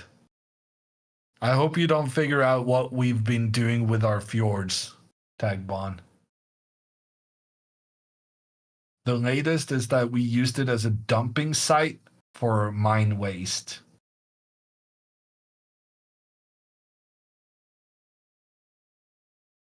Uh,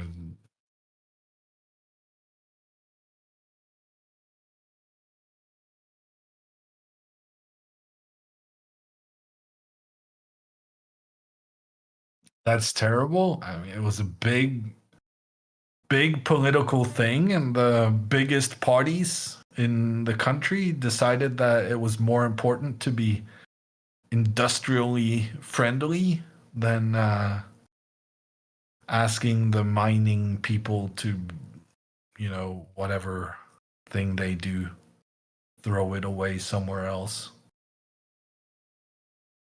And I do believe the parties most responsible for basically the two parties currently in government in Norway are the two parties that are most about, rural industrial work stuff. It's the most environmentally unfriendly government in Norway that you can put together, in my opinion.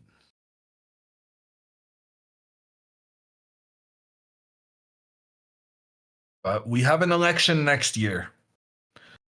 And let's just say they're not getting reelected.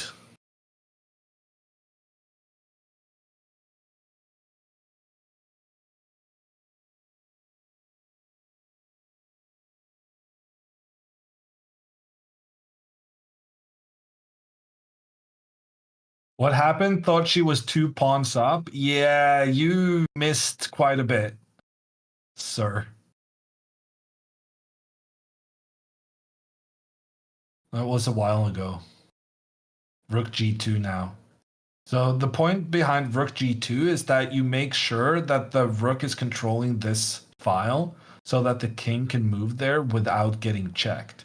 Anytime you try and move the king away from the pawn, the rook just keeps chasing the king. And here you never get anywhere because the rook can just chase the king all the way. But what you want to be doing as white is you want to put the rook on g2 so that you can move your king away and get a new queen.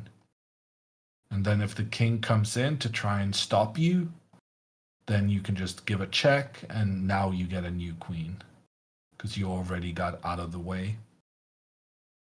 He plays rook to d4 because he is classically trained. And he's going to build a bridge where rook g2 would have been a lot quicker and easier.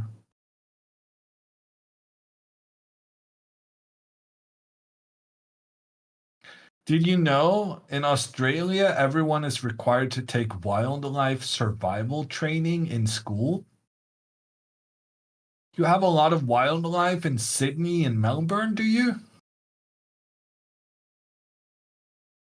I guess snakes don't really respect city limits, do they?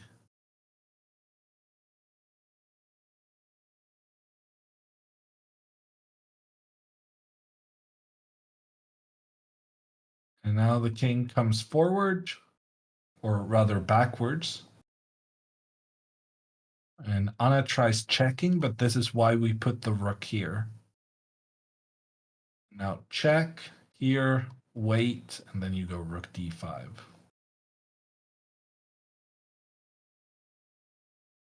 That's how I was taught it.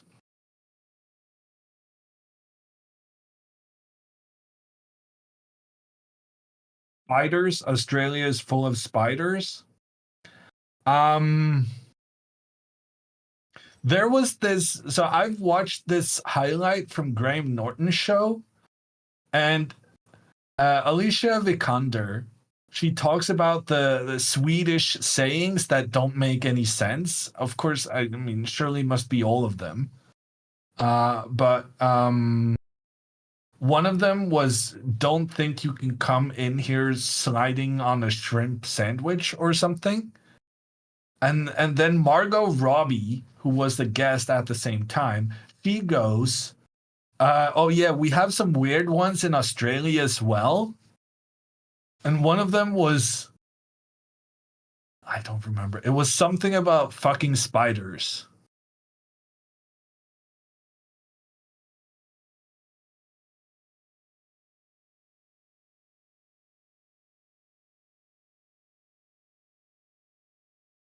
We're not here to fuck spiders. Yeah, that's the one.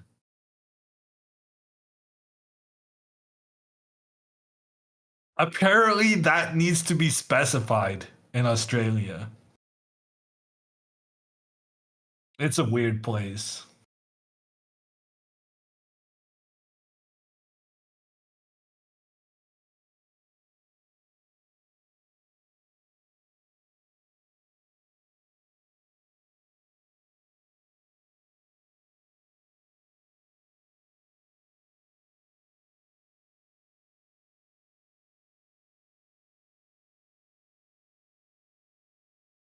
Is she gonna play all the way to May? No, she's gonna resign now.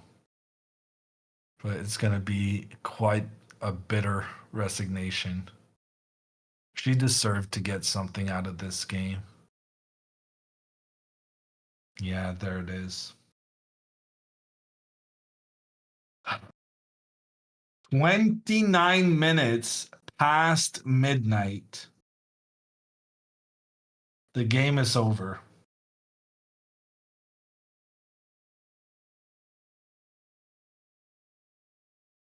It was a late start. The round was 30 minutes delayed. And it ends in a devastating way. Will she talk to us? I don't know. We're going to stick around to find out. But I definitely wouldn't blame her if she just wants to crawl into bed right now. This was rough.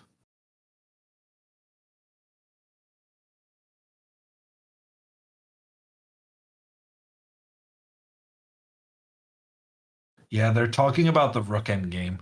So he's pointing how the Rook should make sure that the king cannot get close to the lone black pawn on the king's side.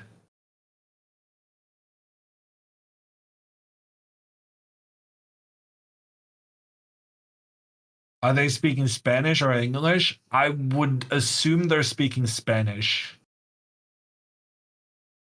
It's very, very unlikely they're speaking English.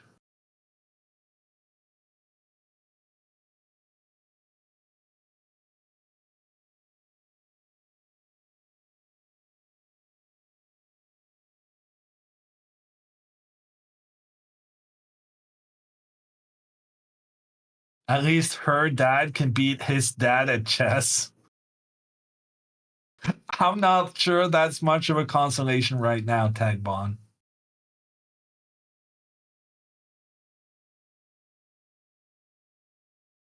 How many languages do you speak? I speak less than, the Camlings.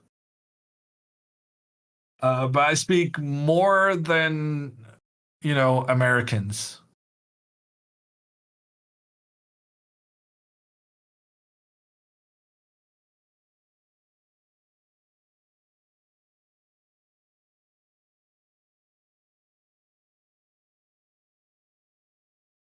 So one language? I mean, English still counts. I'm pretty sure. What does that mean? It means that I speak Norwegian and English. And I can say some phrases in other languages, but I would never make an argument for actually speaking those. Ich habe eine Staubsauger und eine Käse bitte. Je m'appelle Jean-Louis Amer. Comment ça va? Ah, хорошо. Как дела?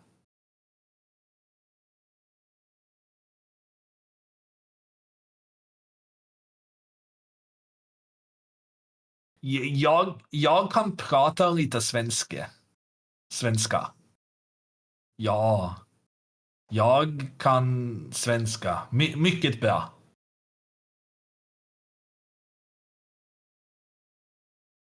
Danish?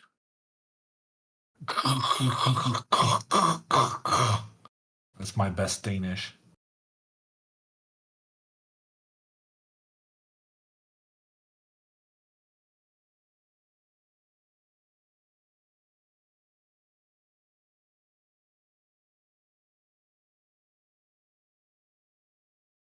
in Danish. At least there's not a lot Norwegians and Swedes can agree on, but that the Danish language is an abomination is one of them. Move Dude, yeah, it's not the greatest placement of his behind. Did she resign? Yeah. She mishandled the end game. That's the second time today that guy has gotten corrected by Anna to move away from the picture. It's Juan? I don't think it's Juan.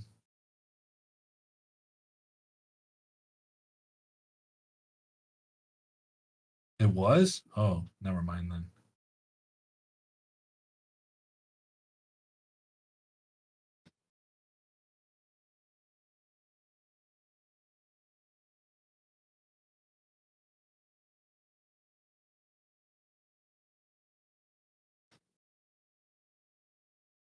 I'm not sure looking at Endgames after this is the most.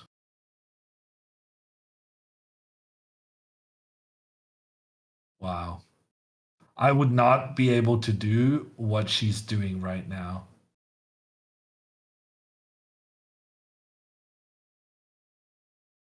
They're actually looking at Endgames after that loss.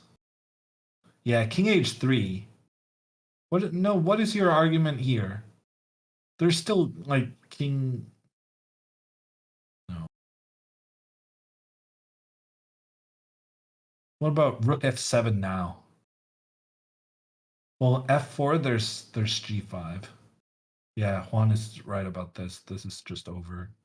Anytime you can trade off one of those pawns for the two pawns, then it's super straightforward. Anna wants to learn something while she still has the chance. Yeah, but I don't know. Learning something at past midnight after you just lost a devastating game. Rook end games, you gotta sit with, at home, old school, board in pieces, preferably an opponent at your same level, and just play through a lot of different scenarios. The buddy training method, the Rook end games are very good for that.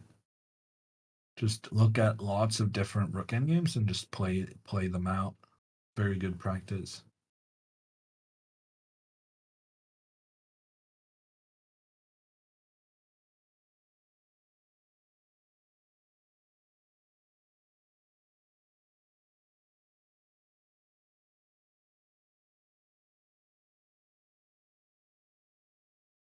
Hey, Anna. Interview time? Okay.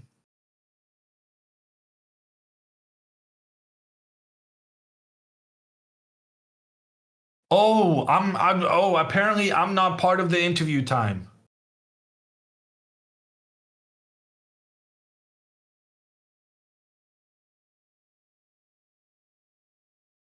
If I'm not, then I'll be back tomorrow, guys. The round is 3 hours earlier than today. 8, no, sorry.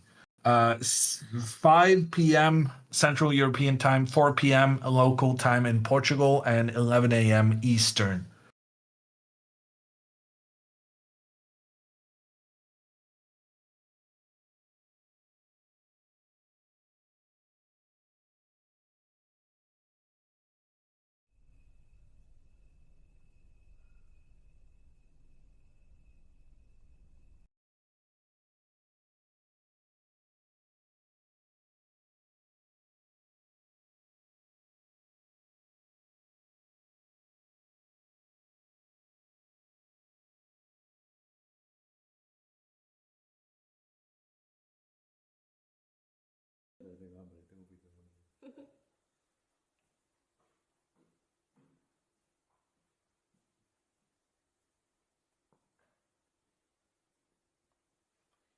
Hello, do you see me? Hello, everyone. I messed up.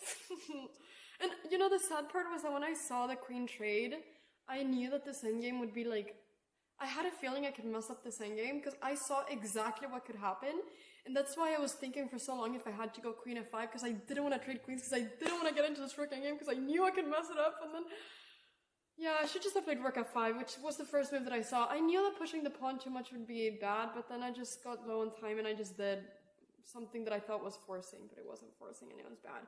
But overall, I'm actually really happy with the game. Like, I think this, in a way, might be one of the best games I've played against a grandmaster. Like, I felt in the opening, like, every single move that I was doing was just working, and it felt like I had the flow, and I think all the way up until when I lost the pawn on b4, I felt like I had everything under control.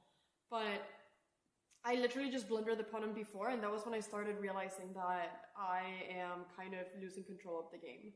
But then I thought I was still fine, and then at the end I thought that everything was good, but I missed this idea of going king g2 and rook h1, and then I realized that I had to trade queens, and then I thought, okay, I know that it's a draw, but I just need to not allow the king to come in, and then, yeah, I thought that if I had the rook behind the pawns it would be fine, but it wasn't fine. I just had to play rook f5 and keep my rook there, which I know. But yeah, it was, it's one of those games that just really annoy you because it was so close, but I think in a way I don't feel like extremely tilted because I feel like I had this game in my pocket. Like, I really feel like I had this game in my pocket. So I'm actually really happy with my play for the biggest chunk of the game. So he was so nice. It's really funny because my opponent before the game, he told me, Anna, I typically play e4, but I'm gonna play b4. He told me this like 30 minutes before the game, and he was like, go and prepare b4. And I was like, what? What is it? He's not, he's trolling. And then when I started the clock, he said, let's see if you actually prepared b4. And then I played b4 and I was like, what? That's why I was smiling. That's why I was literally laughing. Because I was like, there's no way a grandmaster plays b4 against me. He whispered, let's see if you practice b4. And I was like, what? And I didn't. I was just setting up stream. Like, I didn't think I was going to play b4, but he did it. It was actually insane. I couldn't believe it. But he was so nice. We played for so long. I can't believe it's 12:40. Like, I started the game at 7, 8, 9, 10, 11, wow, 5.5 hours. I felt the last hour that I was really tired. Yeah, I felt the last hour that I was really tired. But yeah, like I said, I'm sad, but in a way, I'm also just happy that I feel like I can play this well because I think up until I blundered the pawn on b4, which was move 38, I think it was just crushing. I don't know, maybe I made a mistake before, but I think it was almost crushing. And I'm really proud of some moves, like knight c6 I think was good, taking the pawn even if it seemed scary. Like, I'm proud of all of those decisions, but then, yeah, at the end, I kind of messed up. But I honestly think that the reason I was playing so well was because I didn't feel any pressure at all. I just felt like I'm the underdog, and I'm just, if I lose, it doesn't matter. Like, it's not the end of the world. Like, I didn't feel any pressure, and when I had that feeling, I just felt like the flow was so good in my brain. Yeah. So, anyways, yeah, I'm quite happy. Knight c6 was double exclamation mark. I thought knight c6 was beautiful. I was really proud of that move when I saw it. And there were certain moves during the game that when I saw them, I just felt like, okay, I know this is the best move. And then I was like, it just felt like it worked in my brain. It was clicking. I was like, I know this is the best move. I don't need to analyze anything else. I know this is the best move. And I play them. So yeah, I'm pretty happy, but obviously sad because I lost at the end, but it's inspiring. It's really inspiring. I'm gonna really try to give it my very best this tournament, and this was, I feel like, a really good first game for me to play. So I'm really happy about that. But yeah, hours ago, Hammer pointed out a rook sacrifice that GM could have made. I guess maybe certain times he could take my knight and sacrifice the exchange and then go for some. I was looking at all these crazy lines. But yeah, I wasn't sure. I also felt like I wanted to give him, it was like I was throwing the tennis ball towards him, and I was like, do you want to sacrifice the exchange? Sacrifice the exchange, you know? But yeah, It's okay. I was short on time. But overall, I'm actually really happy. I think it's one of the best games that I've played this year, and I feel like I'm playing so much better than I was like 6 months ago. So I'm really happy about that. I hope you have enjoyed the tournament. I hope that enjoyed Hammer's commentary and everything. It's a beautiful place. Like, you know what? Let's actually wait. Let's have a little bit of fun, okay? Let's have a little bit of fun. Let me like move around my camera. Wait, guys, I have an idea. Do you see like how cool this is? Like the playing hall is so beautiful and it's so big and it's like an auditorium, and that's where my dad was playing, right over there. He was playing right over there. Look, there's so many like people.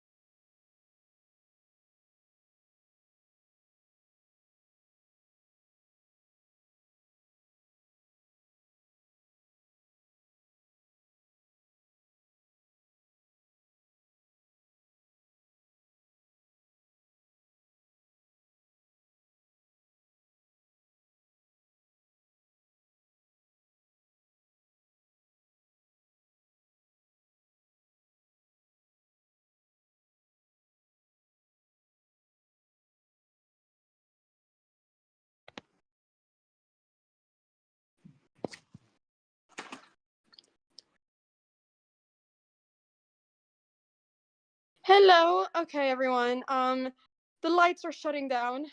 Internet got plugged off because everyone is going home. It's time to go, everybody. It's 1 a.m. almost, and I'm at a chess tournament. It's time to go home. I don't know if you guys heard the story, but anyways, my camera dropped yesterday, but it survived. We're happy. Tomorrow, we have the next round at 4 p.m. Portugal time, which is 5 p.m. CEST. So don't miss it. Round 2 will be played here. It's going to be amazing. Hammer is going to be back with commentary. Send some good wishes to my mom for her recovery. And once again, big clap, Hammer, for joining last second. I asked him literally 5 hours before the round if he could join when my mom got sick, and he could, so he's amazing. Thank you so much, everybody, for watching. Thank you so much for joining the stream and supporting and rooting for me. I shall come back stronger tomorrow. And yeah, I'll see you all tomorrow. Thank you so much for watching the stream. I'm going to go raid someone amazing, so don't go anywhere, okay? Do not go anywhere. Do not go anywhere. Do not go anywhere. Who do we raid? Oh, who's playing chess? Who's playing chess? Who's playing chess? We got the one and only. Da da da da da da da. You know what? I'm gonna raid Emily plays chess. There we go. Wait, guys. Oh my. This is wait. Bum. She's a smaller streamer, I think, okay, internet, don't die on me now. We shall do this raid. We shall do this raid. Raid Emily plays chess. Okay, let's see if it works. Let's see if it works. Does it work? Does it work?